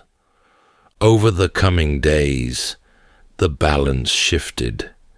The survivors, too weak to leave, were absorbed into the rhythms of the people around them. Some were taken in, while others were enslaved. Vaca, separated from his companions, now lived as a captive, stripped of the command he once held, subject to new customs, and dependent on others for his life. The land was unfamiliar, but it was not empty. He was now a guest, or perhaps a prisoner, in a world that had no interest in the titles he once held. Over time, he would learn its patterns. He would come to understand the language, the cycles of food and weather, and the expectations placed on him. And though he would suffer still, through illness, isolation, and grief, he would not die. Something in him had begun to change. In time, he learned to carry what was needed, to gather what was useful, and to disappear when it was safer not to be seen. He moved between groups along the Texas coast. Sometimes he traded, sometimes he was allowed to stay, but always he was aware of how little control he truly held.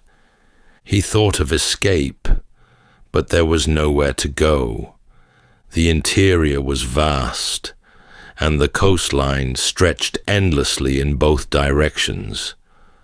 Vaca observed carefully. He learned to distinguish plants, to follow water, and to read the weather in the trees. And slowly, his presence shifted from burden to asset. He became a trader of goods between communities, trading shells, hides, pigment, and flint. He knew who had what, and what could be exchanged. He was allowed to move more freely, and in that movement, he found a kind of deep purpose, but more than that, he began to heal, not just in body, but in the way he was seen. He learned of herbs and rituals, and when he treated the sick, however humbly, some recovered. News of these recoveries traveled between camps. In places, he was welcomed not as a prisoner, but as a healer. People came to him with ailments. He blew gently across wounds. He spoke soft blessings over the fevered. He did not know whether it worked, only that those who believed it did. And perhaps, in that belief, something sacred stirred. He moved with them, ate with them, slept under the same wide sky, and came to understand that survival was not something one did alone. It was a lesson he would carry for the rest of his life. Years had passed. He no longer dreamed of galleons or gold. Instead, he thought of water sources, safe shelter, and which direction the herds were moving. The empire he had once served felt impossibly far away. And then he met others like himself. It happened far in the interior, perhaps by chance, or perhaps, according to them, by providence. Vaca crossed paths with 3 other survivors of the Narvaez expedition. Like Vaca, they had lived among various indigenous groups, surviving because of their usefulness and humility. Their reunion was not triumphant, but it was profound. Together, they resolved to try for Mexico, not by sea, but overland, through thick forests, vast plains, and sun-baked deserts. They relied on the goodwill of those they encountered and the growing reputation that followed them. Word had spread far ahead of 4 strange men who healed the sick, who came unarmed and asked only for passage. They followed rivers when they could, used mountain ranges as guides, and stopped only when the land demanded it. And always, Vaca walked at the center of it. By now, the 4 men were no longer seen as outsiders. They were travelers of great renown. Their Spanish names meant little to the people they met, but their presence stirred whispers. They were said to carry healing with them. They spoke many tongues, or at least enough to be understood. And unlike the soldiers who had come before, they brought no harm. They crossed vast stretches of what is now northern Mexico, Durango, Chihuahua, and Sonora, where the land rose and fell in dusty ridges and scattered thornbrush. In some villages, people came forward bearing gifts, woven mats, handfuls of maize, or gourds filled with water. Their journey became less a flight and more a passage. At times, they were joined by small bands of people, moving alongside them for a day or 2, sometimes longer. It was a far cry from the expedition they had begun with, now just a slow movement through land that no longer seemed foreign, and among people who no longer seemed strange. Vaca saw these communities not as subjects or obstacles, but as stewards, keepers of knowledge, survival, and of memory. He listened closely. He watched the way children were taught, the way disputes were settled, and the way plants were gathered only with thanks. And somewhere deep within, he began to understand that the world was not shaped solely by those who held power, but also by those who held patience. They were drawing nearer now to Spanish territory. The mountains whispered of it. The language began to shift. But de Vaca was no longer sure what return meant. He had travelled so far, in distance and in spirit, that he no longer knew if he could step back into the life he once claimed. Still, they kept walking. It was in the foothills near Culiacan that they met the first Spanish settlers, armed men on horseback, their helmets gleaming beneath the sun. The moment should have felt like salvation. And yet, de Vaca hesitated. The soldiers were stunned. Before them stood 4 figures draped in woven garments, sun-darkened and barefoot, with no armor, no horses, no sign of rank, only the slow, sure bearing of those who had endured.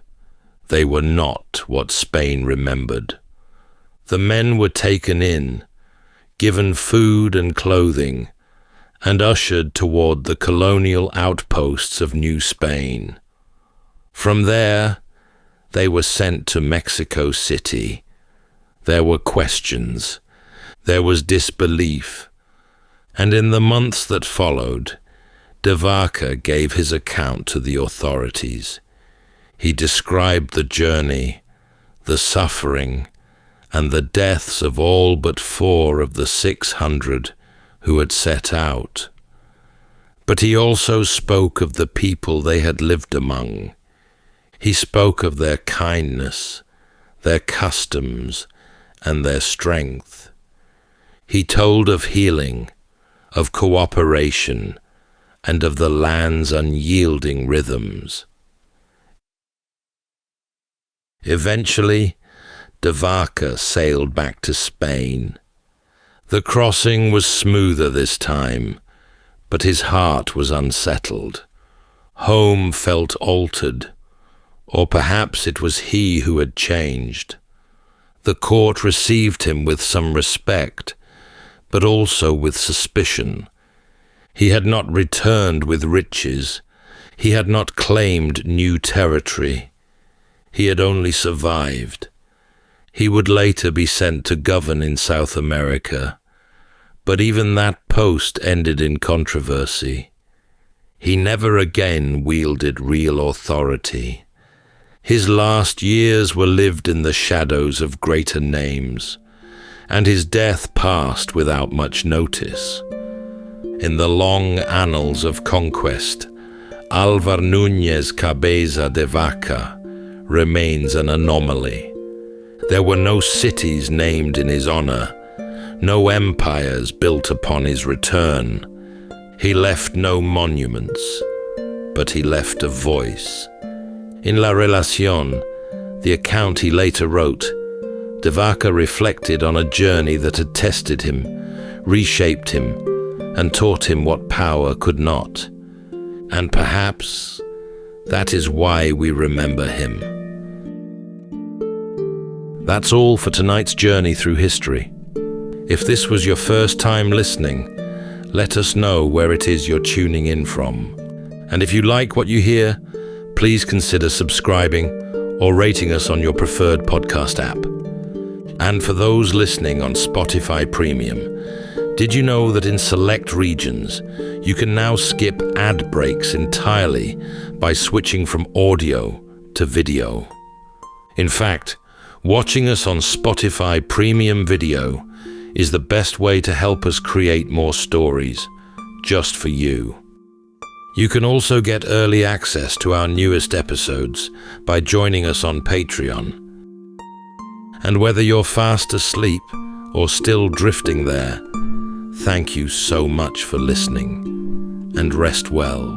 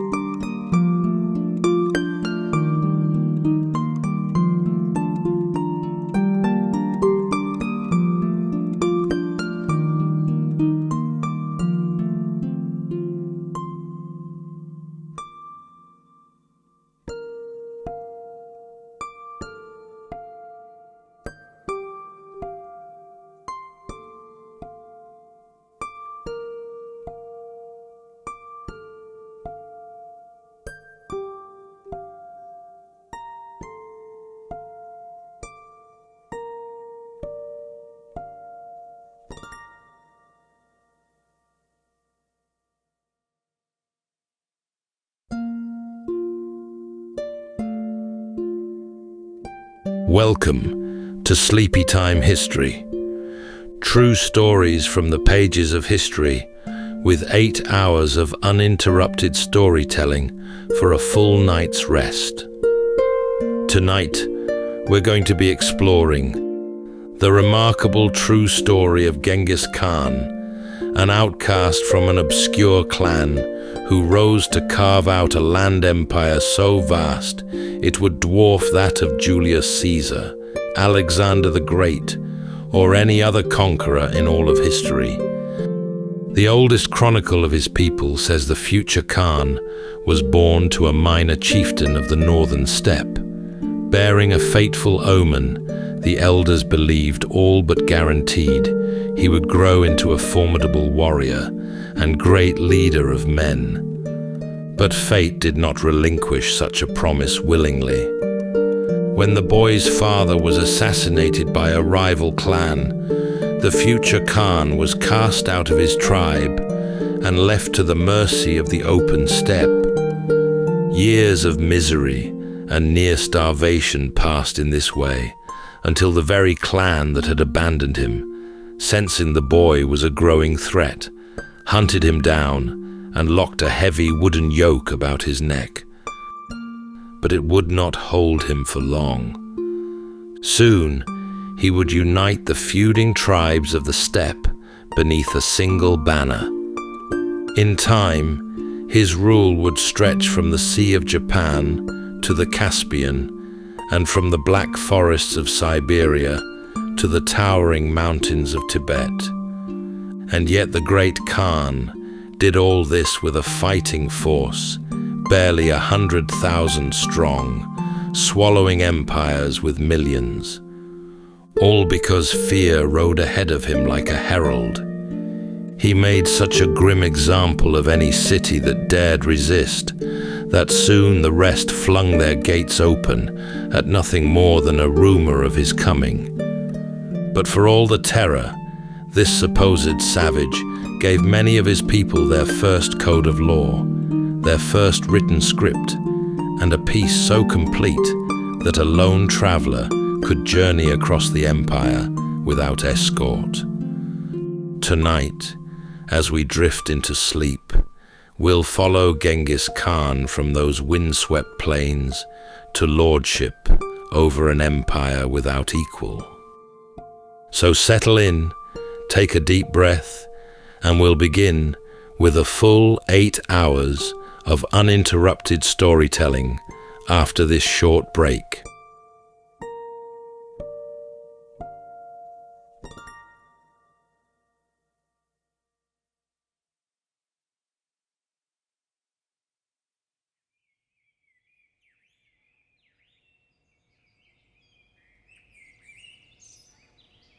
Long ago, on the cold grass of the northern steppe, a boy was born to a wandering clan sometime in the middle of the 12th century. In a year, no one can now fix with certainty. There was no writing yet among his people, and the day was never set down, so the date slipped away into the grass, along with 1,000 other forgotten days. The land into which he came was vast and unforgiving, a country of endless horizons and of wind that rarely rested. The people there lived in tents of felt and followed their herds across an ocean of grass, and they counted their wealth in horses and in loyal men. They raided one another as well, and a family's whole fortune might turn on the luck of a single season. The boy's father was a chieftain named Yesugei, a man of modest standing and considerable courage. In the days before the birth, he had ridden to war against a neighboring people called the Tatars, and he had come home victorious, with a captured enemy of some renown riding bound in his train. His wife, Hoelun, gave birth to her first son, while the triumph was still fresh in the camp. The child arrived with his small fist clenched tight, and folded within it lay a clot of blood about the size of a knuckle bone. The elders came to look upon the strange thing. A knuckle bone was an object they knew well, a small bone cast upon the ground in their games to read what fortune held in store. And here was a newborn who seemed already to grip his fortune in his hand. Among the people of the steppe, a child born clutching such a clot was a child marked to grow into a warrior. And so the elders murmured over the boy and told his mother what the sign foretold. When the time came to give the child his name, Yasuge looked upon the beaten foe he had carried home, and he gave the boy that captive's name. And so the child was called Temujin. He grew as the children of the steppe grew, on mare's milk and open air. There were brothers and a small sister in the tent, herds to be watched, and the slow round of the seasons turning over the grass. He learned to sit on a horse almost before he could walk, and to read the weather in the color of the morning. For 9 years, the boy knew something close to peace, a chieftain's son with his father's arm to shelter him, out on the open plain beneath the enormous sky. Temujin was still a child when the first great blow fell. His father had taken him riding to his mother's people to seek a bride for the boy, as the custom was, and there a girl named Berta was promised to him. On the long journey home, Yasuge stopped to rest among a band of Tatars. They offered him food and drink, as travelers on the steppe did for one another, and he sat and ate with them. But these were Tatars, and they knew his face, and they had not forgotten the wars of years before. Something had been worked into what they gave him. Yasuge rode on, but by the time he reached his own tents, he had fallen gravely ill, and within a few days he was dead. With the chieftain gone, the family's world came apart. Yasuge had held his followers together by the strength of his own name, and now that binding was cut, the clan looked upon his widow and her small children and made a cold reckoning. To them, a woman and her children were nothing more than mouths to feed and offered little in return. And so one morning, the people struck their tents, gathered their herds, and moved off across the grass, and they left Hoelun and her children behind with almost nothing. What came after was survival worn down to the bone. Hoelun walked the riverbanks and the hillsides and gathered whatever the land would give up. There were wild onions and roots prized from the hard earth, berries and the small fruits of the steppe, and little fish drawn from the cold streams. She fed her children on what the river and the hillside gave, and she would not let them sink. Hunger sat at the edge of every day. But the family endured, and the children grew tall and lean and watchful. In the camp with them was Begta, Yasuge's son by another wife, and as the boys grew, a friction rose between him and Temujin, over food and over the small spoils of the hunt, and over which of them might one day lead. It sharpened month by month until it came to a head. Out on the grass one day, Temujin and a younger brother named Kasar took up their bows, and together they turned upon Begta, taking his life. When Hoelun learned what her sons had done, she was seized with fury and with grief, and she berated them without pause, mourning the boy who was lost, and fearing the hardness that had come into her own tent. It was a lesson he never unlearned, and when in later years he came to make his laws, no Mongol was ever again to spill Mongol blood over food or a woman. Word of the growing boy began to travel, and it reached the ears of those who wished him ill. A clan called the Taichiud, who had been among those that abandoned the family, grew uneasy at the thought of Temujin coming to manhood with his father's blood in him and old scores to settle. They resolved to deal with him before he was full grown. A party of their riders came down upon the family's camp, and Temujin fled, but they ran him down and took him captive. About his neck they fastened a heavy wooden yoke, a frame that held a man's arms apart, and marked him for a prisoner, and they carried him back to live among them in shame. He bided his time. On a night of feasting, when the watch had grown careless, he struck the man set to guard him, and slipped away into the dark.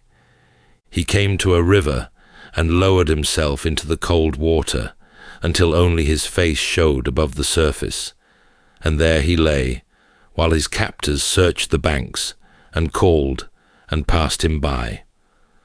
When they had gone, he made his way back over the open steppe to his mother's tents, free once more, and harder than the boy who had been taken.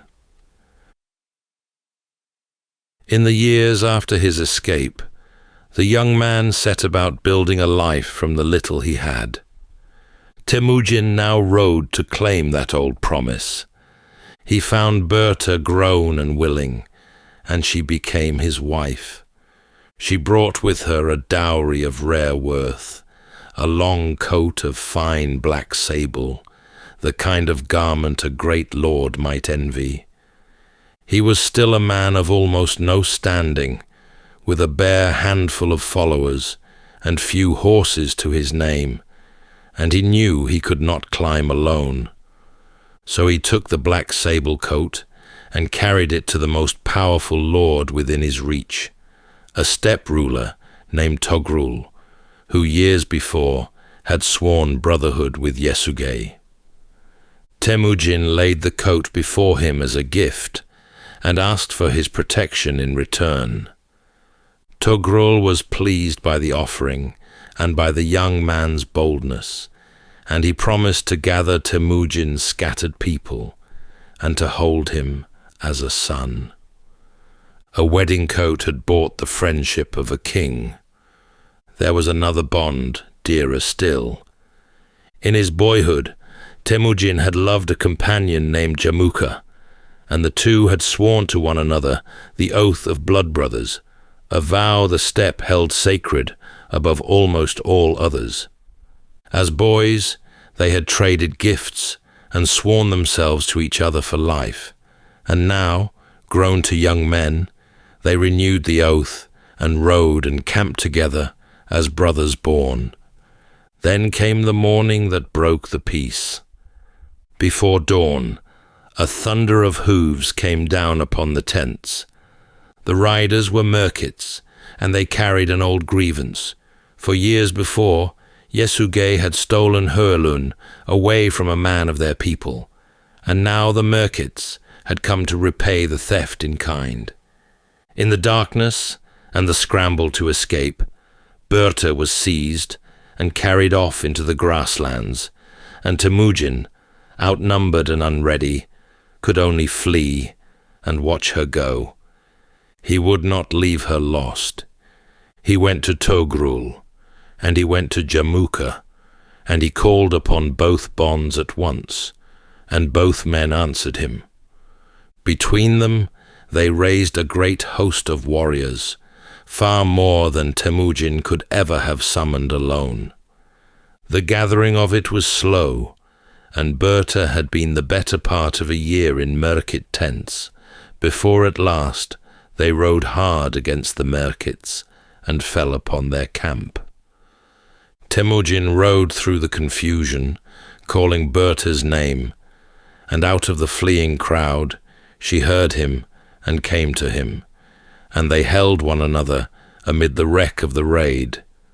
She was his once more. But she came back to him carrying a child, and before long a son was born, and the boy was given the name Yochi. Whether he had been fathered by Temujin before the raid, or by a merchant during it, no one could rightly say. Temujin took the boy up and raised him as his own, and spoke no word against him. Yet the doubt was never wholly answered, and it settled somewhere in the marrow of the family, a matter left unspoken among them for many long years.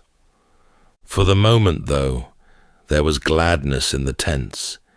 His wife was restored to him, a great lord stood as his protector, his blood brother rode at his side, and the name of Temujin was passing from mouth to mouth across the plain.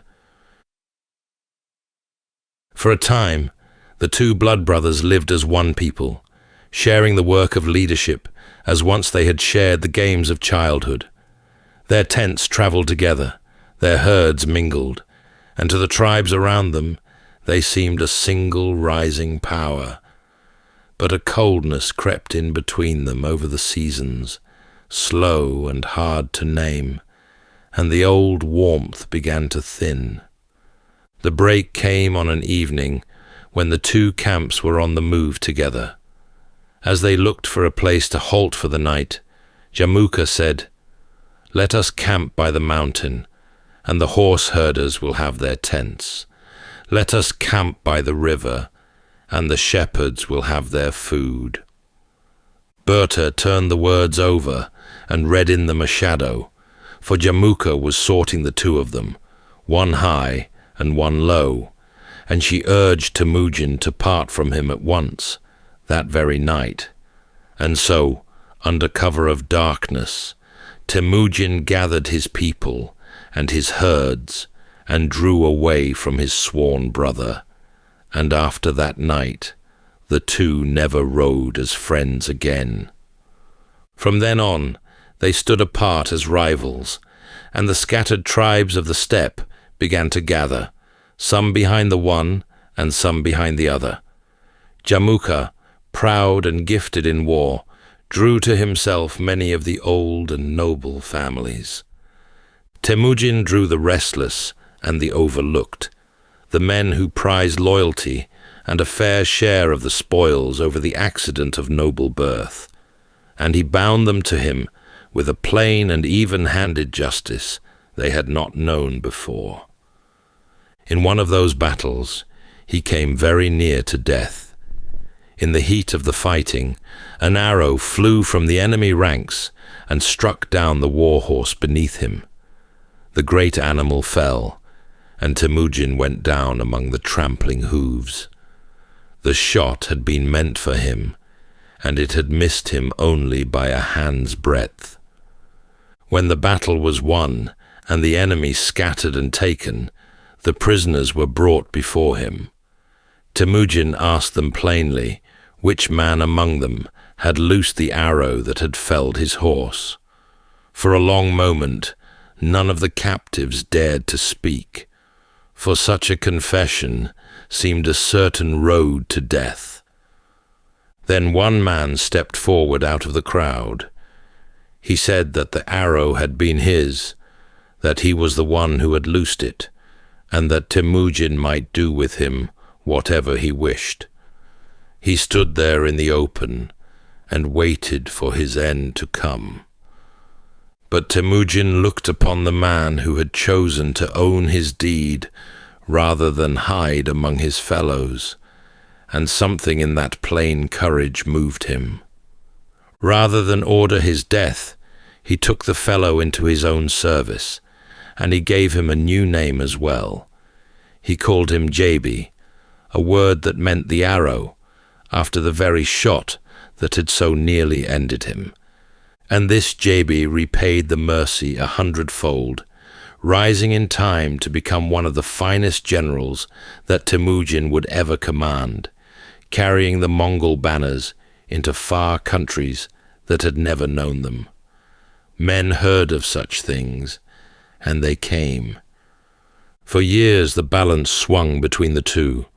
The Tatars were broken, and the Merkits, and the proud tribes of the West, and battles were won and lost, alliances made and broken, and more than once Temujin was beaten down almost to nothing before he gathered himself and rose again. Slowly, the years began to favor him. His following grew steadier, his enemies fewer, and one by one the great tribes of the plain came over to him, some beaten by his warriors and some won by his welcome. One man still stood above him. Togrul, who had taken the sable coat and called him son, grew jealous of the young man's rising, and at Jamukha's whispering, he turned against him. In the end, the two of them met in open war, and after 3 days of fighting, the old lord's people were beaten and scattered. Togrul rode west with almost nothing, past the edge of everything he had ever ruled, and at the Naiman border, a patrol pulled him from his horse. He told them who he was. They had never heard of him. Only Jamukha was left. His allies fell away from him, his strength drained into the grass, until he was a lord almost without men, a hunted figure crossing the wide lands he had once seemed born to master. His fall was finished by his own followers. The few men still with him seized their master and carried him bound to Temujin's camp, thinking to trade him for reward. But Temujin had no love for men who would sell their own lord, and he had those betrayers put to death in front of the very man they had hoped to give up. Then he turned to Jamukha, the brother of his boyhood, and offered him back his life and his friendship and a place at his side. Jamukha would not take it. He had lived as a great man, he said, and he had been beaten, and 2 sons could not share a single sky. He asked instead for the death owed to a nobleman of the steppe. He asked only that his going be clean, and that his bones be laid to rest with honor. Temujin, grieving for the friend he had truly lost long before, granted what was asked. Jamukha was given the bloodless, honorable death he had wanted, and his body was laid to rest. Temujin turned his horse for home. Behind him, the last rival of his own people was gone, and the wide grasslands lay open beneath a single hand. The tribes that had spent whole lifetimes raiding and feuding had all been brought under one ruler. In the year 1206, they marked it with a great assembly. They met by the headwaters of the Onon River, in the heart of the old grazing lands, and there the chieftains and the warriors and the heads of the great families came to raise Temujin up above them all. A revered shaman stood before the gathering and declared that the eternal blue sky, the vast heaven the Mongols honored above everything, had given this man the right to rule. Temujin was seated upon a broad felt carpet, and the greatest lords of the steppe took hold of its edges and lifted him high, and the plain rang with the shouting of his people. There, in that hour, he laid down the name of his boyhood. He would no longer be Temujin, a dead chieftain's son named for a beaten foe. From that day, he took a title instead, and the title was Genghis Khan, as his own people said it, the name the wider world would come to know as Genghis Khan. The words carried the sense of a fierce and universal ruler, a lord as wide and as boundless as the sea. It had not been given to him at his birth, nor handed down from any father. He had made the name himself across 40 years of hunger and struggle and war. He set about binding his people into something they had never been. The old tribal names, which had for so long set man against man, he pushed aside, and in their place he raised a single people who answered to him alone. He forbade the old raiding among his own, so that no Mongol might carry off another's herds or women. He broke apart the old tribal bands and set his warriors into fresh companies of tens and hundreds and thousands and tens of thousands, each with a captain who owed his place to the Khan and to his own merit, rather than to the blood in his veins. A herdsman's son might rise to lead 10,000 if he had the worth for it. He gave the new nation laws as well, a body of rules the Mongols called the Yasa, and by them he bound high and low alike, so that men learned his word, once given, would hold. Under his hand, the fractured plain, which had known nothing but warring camps, became a single ordered realm. Now that the whole of the steppe answered to him, his rule held a breadth that startled those who knew him only by the terror of his name. Among his people there lived followers of many faiths, worshippers of the eternal sky, and Buddhists and Christians and Muslims alike, and he let every one of them keep to their own way unhindered. He declared that all religions should be free within his lands, and he lifted the weight of taxes from the priests and the monks and the holy men of every kind, so that they might tend to their prayers in peace. He gave his people, too, a thing they had never before possessed.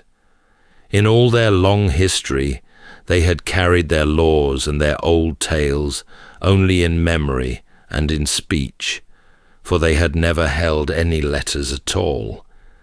In the last of the tribal wars, his warriors took a learned scribe who kept his records in a borrowed alphabet, and the Khan saw the worth of the thing at once, and he had that script set to the sounds of the Mongol tongue.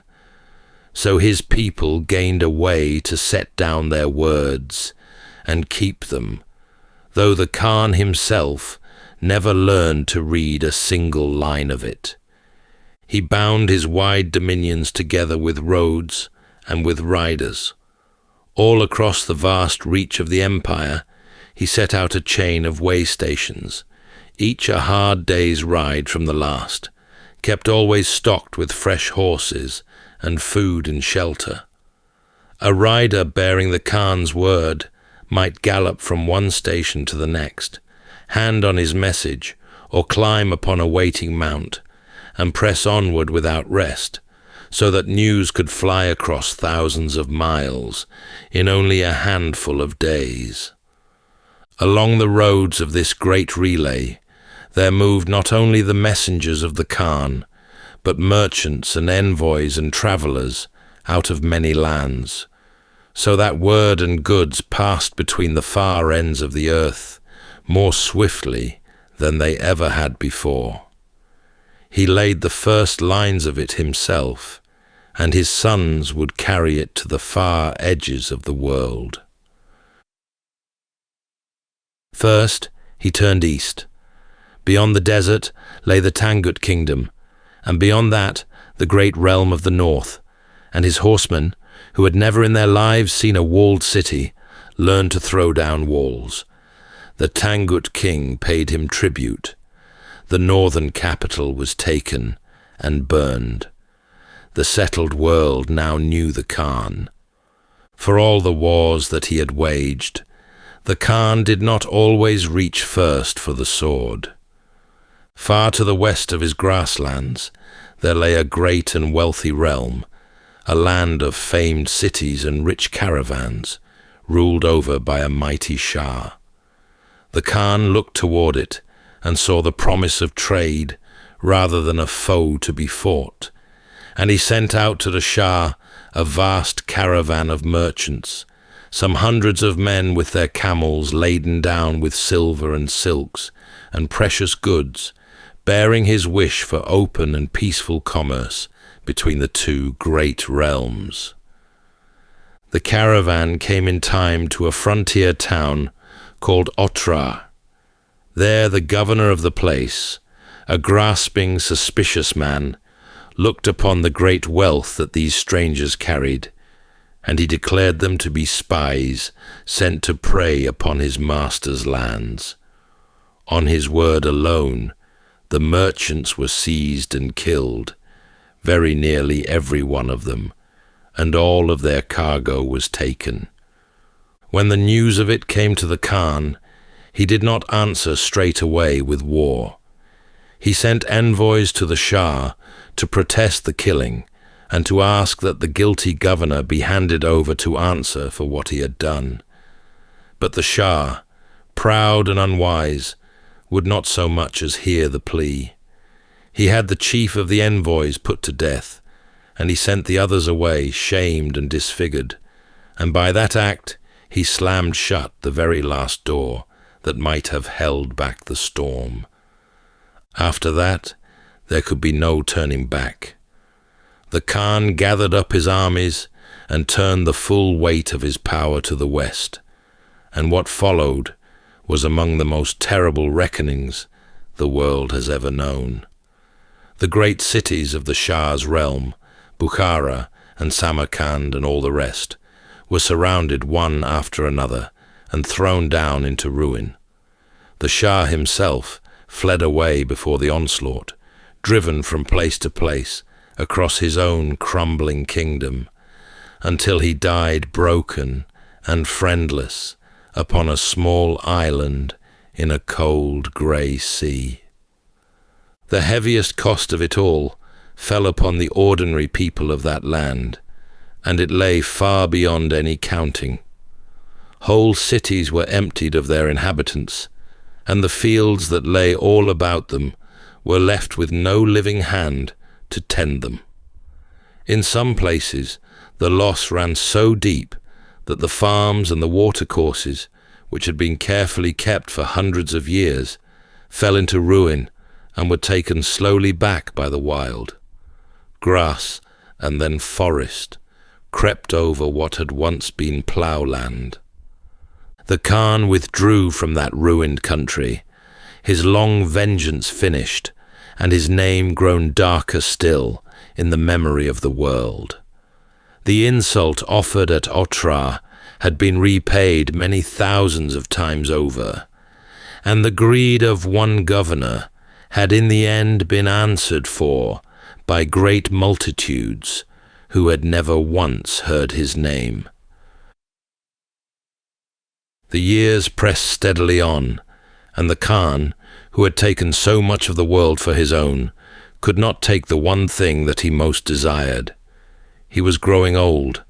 The body that had carried him through a whole lifetime of hard living had begun to fail him, and the shadow of his own ending lay upon his mind, as it comes to lie upon every man who is given time enough to see it drawing near. Word had reached him of a holy man in the distant lands of China, a Taoist master named Chiu Chuji, who was said to be wondrously old and very deeply wise. It was whispered by a great many people that this ancient sage had somehow learned the secret of long life, and perhaps even the hidden way to live forever. And so, the Khan, from the far side of the world, sent word that the old man should be brought to him. The sage was already well past 70 years of age, and the road that was laid before him was a hard and a bitter one, thousands of miles across burning deserts and high mountains and empty plains to reach the Khan's far distant camp. Yet he took it up all the same. For months, and then for years, he journeyed on through wild and lonely country, a frail old man, borne ever onward toward his meeting with the master of half the world. When at last the sage stood before him, the Khan received the old man with warmth and put to him the question that had drawn him across the earth. He asked him for the medicine of immortality, for the secret draught that would let him go on living and never come to die. And the sage, who might so easily have flattered the mightiest man alive with a soft and a comforting lie, gave to him the plain truth instead. He had no such medicine, he told the Khan, for there was no such thing to be found under heaven. He could offer only ways to guard the health and to lengthen out a life by a little, through calm and through moderation and through the careful tending of the body and the spirit. Yet in the end, he said, death would surely come, as it came for all. It was not the answer the Khan had brought him across an empire to hear, yet he did not rage against the old man, nor did he punish him for the hope that he had so gently taken away. Instead, he honored the sage for his honesty, and he kept him near at hand, and he listened with real respect to the plain and simple wisdom that the old man offered him. For a while the conqueror and the sage spoke together of how a man ought to live, and of what he must in the end let fall away. The Khan came to hold the old master in a deep and lasting regard, and when their time together was done, he sent him home again with honor and with thanks. And the most powerful man in all the world went on his way from there, carrying a truth he had never been able to seize by force, that there were some things no army could ever win, and that death, alone of all his many foes, would never once yield to him. In the year 1227, away on campaign once more against the stubborn and defiant Tangut, the great Khan came to the end of his long road. He was an old man by then, and yet he was still in the saddle, still leading out his armies, as he had done through all the days of his life. Just how death came for him, no one has ever been able to say for certain.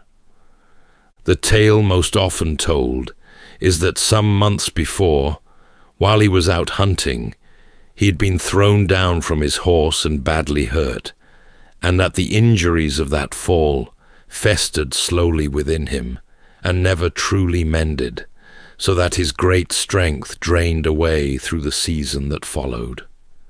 Only this much is truly sure, that in the August of that year, somewhere far out in the field, the master of the greatest empire yet built by a single man drew in his final breath. What his people did in the days that followed was as strange and as secretive as anything in that long and singular life. His death was kept hidden from the world, while his body was carried home across the grass to the northern steppe that had first borne him. There, close by a holy mountain, they gave him back to the earth, and they took the most extraordinary care of all, that no man should ever look upon the place where he lay. The old accounts tell that the men of the funeral escort cut down every person that they chanced to meet upon the road, so that none might live to speak of the way the body had passed. When the grave itself had been closed over, it is said that a great herd of horses was driven back and forth across the ground until the soil lay beaten flat and showed no sign at all of what now rested beneath it. Some of the tales tell that a river was turned aside from its own bed to run forever above the resting place, and others that a forest was allowed to spread across it until the last trace of it had been swallowed up entirely by the land. The death of the Khan did not bring any end to the great thing that he had built. In truth, it had scarcely yet begun. The doubt over Yochi never died, and when the Khan came to name an heir, he passed over his eldest son, and the empire fell to another. But his sons and his grandsons took up the banners that he had left behind for them, and they bore them outward across the world in every direction, riding farther even than he himself had ever ridden. Under the hands of those who came after him, the empire swelled until it reached unbroken from the shores of the Pacific in the Far East to the very edge of Europe in the West, the largest continuous stretch of land that any single people had ever held. Great realms that had never once so much as heard his name were brought beneath the sway of his heirs, and for a long and settled season, a lone traveller might pass across the whole vast breadth of Asia in safety, beneath the ordered peace that his descendants kept. His mark upon the world ran deeper still than any map could ever hope to show. Long after the empire itself had crumbled away into memory and into legend, the traces of his own blood endured in the most remarkable fashion of all. A line of descent carried today by perhaps 16 million men may run back to him. So very far and so wide had his sons and their sons scattered themselves across the lands that he had won. Near enough, one man in every 200 alive on earth. And in the land of his own birth, once his name was free to be spoken again, he was never the villain that far-off peoples remembered. To the Mongols, he remains the father of the whole nation, the man who gathered up a scattering of warring tribes and made of them a single people and set them upon the wide stage of the world. His face is featured on both their money and their stamps, and far out upon the open steppe, about an hour from the capital, there stands a vast statue of him, seated high upon his horse, clad in gleaming steel and rising 40 meters into the open sky. 8 long centuries have gone by since that far-off day. Empires beyond number have risen up and crumbled, and the whole wide face of the world has been remade many times over. And still, in all of those long years, not one single soul has ever found the tomb of the Khan. Somewhere beneath the wide grass of Mongolia, close by the mountain that he held sacred, he lies just where his people laid him down, undisturbed and unmarked, exactly as it seems that he had wished to lie. Of everything that he seized and held and lost across the length of his life, the secret of his own resting place is the one thing he has managed to keep. That's all for tonight's journey through history. If this was your first time listening, let us know where it is you're tuning in from. And if you like what you hear, please consider subscribing or rating us on your preferred podcast app. And for those listening on Spotify Premium, did you know that in select regions, you can now skip ad breaks entirely by switching from audio to video? In fact, watching us on Spotify Premium Video is the best way to help us create more stories, just for you. You can also get early access to our newest episodes by joining us on Patreon. And whether you're fast asleep or still drifting there, thank you so much for listening, and rest well.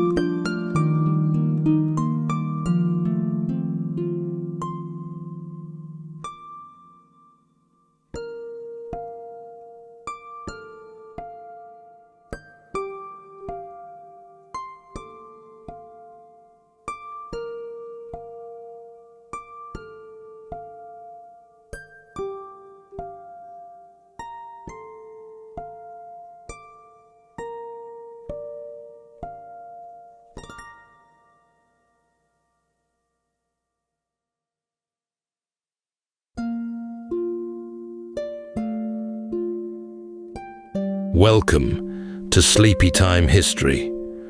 True stories from the pages of history, with 8 hours of uninterrupted storytelling for a full night's rest. Tonight, from the Sleepytime archives, the remarkable true story of Sir Ernest Shackleton, an intrepid explorer who led a band of brave souls to attempt the impossible, traverse the whole of Antarctica, the most hostile, ice-bound continent on Earth. The year was 1914. While the rest of the world was slipping into war, Shackleton and his men sailed into the frozen fog of the unknown, where drifting floes, cracking ice, and the ghostly wails of albatross were muffled by the white and desolate expanse. As their sturdy ship Endurance journeyed deeper into the ice, the drifting pack eventually closed around her, crushing the vessel and leaving 28 men stranded, entirely alone, and more than 1,000 miles from the nearest settlement. For months they lived on the shifting ice, watching it splinter beneath their feet. And yet, against all odds, Shackleton brought every last man home alive and largely unscathed. By any ordinary measure, the expedition was a failure. Antarctica was never crossed, and the men never even set foot upon it. But in truth, what Shackleton accomplished was something far greater. It was a confident and unwavering kind of leadership, tested not in moments of triumph, but in the long and uncertain spaces in between. When every plan collapsed, when hope thinned and the cold deepened, Shackleton remained steadfast, committed to the lives in his care. Tonight, as we drift into sleep, we reflect not on the low and thunderous groan of breaking ice, but on the quiet strength that carried them through, and the man who led them safely home. So settle in, take a deep breath, and we'll begin with a full 8 hours of uninterrupted storytelling after this short break.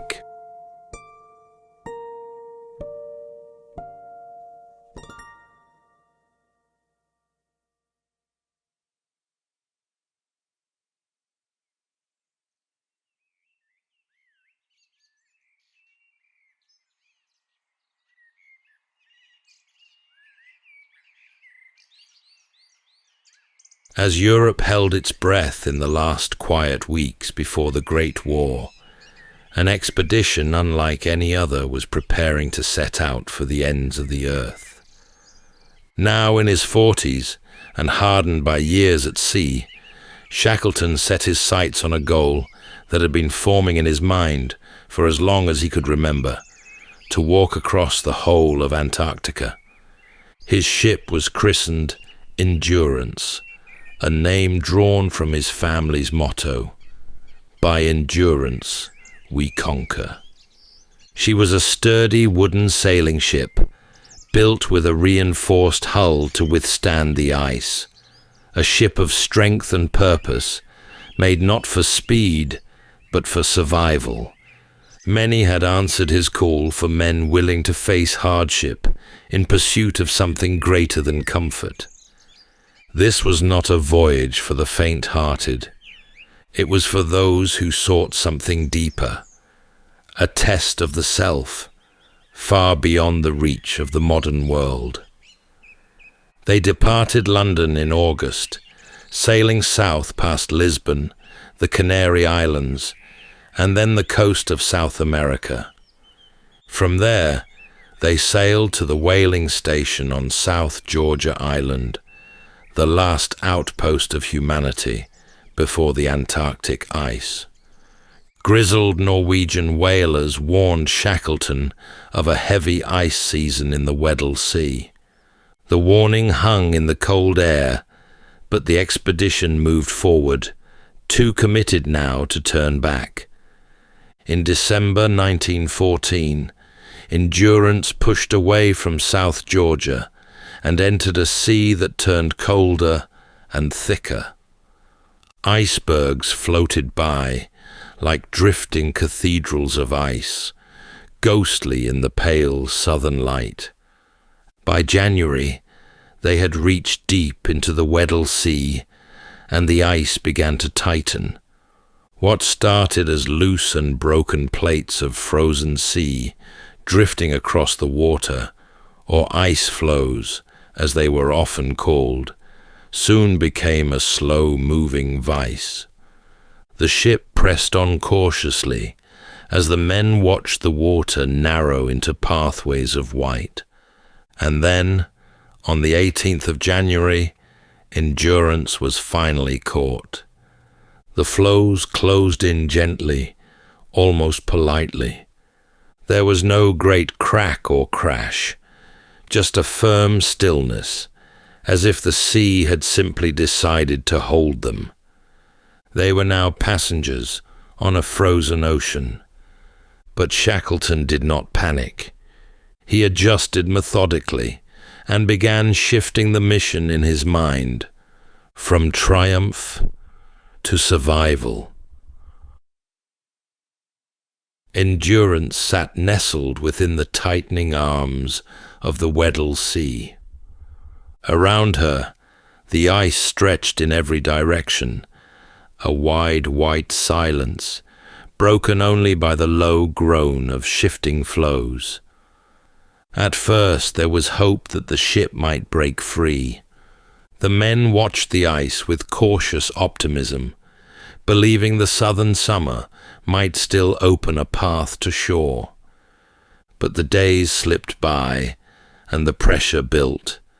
Endurance was no longer sailing. She was drifting, a captive in a frozen current that paid no heed to plans or poles. Yet life aboard the ship carried on, and Shackleton made sure of it. He understood that survival was not just a matter of rations or shelter. It was morale, routine, and purpose. Each man had his duties, the dogs were exercised, and every meal was prepared with care. On Sunday evenings, the phonograph played gentle tunes, and the men gathered for readings, games, or conversation. Frank Hurley, the expedition's photographer, wandered the ice with camera in hand, capturing the strange beauty of their imprisonment. His images would one day become the visual memory of this frozen world. Sails rimmed with frost, men silhouetted against the white horizon, Endurance standing like a relic of another age. Shackleton, always composed, rarely spoke of fear. He moved among the men with quiet intent, observing their moods, sharing small jokes, and stepping in when tempers flared. By March, the Antarctic night had at last arrived. Temperatures dropped, darkness lengthened, and the ice no longer softened. Endurance creaked and moaned under the strain, her timbers bending against the slow crush of ice. Still she held, and still Shackleton waited. He understood something vital. Control was no longer possible, but composure was. And in that composure, he preserved not just order, but hope. By the time winter cloaked the Weddell Sea in early April, Endurance was no longer a ship, but a frozen shelter locked in the ice, utterly motionless, sealed in a white plain as far as the eye could see. Snow drifted silently around her, and the wind did not howl, but whispered, low and cold, across the vast stillness. Shackleton stood often at the helm, though there was nowhere to steer. He watched the patterns of pressure on the ice and listened to the deep groans and muted cracks rising from beneath the surface. On board the ship, routines held, though rations were beginning to tighten. The world changed slowly, and not in their favor. The pressure ridges rose higher. The ice was no longer content to sit still. Endurance began to list, her hull groaning under the strain of months locked in the ice. Shackleton inspected the damage each day. He knew the ship was strong, but the ice was older, patient, and absolute. By September, spring brought not release, but violence. The floes began to shift with a new energy, breaking, grinding, reforming. The ship shook under the strain, her beams splintering, her sides bowing slowly inward under the weight of the ice. The men were ordered to prepare to abandon ship. Sledges loaded, supplies repacked, tents readied. Still, the order came with no panic. Then, in late October, with a deep moan and a shudder, endurance was finally breached. Water poured in through the hull. Shackleton gave the order with a level voice. "She's going, boys. We've done all we can." They set up camp on the ice. The ship, their shelter, their warmth, their link to the world, was left behind. She leaned further day by day, until on the 21st of November, she slipped beneath the ice. The men gathered in silence, watching the spot where she had vanished. Shackleton did not look back for long. The ship was lost, but now only one task remained: to get them home. They were 28 men on a drifting floe, with sled dogs, 3 lifeboats, dwindling supplies, and no certainty of when, or even if, they would ever touch land again. In the weeks before she sank, Shackleton had ordered everything useful stripped away: tinned food, lumber, tools, and the ship's Bible, from which he tore a few pages and left the rest behind. Among them was the passage, "Cast thy burden upon the Lord, and he shall sustain thee." The ice became their new home. They called it Ocean Camp. Tents were pitched, gear sorted, and a routine established. Even here, adrift and exposed, Shackleton emphasized structure. And yet the men played cards, told stories, and found what laughter they could. Frank Wild, ever Shackleton's right hand, kept the men from losing heart. For even in this slow-motion ordeal, purpose was preserved. As weeks passed, cracks began to appear in the ice, jagged lines creeping closer to camp. The floe that had cradled them began to betray them. Then in December, the men shifted to a new site they called Patience Camp. For months, the men lived on a slab of ice, riding a slow, uncertain current through the frozen belly of the Weddell Sea. Beneath their feet, the ocean moved invisibly, an unseen engine carrying them northward. The great continent lay behind them now, unreachable. Their world was ice and sky, sealed off from all that once was familiar. Food was rationed. Seals and penguins were hunted when they could be found. Each fresh kill meant more warmth, more calories, more days survived. Still, the drift was not peaceful. The ice shifted unpredictably. Several times the floe broke open beneath the camp, swallowing gear and threatening lives. Each time, Shackleton responded quickly, with firm commands and swift reorganization. He walked among them daily, listening, encouraging, and deflecting despair. Every decision, from meals to movements, he weighed carefully, not just for the sake of their bodies, but their minds. By early April 1916, the ice began to break more aggressively. The floe that had carried them across hundreds of miles now threatened to shatter entirely. Shackleton knew the time had come. They would have to abandon their frozen raft and commit to the sea. 3 lifeboats, the James Caird, the Dudley Docker, and the Stancombe Wills, were readied. Supplies were loaded, water casks filled.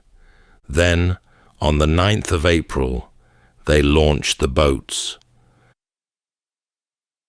Elephant Island rose before them like a crumpled sheet of slate, a jagged, wind-scoured refuge jutting out from the coldest waters on earth.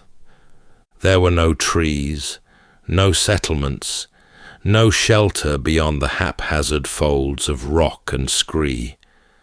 But to the crew of Endurance, it may as well have been a sanctuary. After 7 days adrift in open lifeboats, buffeted by sleet and salt, tossed by heavy swells, the men rowed the final strokes toward shore. Their hands were blistered and cracked, their faces raw from cold wind and salt spray, their strength worn down to the bone. They landed on the 15th of April, 497 days since they had last stood on solid ground.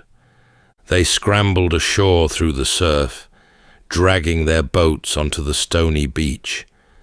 Some kissed the wet stones. Others simply lay down and stared at the sky. The relief was not jubilant, but profound. They had escaped the ice, and for the moment they had survived, though it was far from salvation. Elephant Island was remote in the extreme, well off any shipping route, unmarked by human habitation. No rescue would stumble upon them, and Shackleton knew this.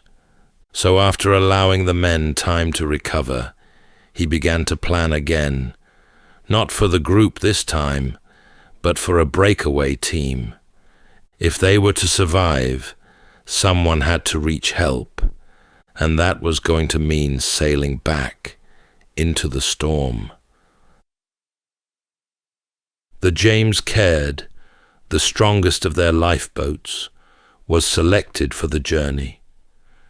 Shackleton chose 5 men to accompany him: Frank Worsley, the navigator with a mind like a compass; Tom Crean, loyal and unshakable; and 3 others, equally resolved to face the unknown. While the others constructed a crude shelter on the island, a low hut built from upturned boats and salvaged canvas, Shackleton oversaw modifications to the Caird. They reinforced her keel, added ballast, and raised a makeshift deck to shield them from the waves across 800 miles of stormy seas. Before departing, Shackleton spoke very little. He simply reminded Frank Wild, now left in charge, to get the men through until he came back. There was no promise, no false hope, just an unspoken trust. On the 24th of April, the James Caird was launched from the rocky shore, slipping back into the grey swell. Shackleton and his 5 companions were bound for South Georgia Island and whatever lay in between. The South Atlantic in winter was no place for a boat of her size. Waves towered like black cliffs, rolling out of the darkness without warning. The wind shrieked through the rigging. Salt spray froze into icy crusts along the boat's sides, threatening to sink her with the weight of accumulating ice. Shackleton, huddled with 5 men in the cramped interior, remained calm. His clothes were sodden, his skin raw from wind and salt. He rotated watches, kept spirits up with small murmurs of encouragement, and made sure the men drank and ate when they could, even when appetite was long gone. Frank Worsley, his eyes red from cold, guided their course by the stars when they were visible, and by dead reckoning when they were not. On most days, they saw only grey clouds and sea and wind, all folding into one another. Yet his skill held, and their course remained true. The cold was unrelenting, and sleep was near impossible. Ice formed on their blankets and clothing, their boots froze, and water seeped constantly through the seams. More than once, the Caird was nearly capsized by a rogue wave. More than once, they bailed for hours to stay afloat. And yet, through it all, Shackleton never let his men see despair. He cracked dry jokes and found a word of reassurance, but kept quiet when words were too heavy. On the 14th day at sea, a dark line appeared on the horizon. South Georgia. The island they had aimed for, in blind hope and skill, now stood before them like a miracle, rising sheer from the sea. But the sea was not finished with them. A sudden gale drove them past the island's southern coast, forcing a desperate landing on a rocky beach on the uninhabited side of the island. They were within reach, yet still impossibly far from the whaling stations that dotted the northern shore. The boat was wrecked, the men barely able to stand. Shackleton looked inland, not toward the sea, but toward the mountains that separated them from rescue. The journey was not yet done, and so, after resting briefly, he prepared for the crossing ahead. South Georgia was a place of wild beauty and brutal terrain, a narrow mountainous island sculpted by glaciers into ridgelines, ravines, and deep fjords. Shackleton stood on its southern coast, looking up at the snowbound peaks that separated him from the whaling station at Stromness. It was only 30 miles away, but the path had never been crossed, not even by the whalers who lived there. There were no maps, no trails, only cold, jagged stone and windswept ice. Shackleton selected 2 companions to go with him, Tom Crean and Frank Worsley, the 2 men he trusted most. The others, too weak to continue, would remain behind with the boat. Shackleton left them a promise. He would return. They set out before dawn on the 19th of May, with only a length of rope, a carpenter's adze, and a few biscuits tucked into their pockets. Their boots, held together with twine and nails, slipped on the ice. The cold gnawed through every seam. Wind roared across the ridges. At times, they had to retrace their steps, realizing a glacier led to a sheer drop or a dead end. They marched through 36 straight hours without sleep. Then at one point, they slid down a slope, uncertain what lay at the bottom, a gamble made not from recklessness, but because they had no other choice. Down they went into the darkness, but somehow the gamble held, and they reached the bottom unscathed. And then, through the fog, a faint sound drifted across the valley, a steam whistle. They stopped and listened, hearts pounding beneath layers of frozen wool. The Stromness whaling station was near. Down the final slope they stumbled, ragged and frostbitten. The men who met them at the station could scarcely believe what they saw. 3 figures, caked in ice and soot, emerging from the mountains like ghosts. It had been 17 months since anyone had seen Shackleton. He asked no questions. He made no speech.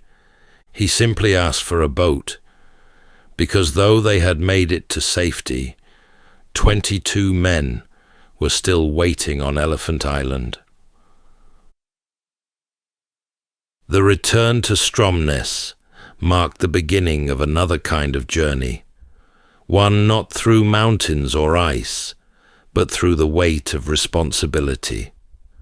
Safe at last on South Georgia, Shackleton wasted no time.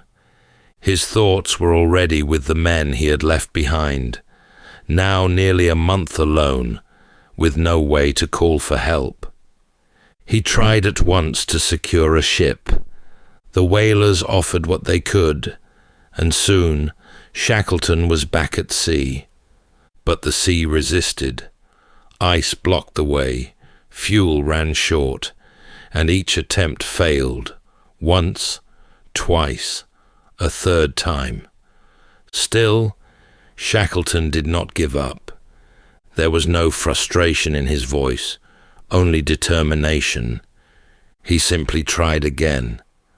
At last, with help from the Chilean government, Shackleton secured the Yelcho, a small steel steam tug. On the 30th of August, Shackleton sailed once more into the Southern Ocean. This time, the ice parted. As the coast of Elephant Island came into view, Shackleton stood on the bow, eyes locked on the shoreline. He raised his binoculars, scanning the beach. At first, the shore was still and empty. Then, slowly, it came alive. Figures running down to the water, a flag waving against the grey. Every one of the 22 men had survived. Frank Wild had kept them together in Shackleton's absence, repeating the promise daily. He said he'd come back, and he will.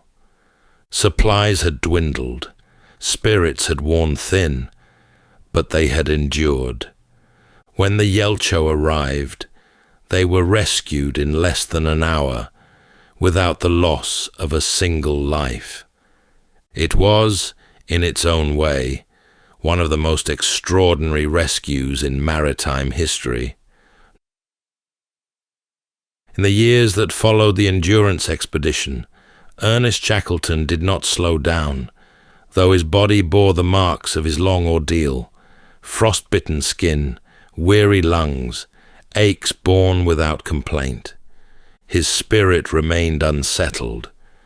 He returned to Britain to find a world at war, where tales of icebound survival were quickly overshadowed by the thunder of trenches and artillery. But still, he served. He was commissioned into the army in a diplomatic and logistical role. He spoke little of the Antarctic, and even less of hardship. The survival of all his men spoke louder than any retelling, but the draw of the southern frontier never left him. In 1921, now in his late 40s and visibly aged by years of strain, Shackleton announced one final expedition, the Shackleton-Rowett expedition.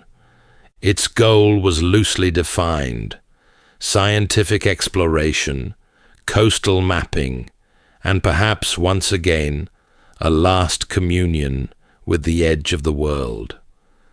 Before reaching Antarctica, the quest put in at Rio de Janeiro, pausing for repairs. It was a time of gentle reflection, dinners with officers, quiet conversations, long walks along the coast. For Shackleton, Rio marked a pause between effort and departure, a moment to breathe and to consider all he had endured. Then, once more, he turned south. In early January 1922, the Quest, his final ship, arrived at South Georgia Island, the very place that had bookended his journey 6 years before. On the night of the 4th of January, he spoke softly with the ship's doctor about the future of the expedition. But in the early hours of the next morning, Ernest Shackleton passed away in his cabin. He was 47 years old. At the request of his wife, Emily, he was laid to rest there on South Georgia, beneath a simple granite headstone facing the sea, a fitting end for a man who belonged to the silence and the storms alike. He was not a man of monuments or great speeches. His greatness lay elsewhere. It lived in the loyalty he inspired, the calm he held through chaos, and the truth that even when the world turns to ice, steady hands and a steady heart can lead men home. That's all for tonight's journey through history. If this was your first time listening, let us know where it is you're tuning in from. And if you like what you hear, please consider subscribing or rating us on your preferred podcast app. And for those listening on Spotify Premium, did you know that in select regions, you can now skip ad breaks entirely by switching from audio to video? In fact, watching us on Spotify Premium Video is the best way to help us create more stories, just for you. You can also get early access to our newest episodes by joining us on Patreon. And whether you're fast asleep or still drifting there, thank you so much for listening, and rest well.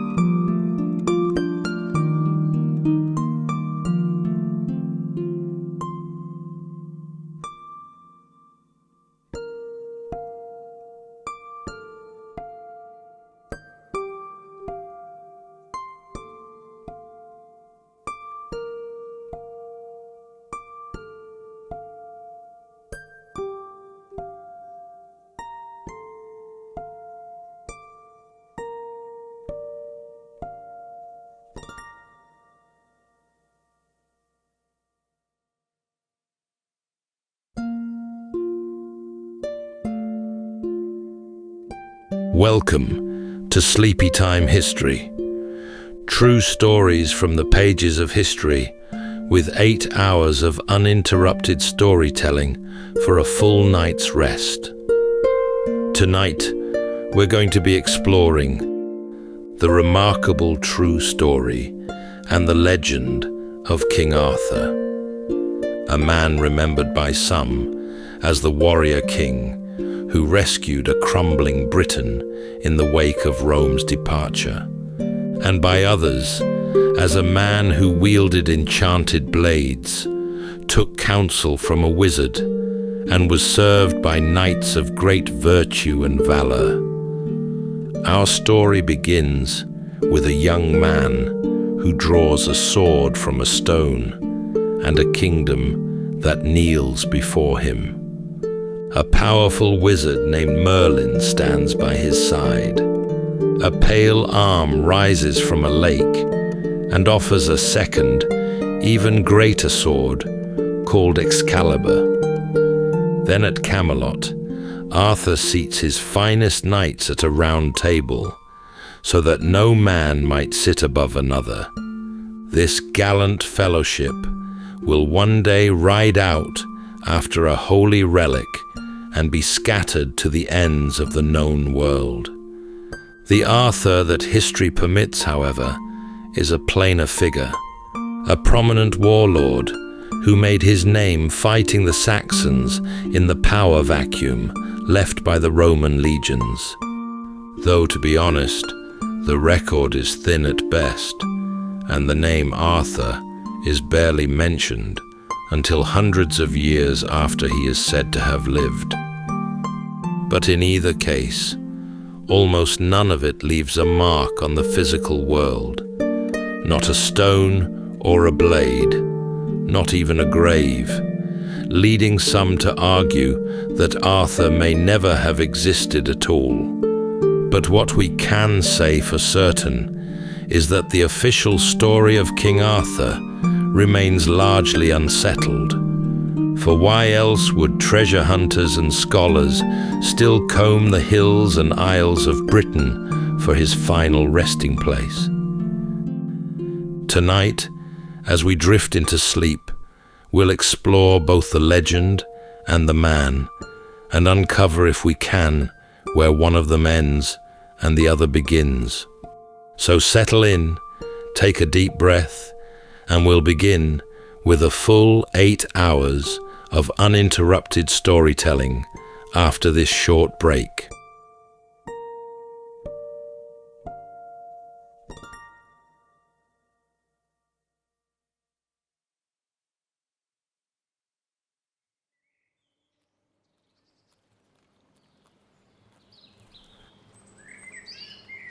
For nearly 400 years, Britain had belonged to Rome.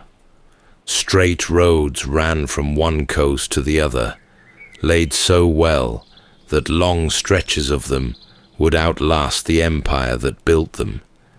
In the towns, there were bathhouses and market squares, and courtyards warmed from below by furnaces that breathed heat up through hollow tiles in the floor. A man might have wine from Gaul and oil from Spain, wrapped against the northern damp in the comforts of a realm that reached from the cold wall in the north to the deserts of Africa. It had come to feel like something that would always be there. Then, slowly, the warmth began to leave. The trouble had begun far away, on the great rivers of the continent, where the frontier that held the Roman world together was starting to give way. Tribes pressed in from the east, and the soldiers who had once guarded Britain were called off to fight nearer the heart of things. Each departure took a few more spears from the island and left a longer stretch of shoreline, watching an empty sea. By the opening years of the 5th century, the troops who remained were few, and the coin that paid them had all but stopped coming. Around the year 410, with the city of Rome itself ringed by a Gothic army, an answer came back to the Britons who had written to the emperor begging for aid. The emperor in distant Rome, it was said, sent word to the cities of Britain that from that day forward they must see to their own defence. And so the lamps of empire went dark across Britain. The tax collectors stopped their rounds. The workshops that had stamped out fine red pottery fell still.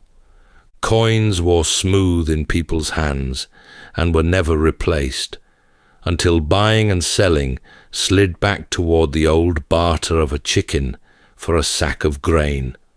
The grand villas, with their painted walls and their heated floors, were kept up for a while by families who remembered better days, and then, as the roofs began to fail, left to the rain. Grass pushed up between the paving stones of roads that no longer led to anyone in charge. And then, out on the grey water to the east, there were sails. They belonged to the peoples the Britons came to call the Saxons, seafarers from the northern coasts of the continent, out of lands that would one day be called Germany and Denmark, drawn across the water toward a rich island that had lost its shield. At first, they came in small numbers, some as raiders, and some invited in as hired swords, paid in land for their fighting. But more followed, and then more again, and the newcomers began to want the country for their own. Years into that long unravelling, a letter went out from the Britons to a powerful Roman general, and a monk set down its words long afterward. "The barbarians drive us to the sea," it read. "The sea drives us back to the barbarians." And between those two deaths, it said, there was no way out at all. No help came. This general had wars enough of his own. This was the world into which the man remembered as Arthur would have been born. A land caught in the half-light between one age and the next, its old order fading and its new masters not yet arrived, waiting on someone who might hold the darkness back for just a little longer. After the Saxons came, and the long wars that followed them, the memory of one man outlived almost everything else. Harpers carried it in the halls of Wales, and monks set down scraps of it in the margins of their books, and though the parchment was little and the years were many, the name would not quite fade. It was written down simply, Arthur. The oldest account of any weight was a list of battles, copied out by a Welsh monk long after the age it described. It did not name him a king. It called him the leader of battles, a war captain who fought at the side of the kings of the Britons rather than above them, and it counted 12 fights in which he brought them victory. In the first, the writer said he bore the image of the Holy Mother upon his shoulders through the whole of a long day, and the enemy was put to flight. At the last and the greatest, on a hill the Britons called Baden, the book claimed that 960 men fell before a single charge of his, and that no other hand but his laid them low. That was a great many to fall to one sword in a single morning, and no doubt the tally had swelled with each retelling. Stranger was the book that ought to have named him, and did not. The same monk who had set down that despairing letter, writing nearer to those years than anyone else whose words survived, told of that same long struggle against the Saxons, and of the British victory at Baden that had held the invaders back for a lifetime. He gave the triumph pride of place and praised it warmly, and yet, for reasons he never explained, he set down not one word of the man later said to have won it. The greatest victory of the age was remembered, and its champion was left off the page. Where the sober records thinned, the older stories poured in, and there he was anything but faint. In the deep well of Welsh tale, long before there was ever a shining Camelot, he was a giant among heroes. In one such tale, half sunk in shadow, he sailed his ship into the other world to carry off a wondrous cauldron. 3 shiploads of men went with him into that country beyond the edge of the world. Barely a handful came home again, and the old song that remembered the voyage never did say plainly what became of the men who did not return. In the earlier decades of the 12th century, in or about the town of Oxford, a cleric named Geoffrey sat down to write a history of the kings of Britain and change the story forever. He was a man of Welsh or Breton blood, learned and ambitious, and his book reached all the way back to a prince of fallen Troy, who he said had founded the island in the mists of long ago. Near the year 1136, he finished it. At its very heart, given the place of honour, stood Arthur. Here at last was nearly the whole shape that later ages would know. A father named Uther Pendragon, a strange and knowing counsellor named Merlin, a reign that rose out of a broken land to conquer half of Europe before it fell. Much of it had never been told before, and the cleric told it with the calm confidence of a man reading aloud from an ancient record. That, he said, was just what he had done. He had merely put into Latin, he explained, a very old book in the British tongue, lent to him by a learned friend, an archdeacon of that same town. It was a fine and reassuring source to name. No one else ever set eyes on the book.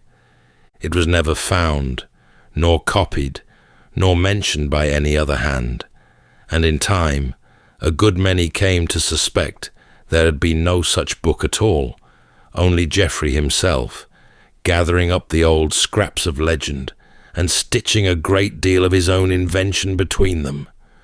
Whatever the truth of it, the book took hold as few books ever have. It went out across Europe like fire through dry grass. It was copied and carried from one monastery to the next, until more volumes of it survived than of almost anything else written in its day. Kings read it, and poets mined it, and a beaten people, pushed back to the western rim of their own island, were handed a golden past and a hero to call their own. Not everyone was charmed. A sharp-tongued churchman named William of Newburgh, writing some years later, would have none of it, and declared that the whole history had been made up. But the words did nothing at all to slow the tale, which had already spread far past the reach of any man who wished to call it back. It ran fastest of all in France. There the poets took up the British king and dressed him in the manners of their own courts, trading the mud and the iron of a dark age for silk and candlelight and the sweet sorrows of courtly love. The rough war band of the older stories softened into an order of gentle and honourable knights. New heroes were dreamed up and folded in among the old ones, and new quests invented for them to ride out upon. And it was one of these French poets, a man named Chrétien, who wrote for the court of Champagne, who let fall, almost idly, and only the once, the name of the place where the great king kept his court. He called it Camelot. He seemed to think the word of no importance at all, a single stone dropped into a pool and forgotten. Yet from that one small sound grew the most famous castle that was never built, its towers climbing higher in the mind with every passing century. Of all the figures who gathered about the king, the strangest came before him, and by the oldest accounts he had never been meant to serve the good at all. In one telling, that spread in the years after Geoffrey's book, a council of devils met together in anger.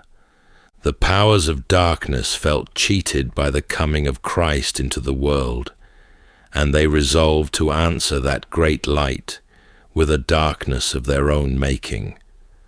They would raise a child of their own, born into the world of men, to carry their cunning unseen into the hearts of others. They chose a young woman, gentle and devout, and by a spirit of the night, a son was got upon her while she slept, without her ever having done any wrong. But the scheme slipped the grasp of its makers. She was a good and faithful soul, and the moment the child was born, she carried him to be baptized, and the holy water washed the darkness out of him before it could take root. What stayed behind was only the gift. From his shadowed father, the boy kept a knowledge of all things hidden and long past, and from the grace that had saved him, he was granted sight of things still to come. He grew wondrously quick and strange, speaking with the sense of a grown man, while yet a small child, and seeing what no one around him could see.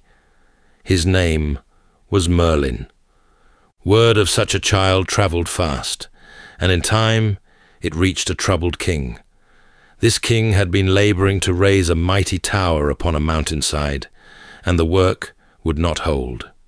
Each day the masons built the walls up strong and high, and each night the stones slid down again into rubble, as though the ground beneath refused to bear them. His wise men gave him a dark remedy. The foundations must be watered, they told him, with the blood of a boy who had no father. So his riders went out searching through the land, and at length they came upon the fatherless child and carried him to the king. The boy was not frightened in the least. He told the king plainly that the wise men were fools, and that the real trouble lay far below their feet. If they dug, he said, they would find a pool hidden in the earth, and under the pool 2 great hollow stones, and sleeping within each stone a dragon. So the men dug, and it was just as he had told them. The 2 dragons stirred from their long sleep, one white and one red, and rose to grapple with each other in a terrible fury. The white beast drove the red back across the ground, and then the red gathered itself and drove the white back in its turn. And the boy, watching it all, spoke of what the battle meant. It was of an island long torn between 2 peoples, and of griefs and glories that lay still far ahead. Merlin's prophecies came true in their season, and out of those wars rose Arthur's father, Uther Pendragon, who held the land for a time. When Uther died, he left no son that the lords would agree upon, and the land fell to quarrelling. Every great man pressed his own claim, and not one of them was strong enough to master the rest, so the realm drifted leaderless through a hard and uneasy season. Then, on a cold morning in London, a strange thing was found in a churchyard where no hand had set it, a broad stone, and upon the stone an anvil of iron, and driven deep through the iron a fine bright sword. Around it, cut into the metal, ran a line of golden letters. Whoever could draw this sword from the stone, they said, was the rightful born king of all the realm. The mightiest men in the country came and closed their hands about the hilt and heaved with all their strength, and the blade did not stir by the breadth of a hair. A great tournament was called, and the lords tried again and failed again, and still the sword held fast in the iron, until a boy chanced by, a young squire of no name worth speaking, sent to fetch a sword for the knight he served, and finding none other near to hand, he crossed the empty churchyard, took hold of the hilt, and drew the blade out as easily as drawing a knife from soft butter, never once dreaming he had done any great thing. And so the realm learned the name of its king, though it took a long while yet, and no small amount of grumbling, before the proud lords would kneel to a boy. That first sword carried him through his early battles, and in one of them it broke. In a hard single combat against another king, the blade that had crowned him met too fierce a stroke and shattered in his hand, and he stood there in sudden peril, with only a useless hilt to hold. His life was saved that day by other means, but a king could not go about without a sword, and so his old counsellor led him off in search of another, and here the tale turned strange and lovely. They came to the shore of a wide and glassy lake, held among the hills, and out in the middle of the still water the young king saw an arm. It was robed in gleaming white, and it rose straight up from beneath the surface, and in its hand it held a sword, upright and shining. A lady came walking toward them over the top of the water, the keeper of that hidden place, and she granted him the blade as a gift. He rowed out across the lake and took it by the hilt, and the arm drew back down below, without leaving so much as a ripple behind. This was the greater sword, the famous one, and its name was Excalibur. As they rowed homeward with the prize, the old man put a curious question to the king, asking which he loved the better, the sword itself or the sheath that held it. The king answered at once that he loved the sword, for a sword could cut and a scabbard could not. At that he was gently told that he had chosen unwisely. The scabbard, he said, was worth 10 of the blade, for so long as the king wore it at his side, he would lose not a single drop of blood, however deep his wounds might run. The bright sword was for his enemies. The plain sheath was for himself, and it held his very life within it. And though the years of retelling would slowly blur the two blades into one, so that many came to speak only of a single famous sword, there had in truth always been two. The knights had gathered, and the first trouble came at the table. In the great halls of that age, a man's worth was reckoned by his seat. The places beside the king were the places of honour, and the lower end of the board was left to lesser men, so that every feast became a fresh weighing of who stood above whom. Proud warriors, set down among sharp knives and strong wine, did not take a low place kindly. Words passed across the table, and the words grew hot, and more than once a quarrel over a chair ended with a hand closing around a hilt. One feast was remembered long afterward. At a high gathering held at Christmas time, a dispute broke out over who deserved the seat of greatest honour, and it ran down the benches faster than the wine could be poured. Men hurled bread and cups at one another. Then swords were drawn, and by the time the peace was won back, there were men lying dead among the rushes. A hall decked for merriment defiled with blood, over nothing greater than who should sit where.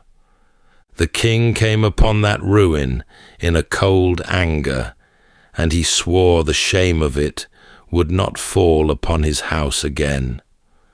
Word of his trouble travelled, and it reached a craftsman, a worker in wood out of the country of Cornwall, who came before the throne and offered a cure. He would build a table like no other in the world. It would be one great ring of a board, with no head to it and no foot, where the mightiest lord and the humblest knight sat as equals, none set above and none below, and it would be broad enough to seat a whole company at once, and cunning enough in its making that it could be taken down and carried wherever the king had need of it. So the round table was built and raised in the hall, and the work it was made to do, it did. Around that circle there was no highest place left to be won, and so there was nothing left to fight over. The bickering that had spilled blood fell away.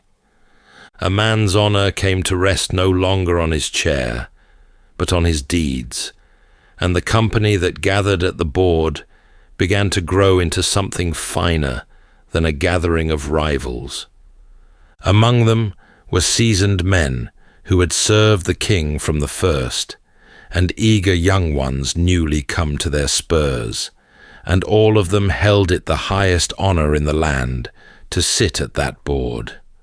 They were bound now to one another and to their king, sworn to ride to the aid of the wronged and the weak, and to keep faith with the fellowship as long as they lived.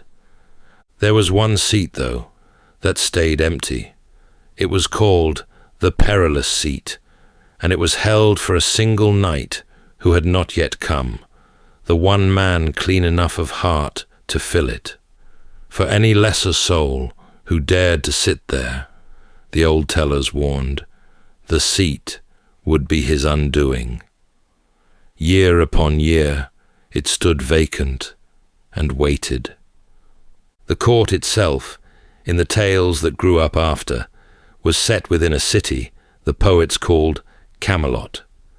There the towers rose bright above the river, and the halls were hung with banners, and the king held his high feasts at Easter and at Christmas, with all his knights about him.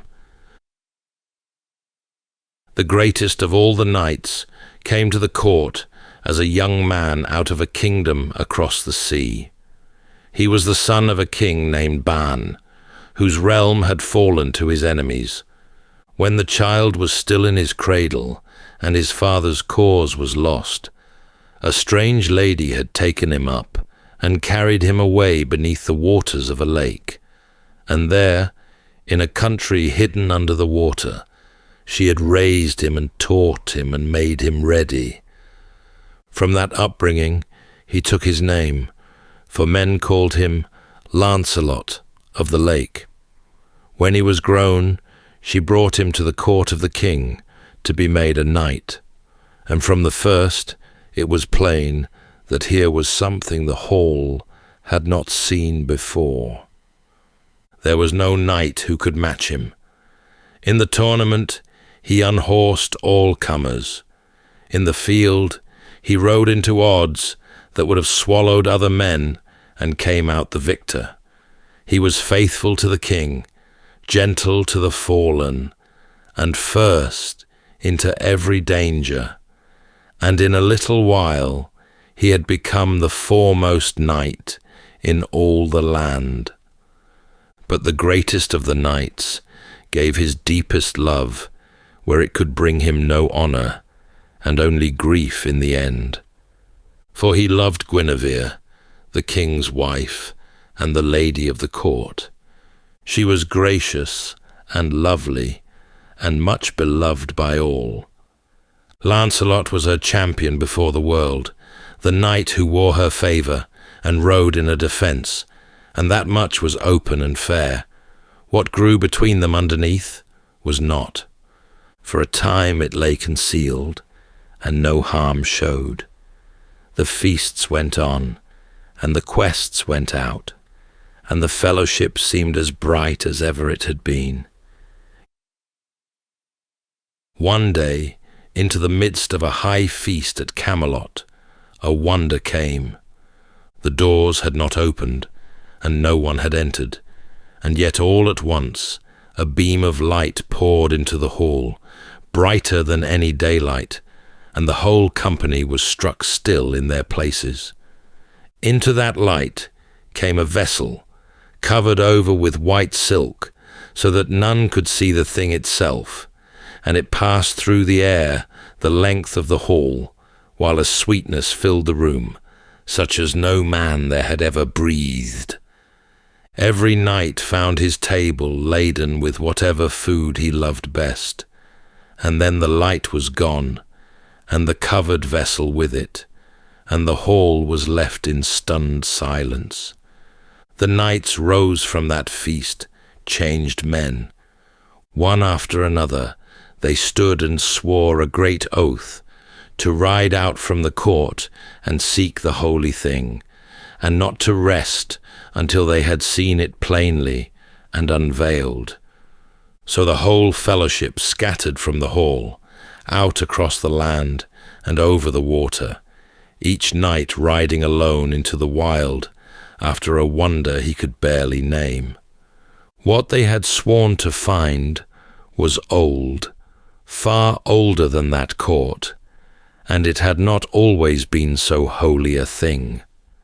In the earliest tellings, it was only a dish, a wide and precious serving vessel, borne glowing through the halls of a wounded king in a strange procession. And what it truly was, the old stories never plainly said.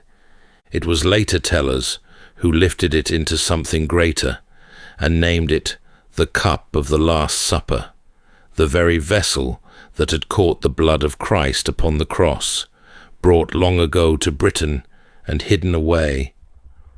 And so, the humble dish of the older stories became the holiest relic in all the world, and the finding of it the highest quest a knight could take. It was a quest that broke most of those who rode upon it. The knights who had unhorsed every foe and ridden through every danger found that here their strength and their courage counted for little. The Grail did not yield to the boldest lance or the strongest arm.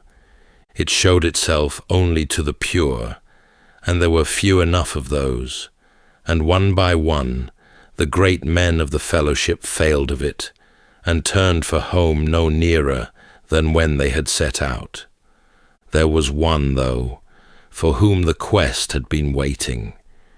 He came late to the court, a young knight without stain, and when he entered the hall, he went straight to that one seat that had stood empty all the years, the perilous seat that was death to any unworthy man. He sat and lived, and the seat received him as its own, and every knight there understood that the one they had waited for had come at last. His name was Galahad, and he was the son of Lancelot, born of another woman, the pure fruit of the greatest and most flawed of knights. Where the father had been the finest sword in the world, and had failed of the Grail through the flaw in his heart, the son was clean of any such flaw, and it was the son who would succeed. Galahad rode the long road of the quest, and two other worthy knights came at the last to ride beside him. In the end, they came into a far country and a holy place, and there the covered vessel was unveiled before them, and they looked upon the mystery no other eyes had been granted.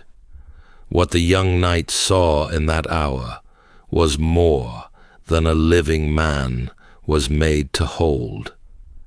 His one prayer was that he might pass from the world at the very height of it, and the prayer was answered, and he was taken up in a great light.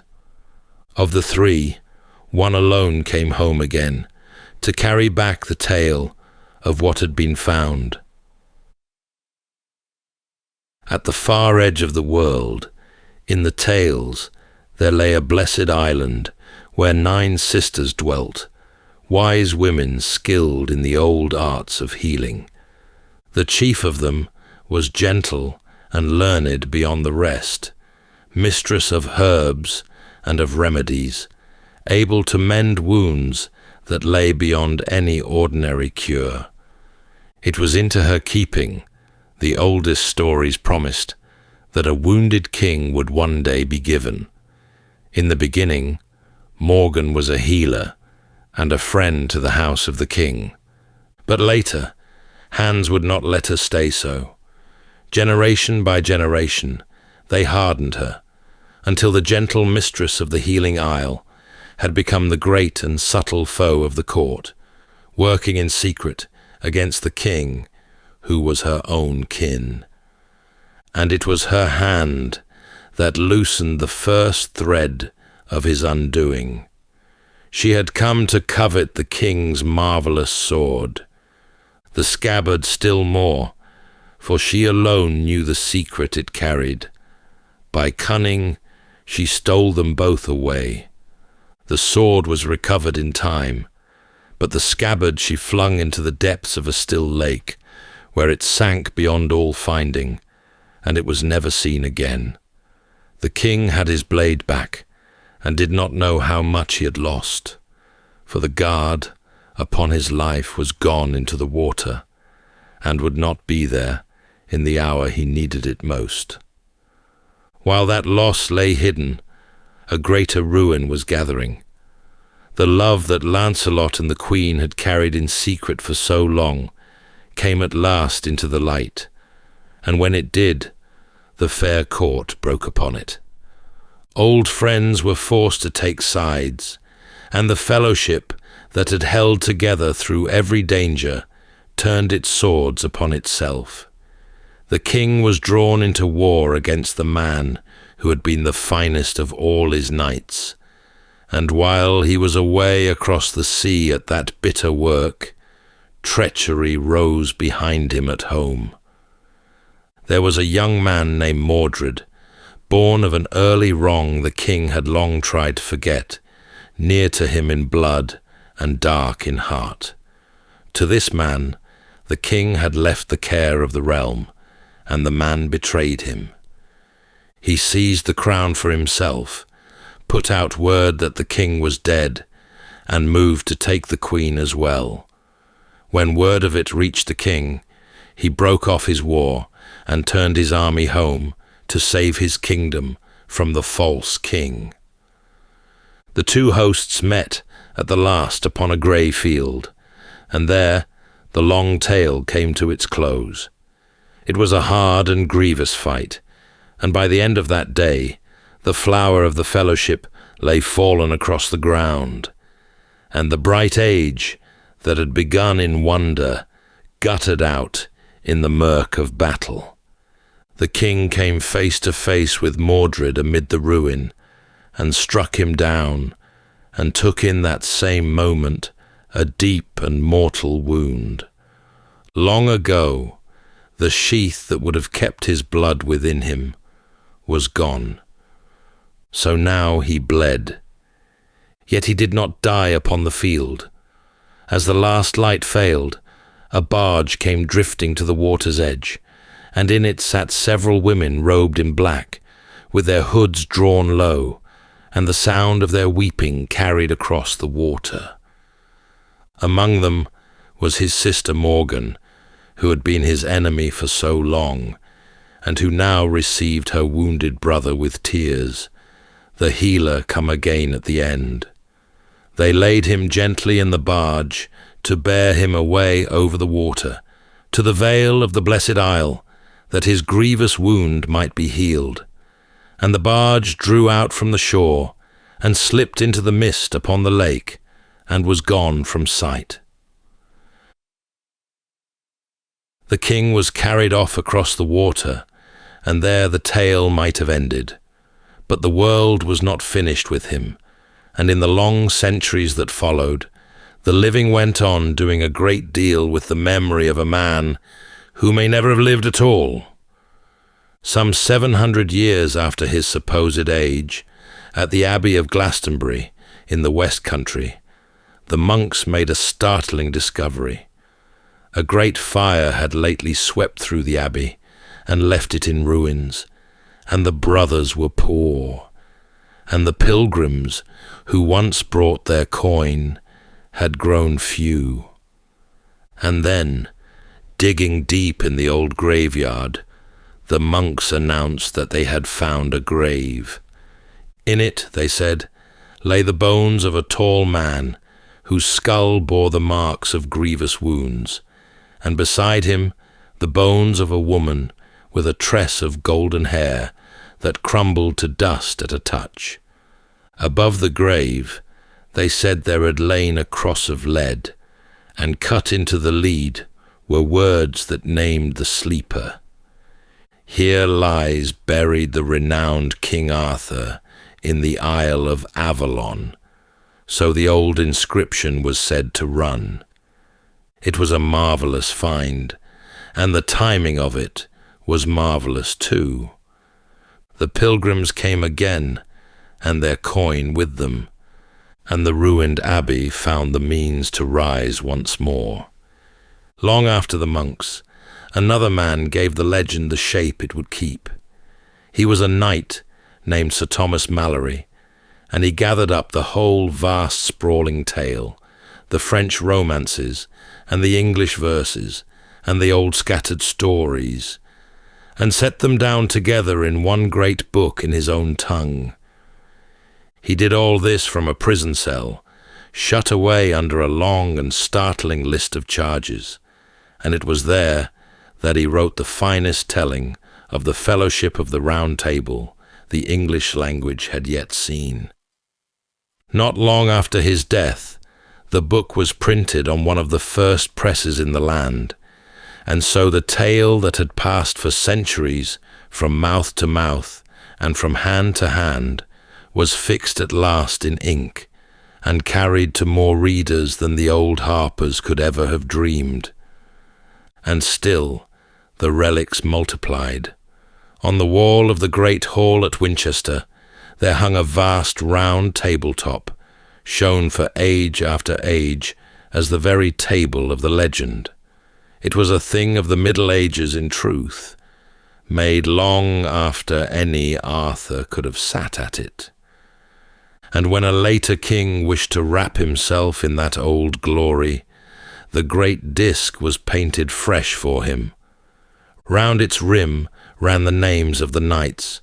A Tudor rose bloomed at its heart, and above them all sat Arthur enthroned, his face a curious likeness of the young king who had ordered the work.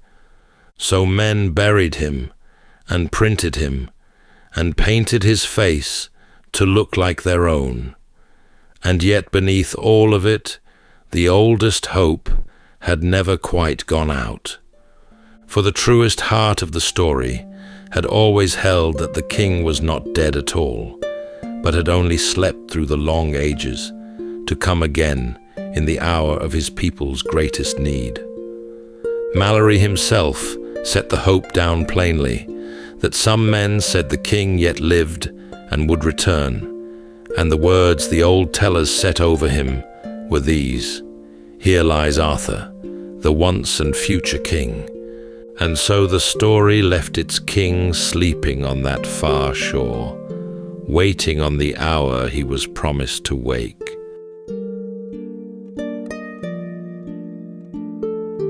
That's all for tonight's journey through history. If this was your first time listening, let us know where it is you're tuning in from. And if you like what you hear, please consider subscribing or rating us on your preferred podcast app. And for those listening on Spotify Premium, did you know that in select regions, you can now skip ad breaks entirely by switching from audio to video? In fact, watching us on Spotify Premium Video is the best way to help us create more stories just for you. You can also get early access to our newest episodes by joining us on Patreon. And whether you're fast asleep or still drifting there, thank you so much for listening, and rest well.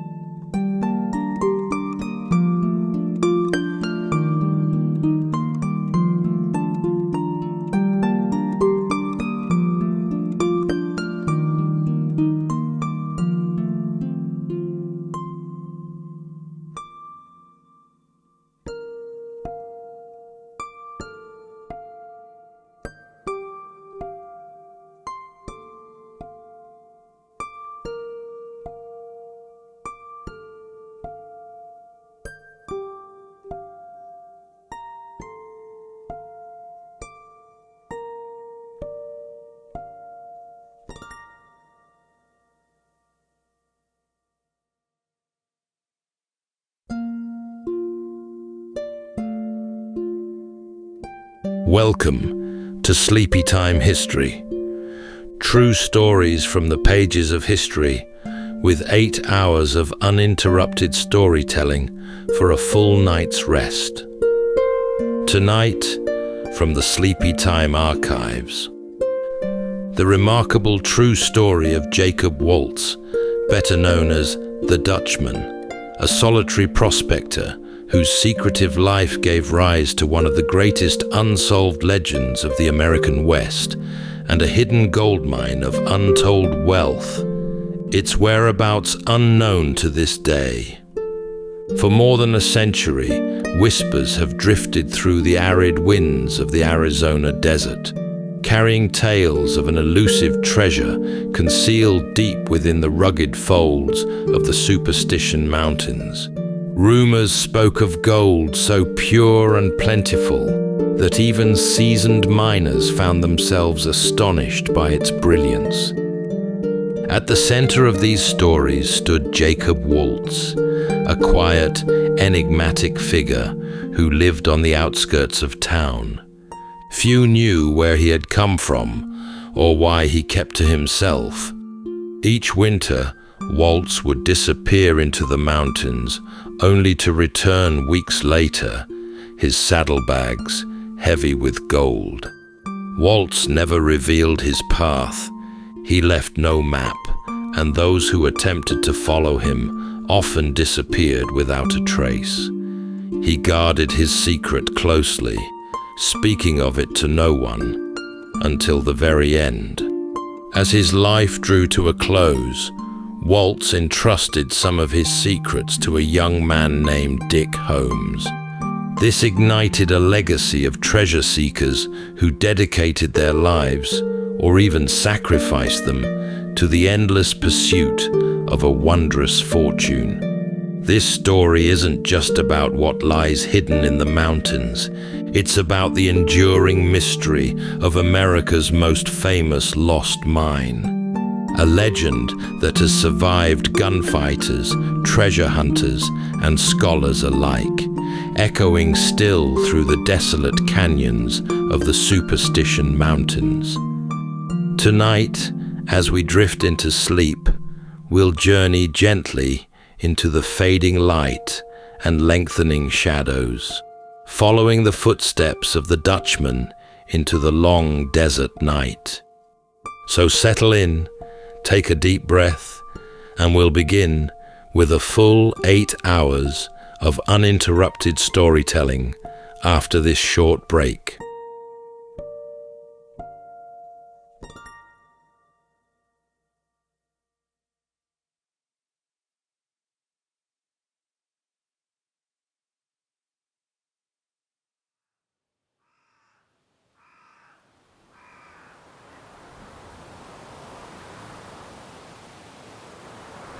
Arriving in the Arizona Territory in the 1860s, Waltz was lean and quiet. He was alone. He spoke little, but his accent betrayed him. Not Dutch as many believed, but German. His surname Waltz often softened in speech, until the locals called him the Dutchman. The name stuck. It suited him somehow. Foreign, distant, and hard to pin down. He settled on the outskirts of Phoenix, a dusty frontier town not yet tamed by time or law. He built a modest home, grew a small garden, and made just enough conversation to pass for another tired old prospector. But Jacob Waltz was different.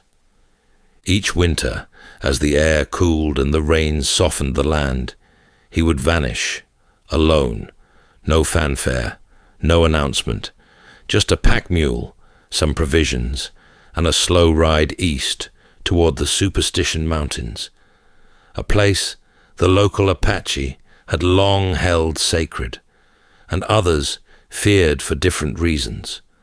Stories clung to those peaks like mist. Men went in and didn't come out. Waltz always came back, and when he did, he brought gold. Not flakes or dust, but solid veins embedded in quartz, thick and heavy, so rich in purity it shimmered unnaturally in the sun. Those who saw it said it was nearly 1/3 gold by weight, an impossibly rich yield, unlike anything found in the region ever before. But no one could say where it came from. He never brought back maps. He never said a word about where he'd been. He lived frugally, never spent wildly, and never gave reason for suspicion. And yet, the gold kept coming. A few tried to follow him, but he always vanished into the hills, then reappeared weeks or months later, calm as ever, with just enough gold to keep himself comfortable for another season. To the townspeople, he was a curiosity, a local oddity. To the other prospectors, he was something more. Proof that somewhere in those mountains, somewhere among the buttes and ravines and ancient stone, was a mine so valuable it could change a man's life forever. Waltz never said a word to confirm it, but he never denied it either. He grew older, but he did not slow down. Year after year, he returned to the mountains, drawn like a moth to some unseen flame, and each time he returned a little more tired and a little more burdened. Those who saw him up close noticed it in his eyes, not fear exactly, but something colder, something he carried with him, like the weight of a story never told. Years passed, and Jacob Waltz became a fixture in Phoenix, a familiar figure with an unfamiliar life.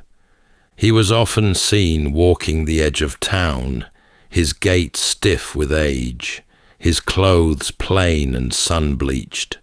To the casual eye, he looked like every other aging prospector who hadn't struck it rich. But Waltz had, and he had done it alone, mostly because no one could get close to him. But it wasn't for lack of trying. Shopkeepers, traders, and fellow miners would ask about his source. He'd smile faintly, offer nothing, and move on. He had become a man of riddles, not because he enjoyed mystery, but because he had no room for risk. His secret was too large to share. Still, one woman stood apart from the rest. Julia Thomas ran a small shop in town. She was a capable woman, independent and resilient, and she spoke German, Waltz's native tongue. In a town full of strangers, this gave her a foothold, and in time, A kind of connection formed between them. Waltz trusted her, at least a little, enough to speak freely now and then, enough to accept her care when his strength began to wane. Whether friendship or something more, their bond was one of the few human ties the old man allowed himself. In the spring of 1891, a massive rainstorm swept through Phoenix, turning the dry washes into surging rivers. Homes were destroyed, livestock drowned. Half the town was swept away, including the modest shack Waltz had called home. He was found afterward, cold and frail, his belongings scattered or lost. Julia took him in, setting up a cot in the back room of her shop, offering him warmth, food, and silence. But the flood had done more than take his house.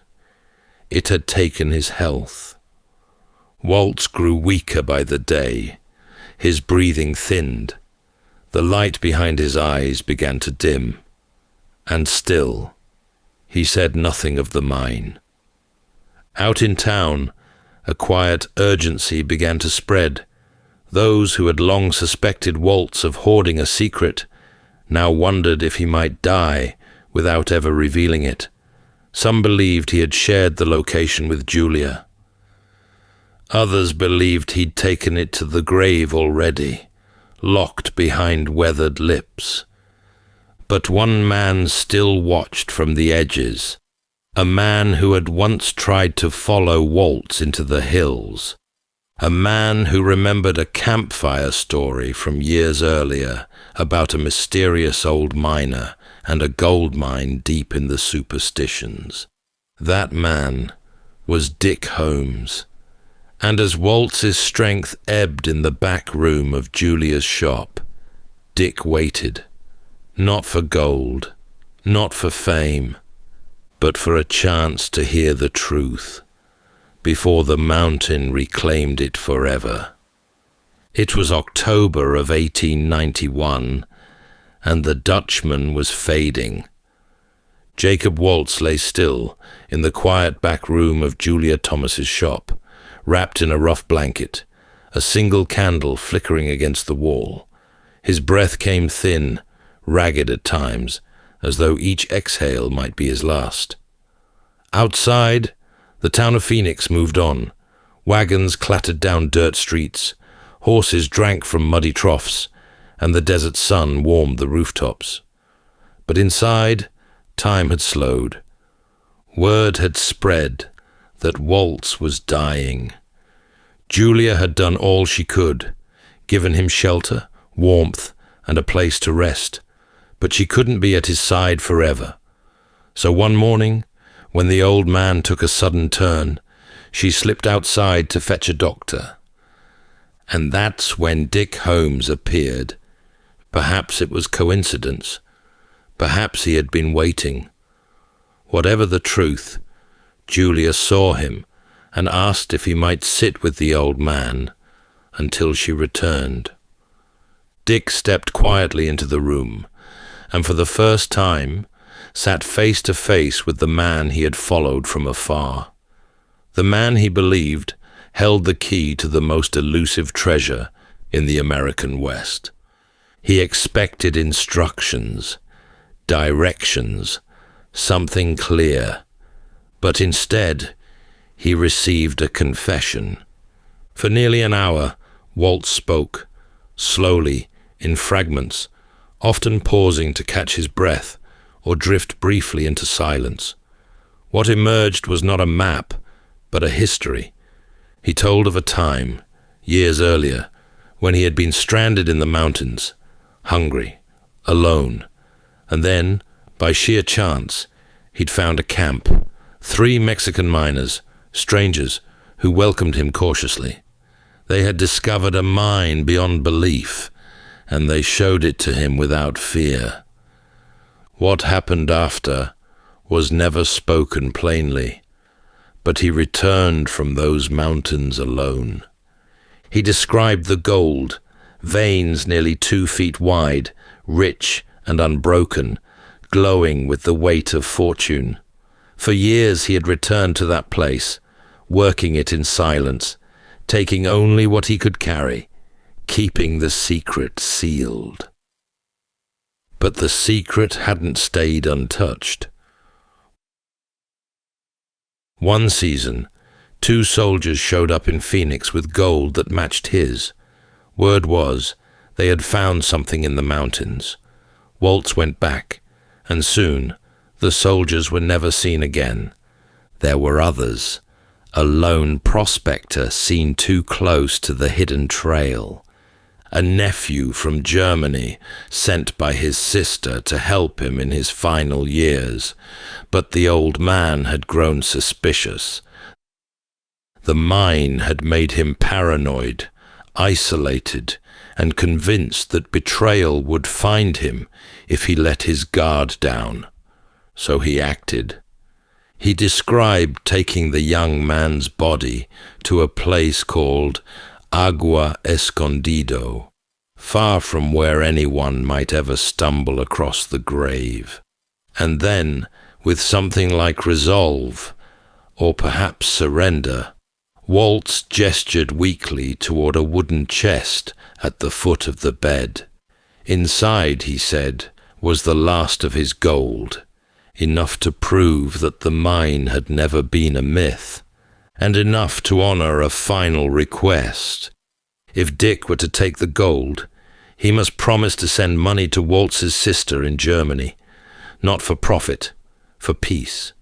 The gold had taken many lives. Maybe it could still do some good. Dick agreed, and then at last came the directions.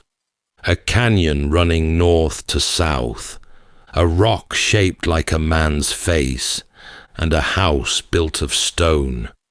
From the entrance to the mine, Waltz said, one could see the tip of Weaver's needle, but from the trail, the mine itself would remain hidden.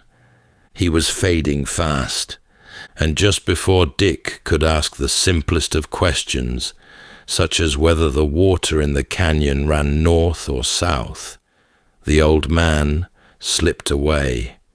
Jacob Waltz, the Dutchman, was gone.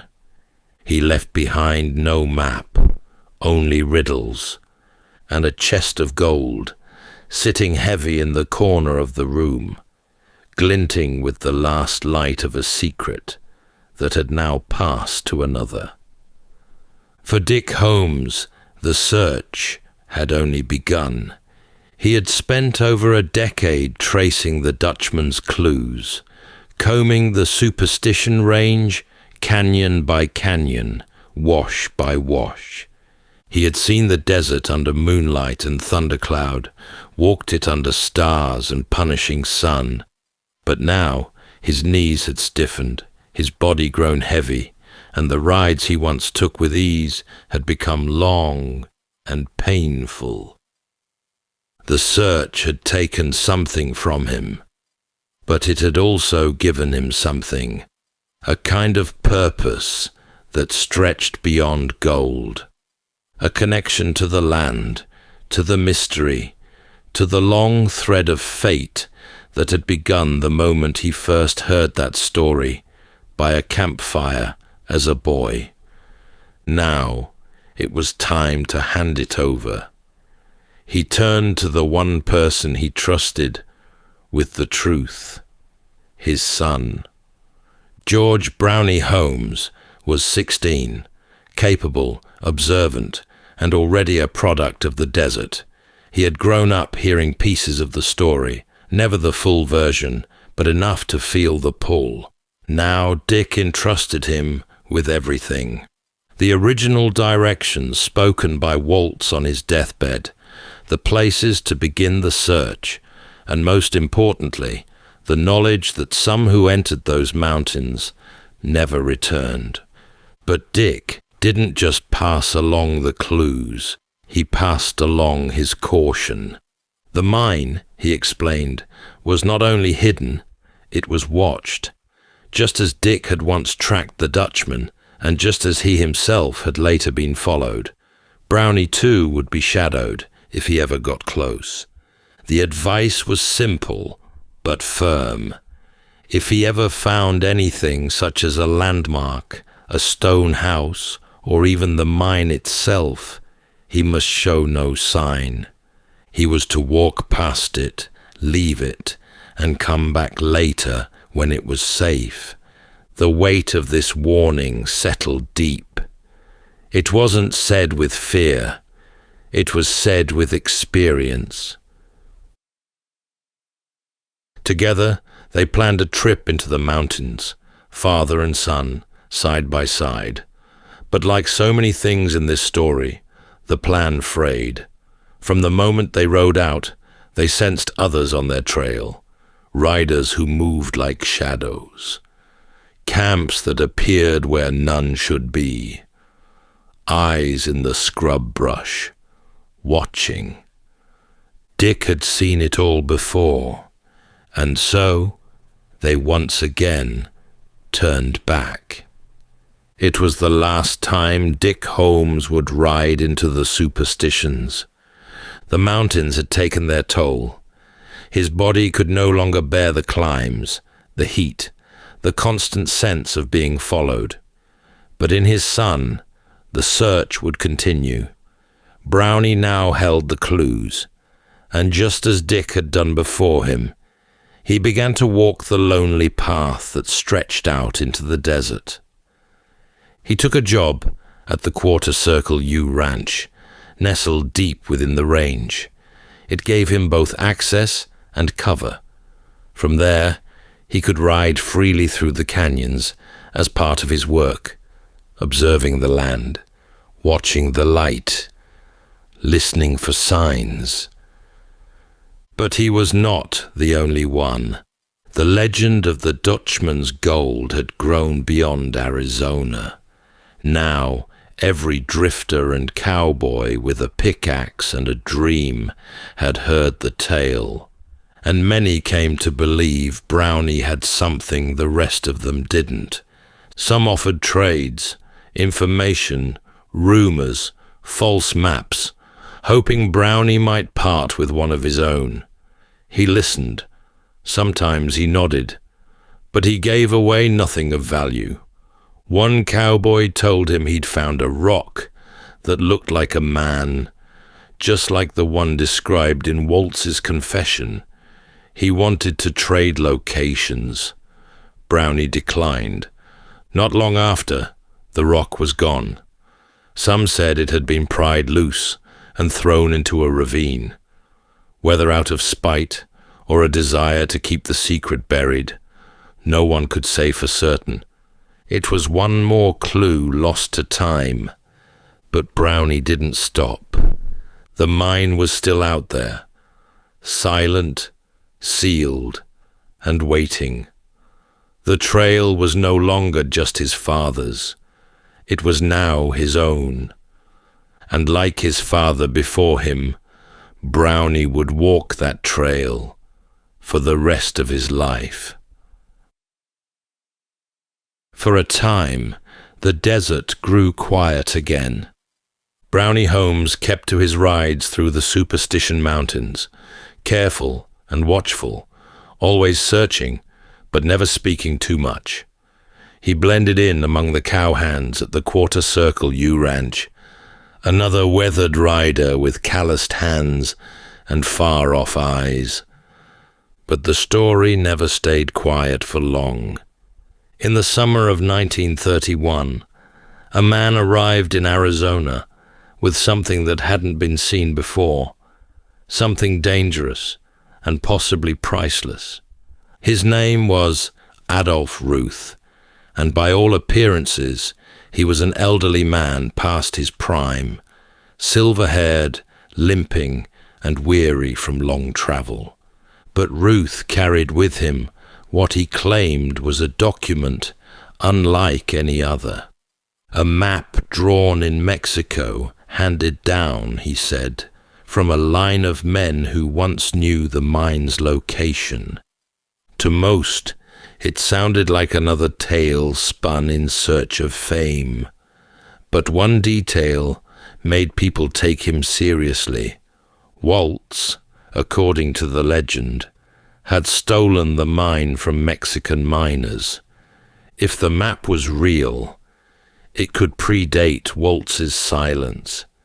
It could point directly to the treasure before it ever became a secret. Ruth made his way to the quarter circle U, asking the ranch hands for help reaching the mountains. The cowboys were used to dreamers and gold chasers, but something about Ruth gave them pause. He was open, too open, talking about the map, about the clues, about the mine. He shared his plans freely, unaware that secrecy was often the only thing that kept a man safe in those hills.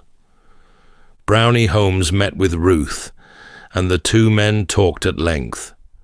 No one knows exactly what was said, but Brownie later recalled that the conversation lingered on the Dutchman, on the mountains, and on the dangerous attention a man could attract when he claimed to have a map. Summer in the superstitions is no place for the unprepared. The heat alone can undo a man, and Brownie warned him. Others did too, but Ruth would not be turned away. When no one from the ranch would guide him, Ruth hired two lesser-known prospectors and entered the mountains with them. Days passed, then weeks, and finally, in December, 6 months later, a bloodhound led a search party to a spot near a well-traveled trail.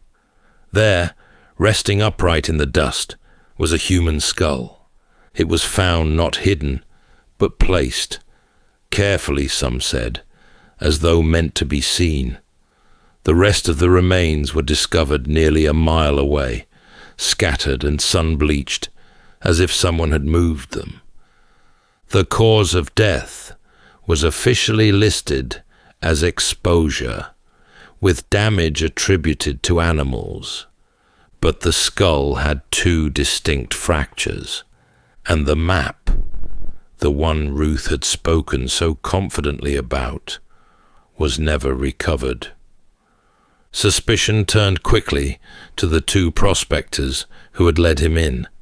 They had returned without him, saying little, but with no hard evidence, no charges were brought. The desert had covered its tracks once again. Among Ruth's scattered belongings, a notebook was found. Inside was one final entry, written in Latin, Veni, Vidi, Vici. I came, I saw, I conquered. Beneath it, a cryptic line, 200 feet across from the cave. To some, it was proof that Ruth had found the mine, but someone had stopped him before he could return. To others, it was just a final flourish, a man determined to say he had won, even as the desert claimed him. For Brownie Holmes, it was another reminder, not of gold, but of danger. The mine, if it existed, was no ordinary place.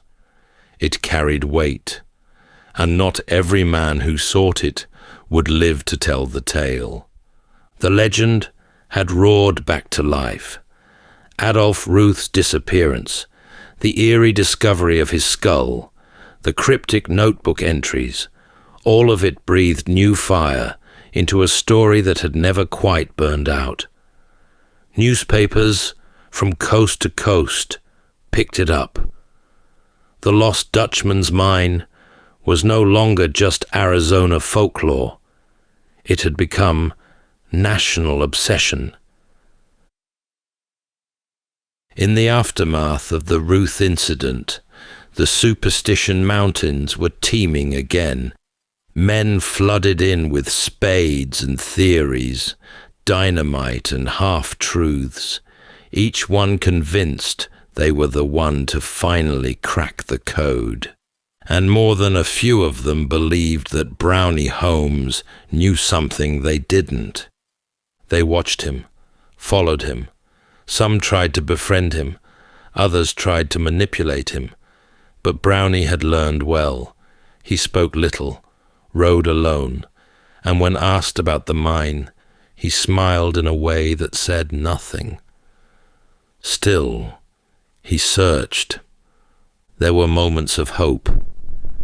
After his father passed in 1933, Brownie reviewed the old clues with fresh eyes, trying to correct what might have been misunderstood. One detail in particular haunted him. The reference to the old government trail. Waltz had mentioned it near the end, but Dick had never been sure which one he meant. There were multiple trails used by the military during the Apache Wars, each winding through the region in its own direction. Dick may have followed the wrong one, so Brownie struck out anew, following a different trail, and one day, something unexpected happened. In a stretch of ground rarely disturbed, the desert winds had blown away a layer of sand. Beneath it, burnt fabric, charred scraps of old clothing, lying just as Waltz had once described.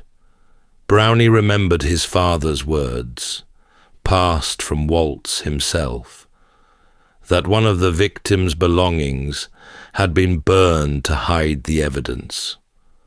It was a grim confirmation. Not far from that spot, Brownie found weathered timbers, unnaturally placed and half buried. Waltz had claimed he'd hidden the mine by building a framework over the shaft, then covering it with rock and sand until it blended perfectly into the landscape. He had even said a mule train could pass over it and never know it was there. Then, even closer still, there was a crude structure that matched Waltz's reference to a stone house, one of the landmarks supposedly near the mine. Then, in the winter of 1945, everything changed. Brownie was deep in the canyons, riding a route he'd taken 100 times before, when something spooked his mount. His horse, startled and wild-eyed, reared and came down hard, crushing his foot beneath its weight. The injury was severe. He would never again ride the high canyons or scramble across the broken terrain. His time in the mountains had come to an end. Still, the story had one more chapter to offer him. Unable to search alone, Brownie turned to a younger man named Clayton Worst, who took up the trail and never truly left it. For decades he rode the range, chasing the same landmarks, turning the old clues over and over in his mind. In time, he came to believe he knew where the Dutchman's gold might lie. But he never said, not out of fear, and not to carry the secret to his grave, but because to speak it aloud would send 100 men digging into those hills. And so, like every keeper of the secret before him, he held it close, one more silence in a story built of them. But he would not be the last.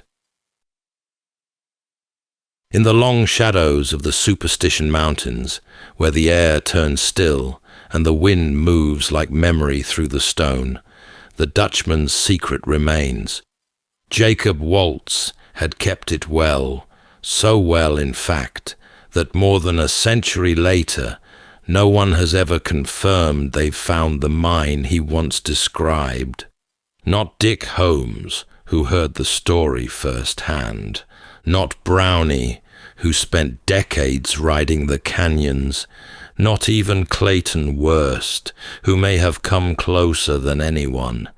Each found pieces, scorched rags, hidden graves, shaped rock, lost timber, bones beneath stone, and gold, always gold, glinting just enough to keep the dream alive, but never the mine itself.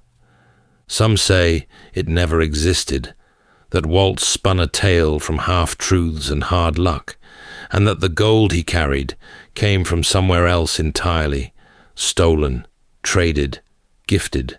But those who saw the ore, those who held it, often said otherwise. It was too pure, too unusual, and always the same. Others believe the mine still lies beneath the desert, carefully hidden, just as Waltz said, beneath a layer of sand and stone, timbers buried deep enough that even the rains could erase every trace. The region has been blasted by dynamite, surveyed by aircraft, scanned by ground-penetrating radar. Men have searched for lifetimes, lost fortunes, lost hope. Some have never come back. Still, the pull remains. One man, through silence and sheer will, created a mystery so enduring that it has outlived every generation it has touched. Waltz never drew a map, never left a ledger. What he left behind was something more difficult to trace, a story, passed from memory to memory, like a secret just out of reach. Brownie Holmes died in 1980, having spent 72 years of his life searching. Clayton continued after him, moving carefully, never confirming too much. Even now, in the quietest corners of Arizona, there are those who still wander the canyons, watching the light shift across Weaver's Needle, looking for the next sign. A stone out of place, a trail too worn, a whisper from the past. They still search, because the Dutchman's gold has become something more than treasure. It has become a question. What lies hidden beneath our feet? What might we find if we follow the clues left behind by those who lived and died, chasing something they believed in? The answer, like the mine itself, remains buried and waiting. That's all for tonight's journey through history. If this was your first time listening, let us know where it is you're tuning in from. And if you like what you hear, please consider subscribing or rating us on your preferred podcast app. And for those listening on Spotify Premium, did you know that in select regions, you can now skip ad breaks entirely by switching from audio to video? In fact, watching us on Spotify Premium Video is the best way to help us create more stories, just for you. You can also get early access to our newest episodes by joining us on Patreon. And whether you're fast asleep or still drifting there, thank you so much for listening, and rest well.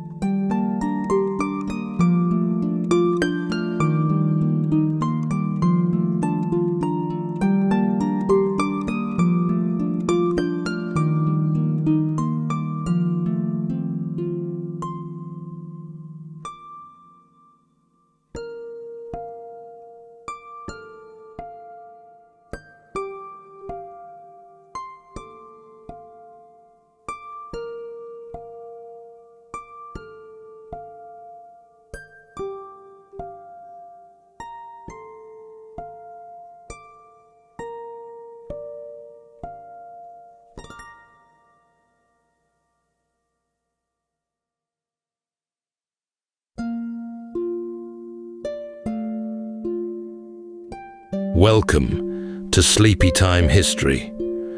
True stories from the pages of history, with 8 hours of uninterrupted storytelling for a full night's rest. Tonight, we're going to be exploring the remarkable true story of the man in the iron mask. Not just a Hollywood invention, but a real prisoner whose face was concealed for decades by order of the king, and whose identity, to this very day, has never been uncovered. You've likely heard a version of this story before. A secret royal twin hidden away, unspeakable torments in the dark, a mask forged from black iron and riveted shut for life. It's a spellbinding tale, isn't it? But almost all of it is pure embellishment. The real story begins on a frosty mountain road. Picture a covered carriage climbing through the Alps in winter, its lone passenger barely more than a shape in the gloom. For years, he was moved from one lonely and weather-beaten citadel to the next, guarded and always concealed, until he arrived one brisk autumn evening within the old walls of 17th century Paris. And there, as in every prison before, the same man kept his door. The same jailer held his keys for more than 30 years, never once passing them to another, as though the crown dared trust no one else.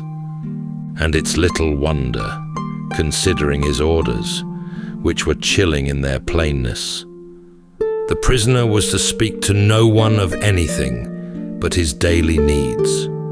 If he were to breathe a word of who he was, or why he was there, he was to be immediately put to death. But what sort of revelation could be so damaging to the crown as to have a man shut away for decades?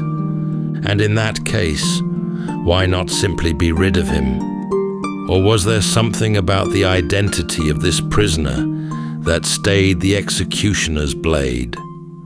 Tonight, as we drift into sleep, we'll step softly into the candlelit age of kings and into a royal cover-up that has endured for hundreds of years. So settle in, take a deep breath, and we'll begin with a full 8 hours of uninterrupted storytelling after this short break.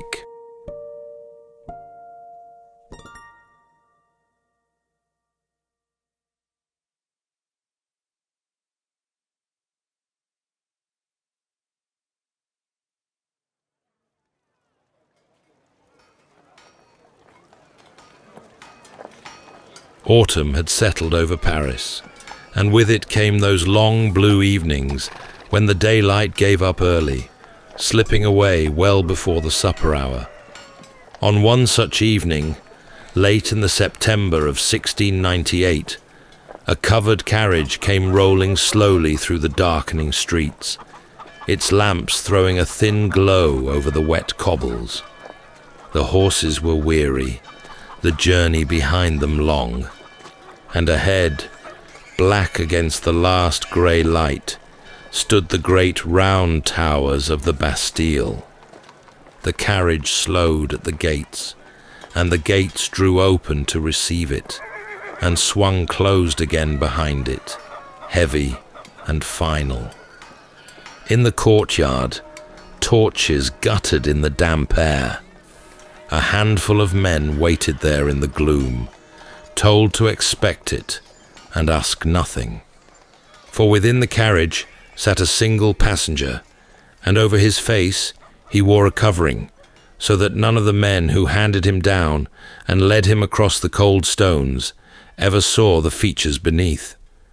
High in the fortress, by candlelight, an officer sat with a register open before him.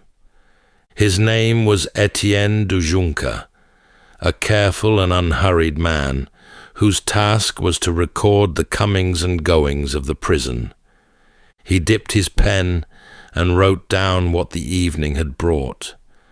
A new governor had arrived to take command, he noted, and the governor had brought a prisoner with him, carried from a far-off island fortress in the warm south of France. Of the prisoner, Dujunka added only a single strange line. He keeps the prisoner always masked.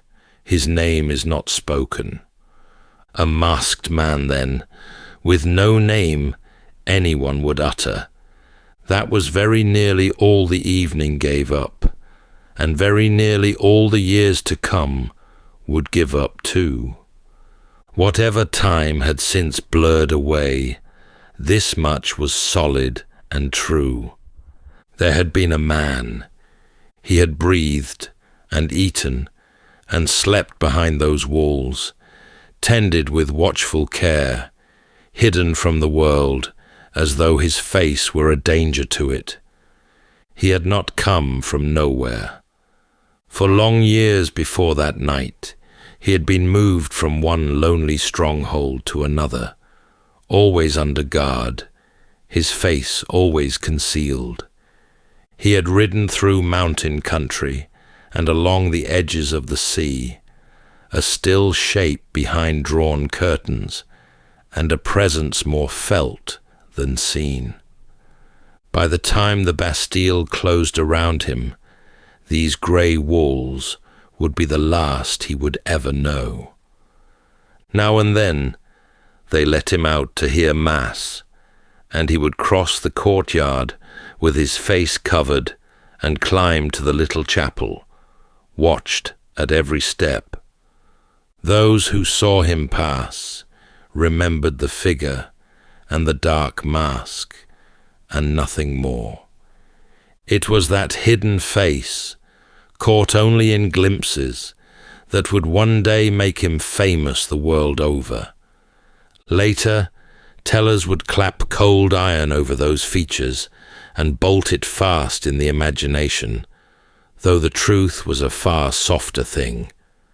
As for what he had done, or knew, or why such trouble had been taken to keep him at once alive and unseen, the candle-lit register held no answer. Dujunka set down that the man had arrived, and years afterward he would set down that he had died, and between those two faint lines there stretched a whole life lived behind a mask. Into the gloom of an old Paris fortress, on a wet autumn evening, there had come a man with no name at all. Long after the masked man was buried, a story grew up over him, far grander than anything the prison ledgers could tell. In that story, he was a twin, the secret double of Louis XIV himself, the great Sun King who ruled France from the gold and glass of Versailles. As the story was always told, a king was once father to twin sons, two boys born on the same day, alike in every feature. But in a kingdom with one throne, there can be but one king. So the second child was carried from the palace in secret and hidden away from the world. To be certain his face could never give him away, it was sealed behind a mask of iron. For if the two were ever seen together, matched feature for feature, who could truly tell them apart? It was a beautiful and a terrible idea, and once it had taken root, it would not be dug out again.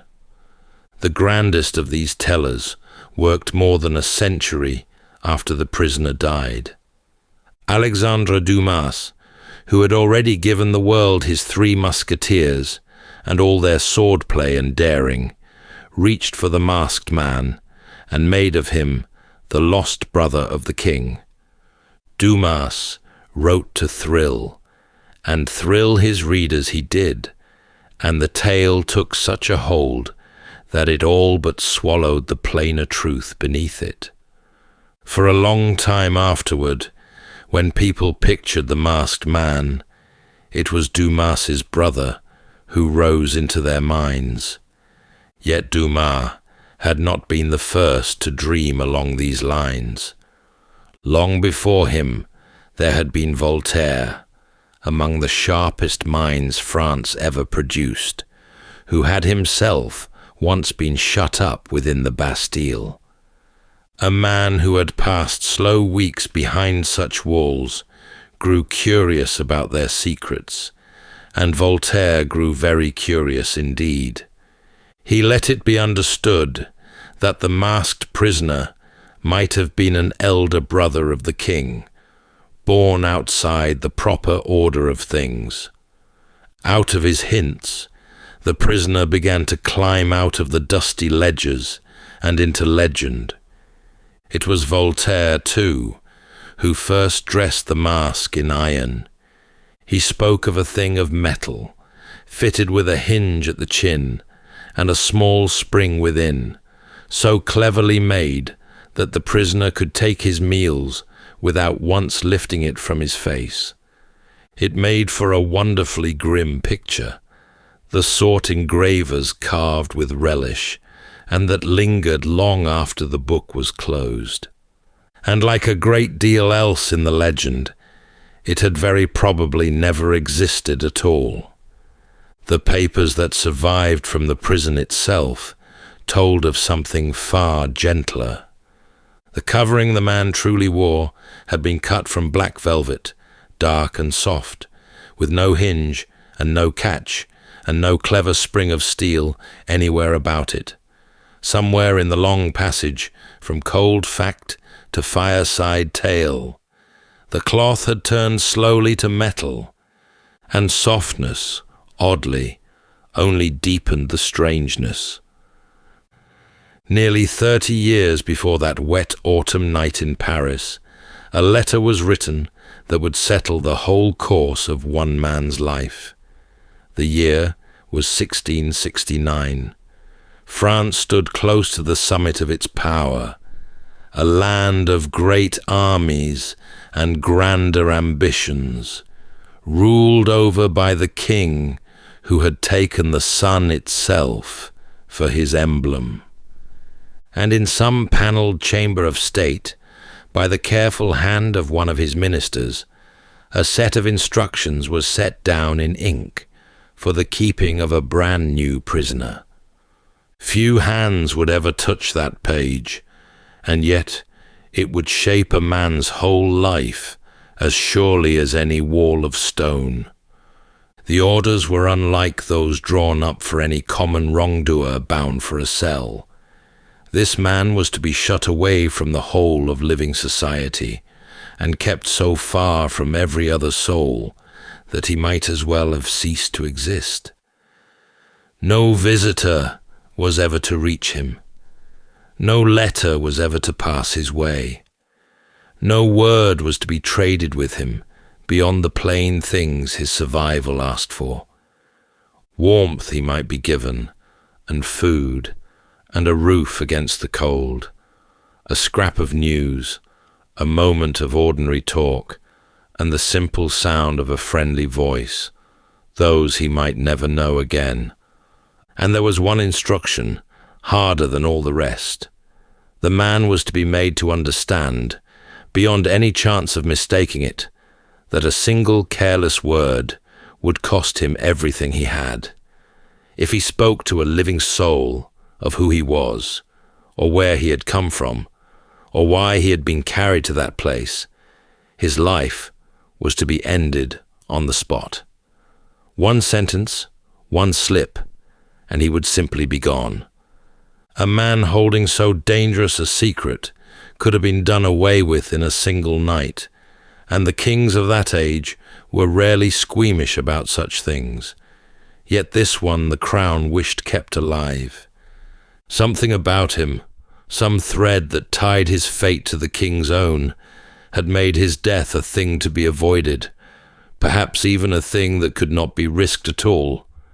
He was too dangerous to set free, and too dangerous to allow to speak, and yet somehow too precious or too perilous to put an end to. So the orders stood, and the man went down into a darkness that would close over the whole rest of his natural life. He would be fed and clothed and kept in fair enough health, tended like a candle that was never to be let go out, and yet never again allowed to shed its light. The minister folded the letter and pressed his seal into the wax, and the command passed from hand to hand. A prisoner, whose true name the records would never hold, slipped out of the ordinary world and into a keeping built to swallow him whole. Whatever he had seen, and whatever he had heard, and whatever he was, it had been judged a danger far too great ever to be let loose again. Through all of it, from the first locked door to the last, one man held the key. His name was Benigno de Saint-Mar, a soldier risen into the trade of jailer, climbing through the king's service from one posting to the next, and at his side, through every step of that climb, went the masked prisoner.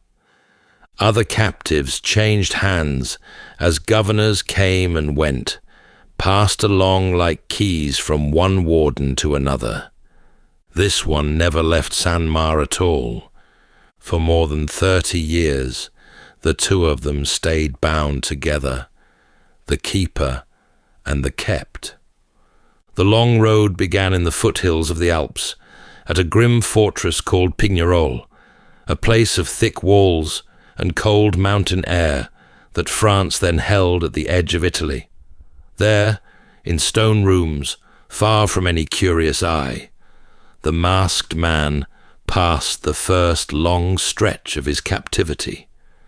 He had little need of guards beyond the mountains themselves, vast and uncaring, walling him in behind ramparts of rock and weather that no friend could cross to reach him. After some years, the road climbed onto another bleak alpine post, lonelier even than the first, clinging to the mountainside, as though the world had forgotten it was there. Saint-Mar had risen higher by then, and his strange charge went along with him, faithful as a man's own shadow. The prisoner was handed up into a closed carriage, its curtains drawn tight against the daylight, and carried over the winding passes to a fresh set of cold rooms, where the watching and the hiding carried on as before. Then, after the long years among the mountains, came the sea. Off the warm southern coast of France, just out from the harbour town of Cannes, lay a scatter of small islands. Saint-Mar was made their governor, and to one of them, Sainte Marguerite, the masked man was brought. A boat carried him out across the water to a fort that looked down upon the waves, where seabirds wheeled in the air overhead, and the mainland lay close enough to ache for, just across a narrow stretch of glittering blue.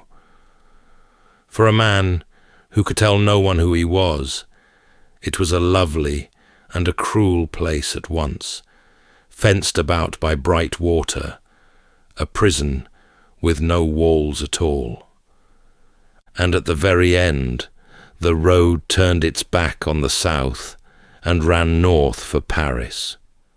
When Saint-Mar was raised to govern the Bastille, the most feared prison in all of France, his prisoner made the journey at his side one final time, from the warm coast to the cold grey heart of the capital. Many years had gone by since that first carriage rolled out of the mountains. The man had grown old behind his mask along the way, carried from one mountain hold to the next, then down to the sea, and now, at the last to these final walls, he would never leave. And so, the whole of it made one long and strange procession down the years, a plain closed carriage on an endless road, a hidden figure seated within, with his face forever covered, and riding always close beside it, in fair weather and in foul, the one watchful jailer, the two of them carrying between them a secret that neither would ever be free to lay down.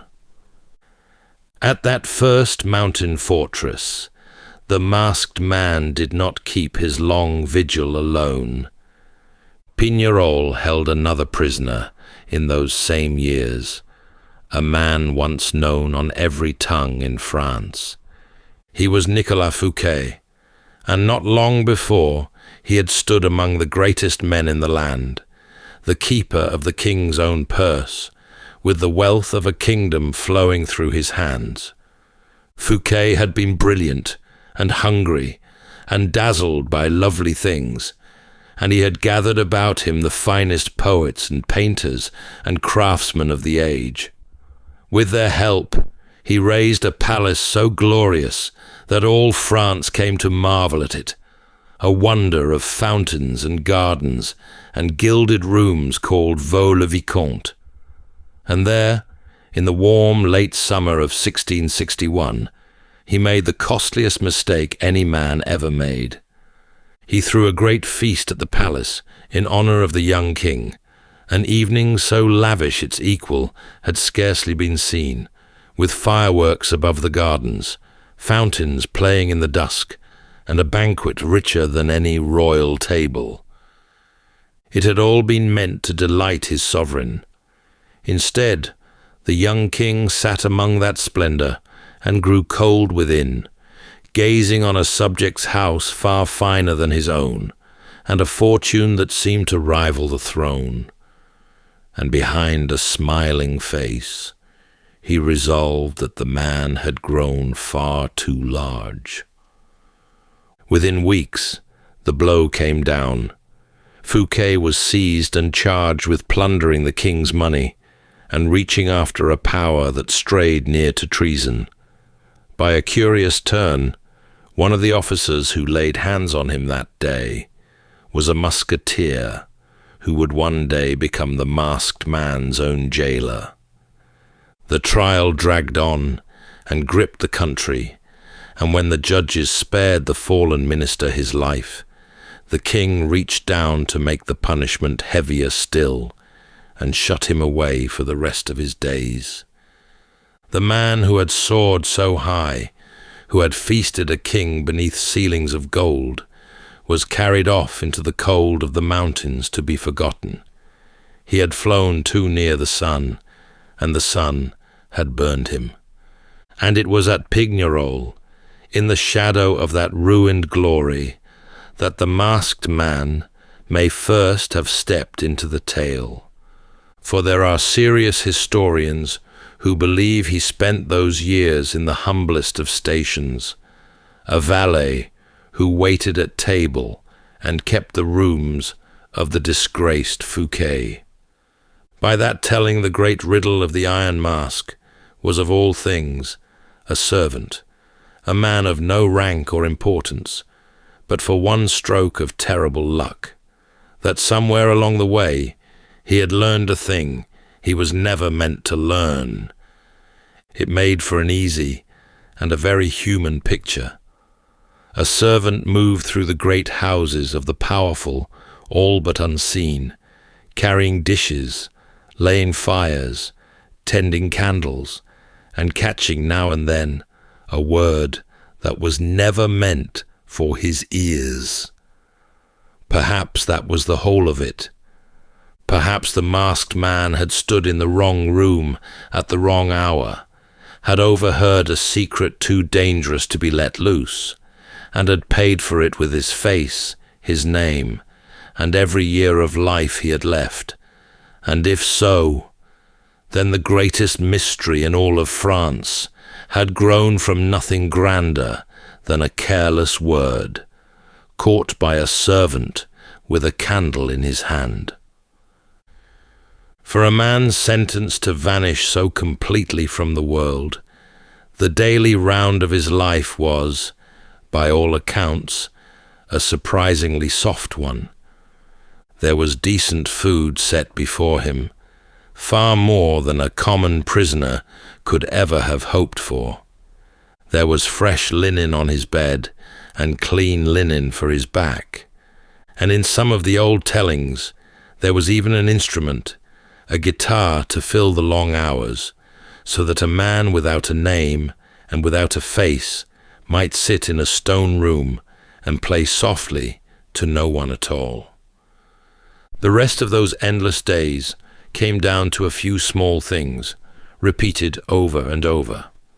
A princess of the French court, writing of him to a relative long years afterward, remarked that, mask apart, he wanted for almost nothing, and that he was very devout and read perpetually.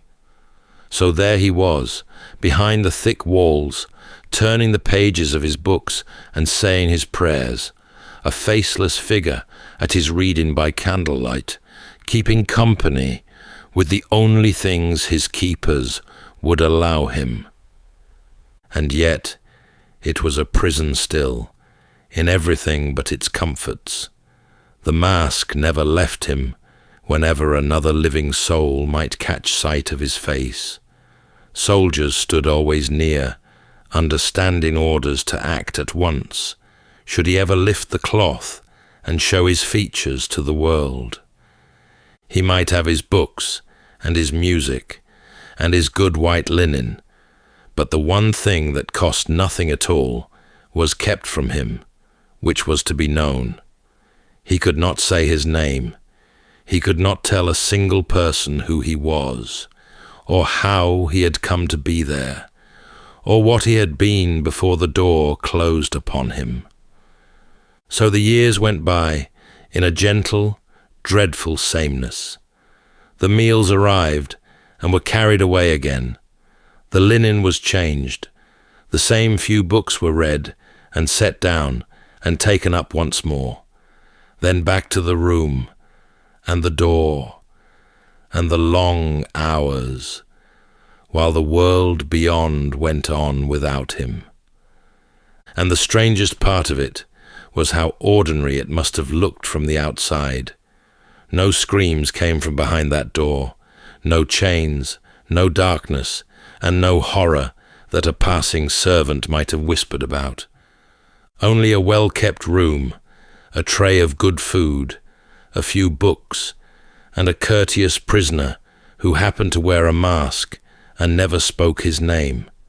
A man might have walked past that door 1,000 times and thought nothing of it, never once guessing that behind it lived one of the great secrets of the age, eating his supper, reading his book, and waiting, with no end in sight, for an end that would be the only freedom left to him.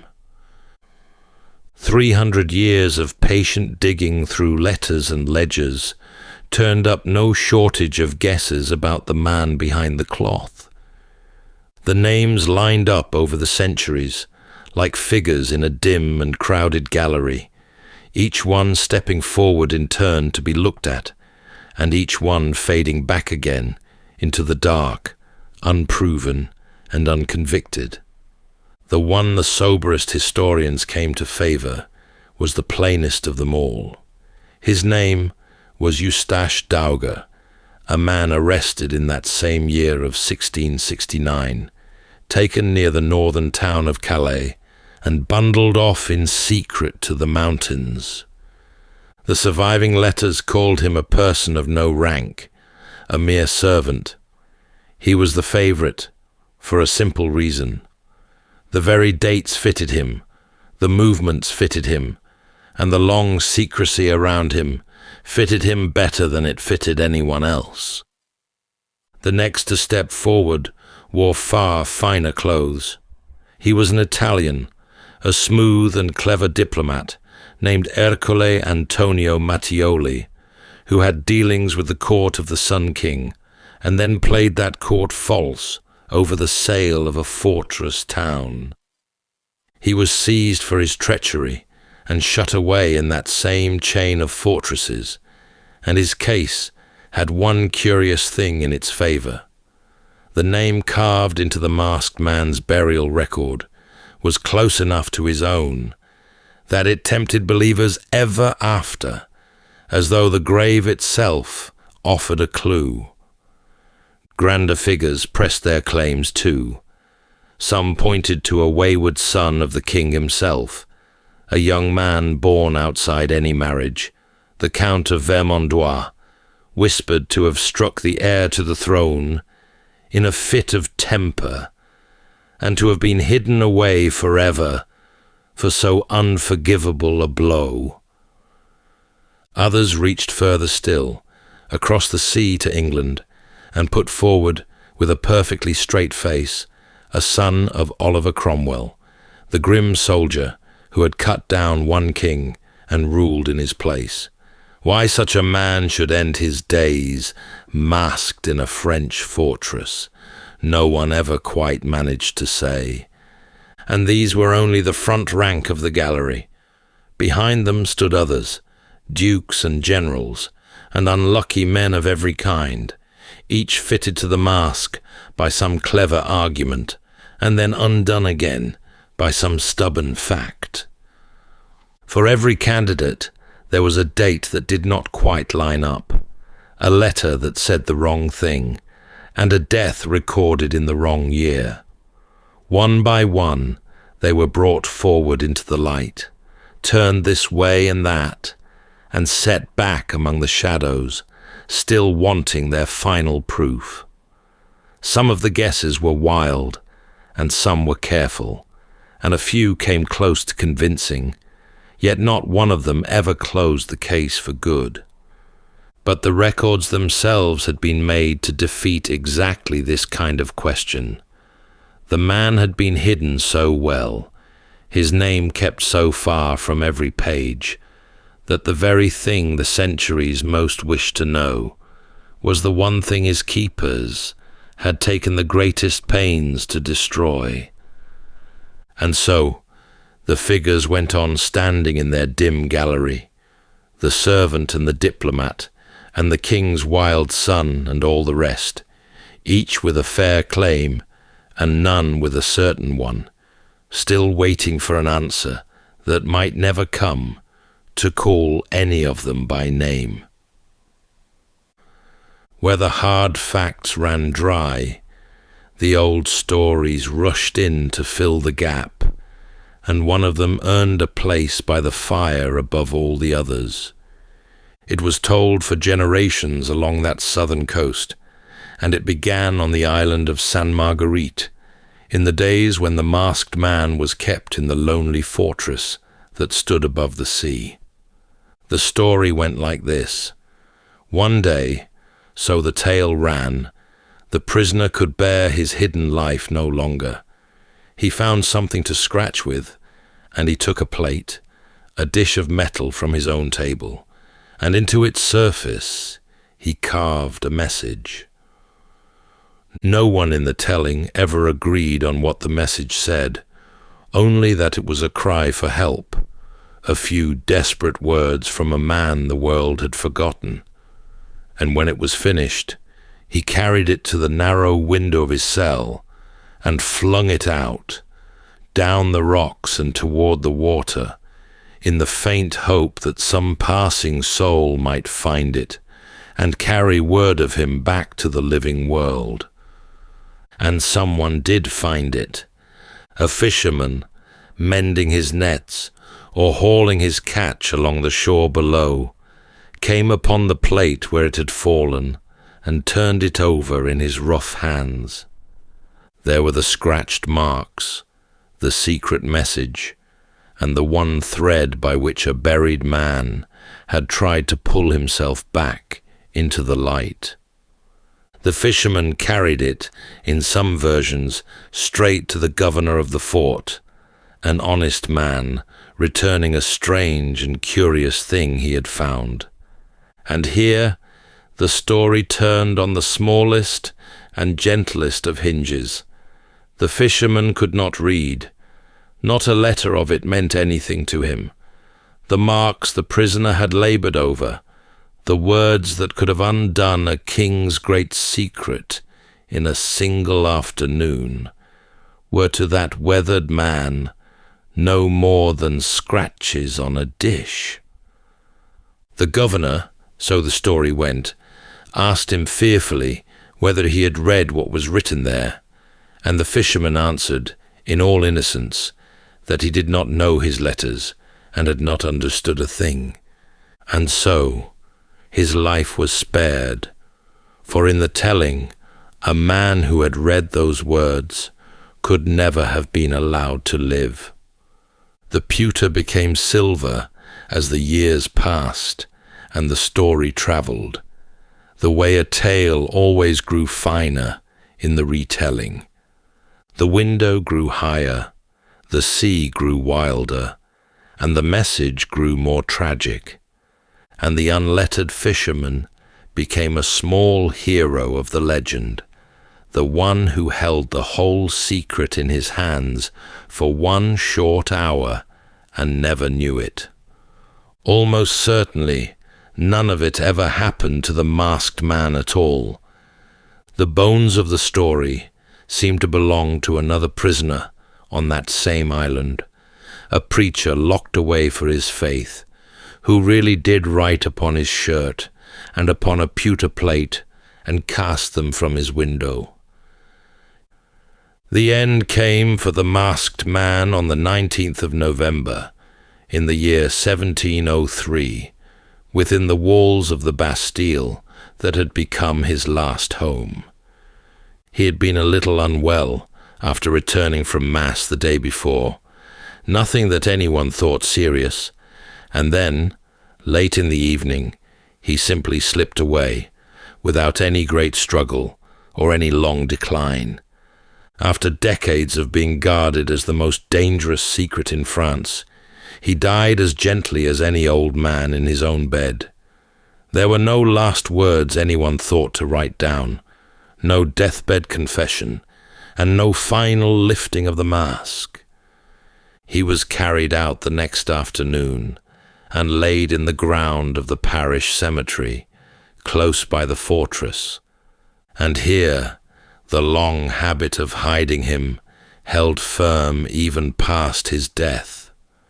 The lieutenant who kept the register set the burial down in his plain hand, noting that even he did not know the name they had written over the grave. In any case, the name was not his own.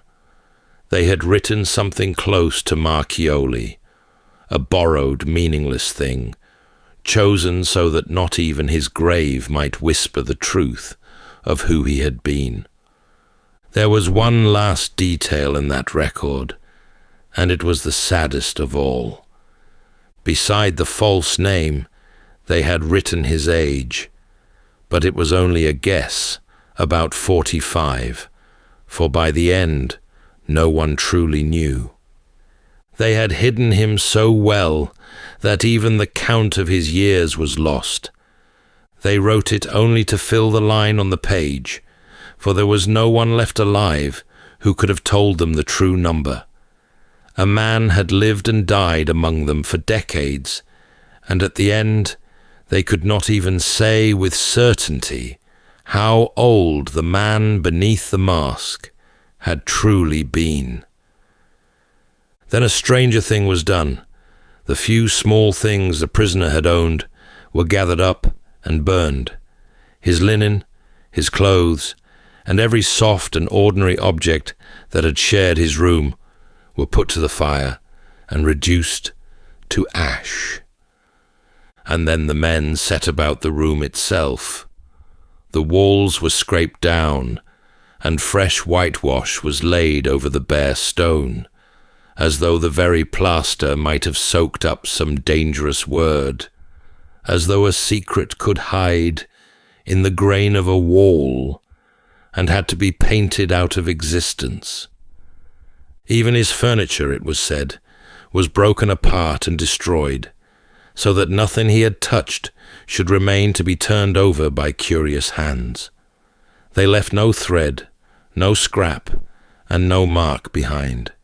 A man who had been kept alive for all those years was now to be unmade a second time more thoroughly than the first, every trace of his passing scrubbed from the world, as his name had been kept from every page. There was something chilling in it, those men with their fire and their brushes, working over an empty room, afraid of what a dead man might still be able to say from beyond the grave. Whatever he had known, they wanted it gone with him, and gone forever. The fear that had shadowed him through every fortress followed him even into the ground. And so the masked man left the world exactly as he had lived in it, behind a covering and under a false name. And so, after all the years and all the searching, the man behind the mask remained a stranger.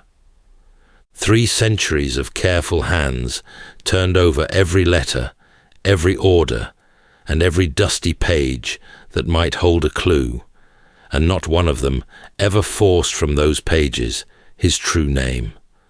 A few things, and only a few, could be said with any confidence. There was a man. He was real as the carriage that brought him in, and the lieutenant who wrote down his coming and going. He lived for more than 30 years inside a mask, guarded year upon year by a single trusted hand.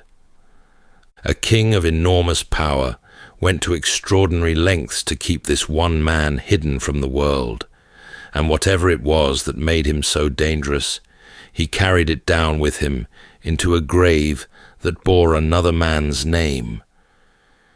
Everything beyond that was shadow and supposition. The servant, the diplomat, the uncounted brother, every face ever proposed for him remained a guess, and perhaps the true one was a face no searcher ever thought to name. The men who hid him had done their work too well. They wanted him forgotten, and in the deepest and most lasting sense, they got their wish. The face was gone. The name was gone. The reason was gone. All that survived was the bare fact of him, a masked shape moving through the candlelight of a vanished age, and the question that trailed behind him ever after, refusing to lie down and be forgotten. And there was, perhaps, a strange comfort in all of it. Some stories were never meant to be solved. They were meant to be wondered at and turned over slowly in the mind on the edge of sleep, their loose threads left hanging in the dark, asking nothing but a little wonder. The man in the mask was one of those. He had kept his secret against a king, against the centuries, and against every clever soul who ever tried to wrest it from him, and he kept it still. So let him rest in his borrowed grave, his face still hidden, and his secret still his own. Whoever he was, whatever he knew, he carried it past every wall and every lock and every patient question, all the way to the very end, and a little way beyond it. And that, in its own way, was a certain kind of victory no king or historical record could ever take from him.